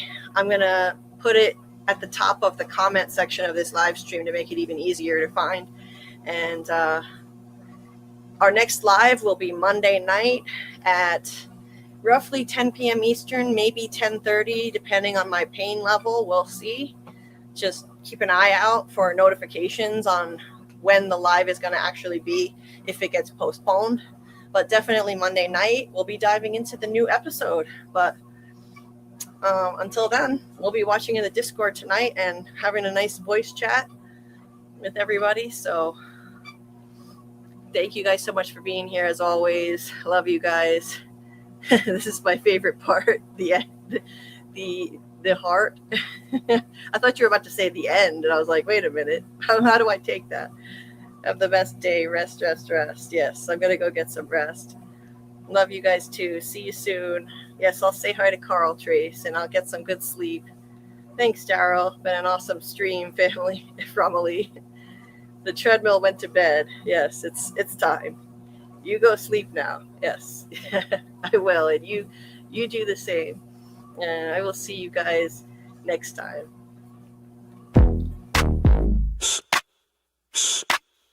Yeah. That's a theory creaking open, baby. Yo, welcome to the screen where the plot gets bent. Julie B deep dives, not just for content. She don't react, she dissects those threads from the lens. Catching clues y'all missed when the credits end. What you know about freeze framing frames and while you blinking, she building an evidence drum. Got a notebook bigger than the lore itself. In a chat full of nerds with a mental health shelf. Yeah, she sees the glitch, peep the double cross. You just watching TV, she talk to the boss. Every theory and thesis, no throwaway guess. While y'all on season 1, she in season X. Said rewind and slow it, zoom in enhance. Julie B caught the symbol in the window glance. While you tweeting what just happened like a clown, she already made a flow chart, color-coded breakdown. They don't die like us. They don't vibe like us. They binge and they bounce. We revive that trust. They skip intros, we wear refrain. You watch shows, we decode the game. They don't die like us. Nah, they don't die like us. She cracked Severance before y'all knew it was deep.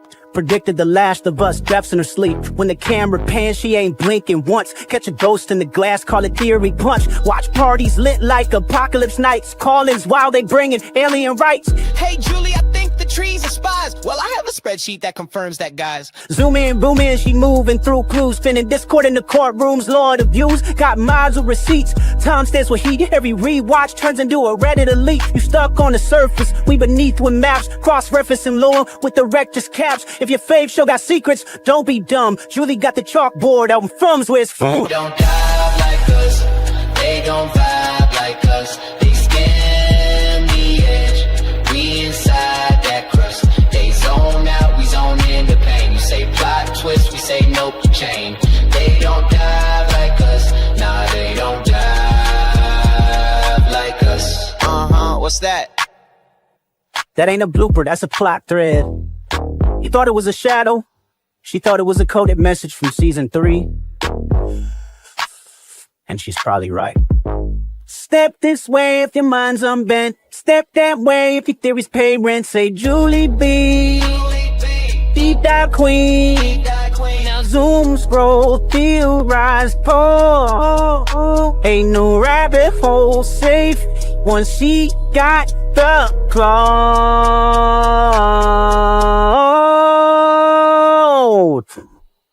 They don't die like us.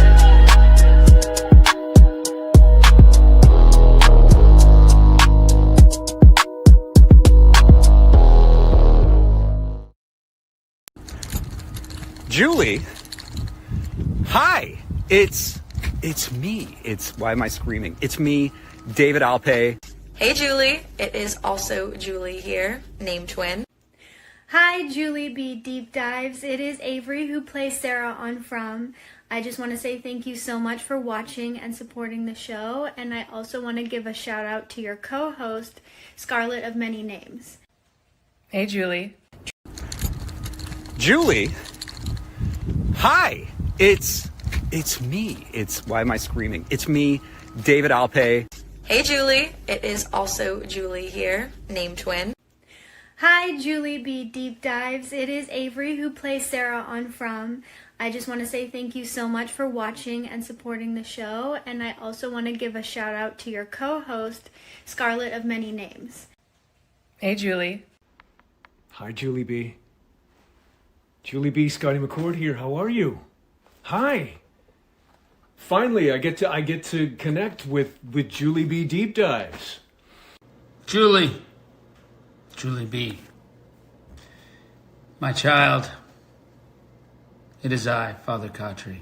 But Julie B., I understand you are rocking it on the old YouTubes, and I appreciate you.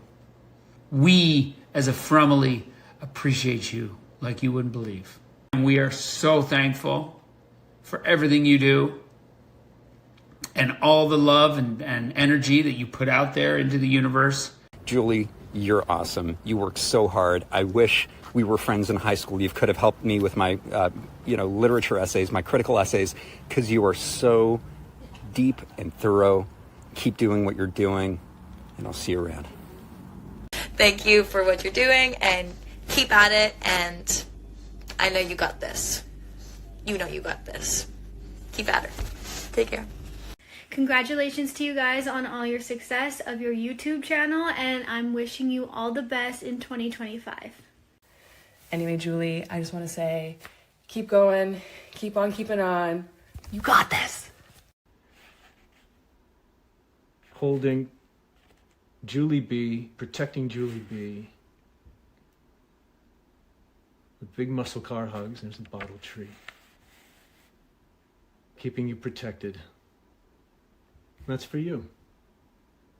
That's for you and for all your brilliance and for everything that you've given from and helped make it what it is.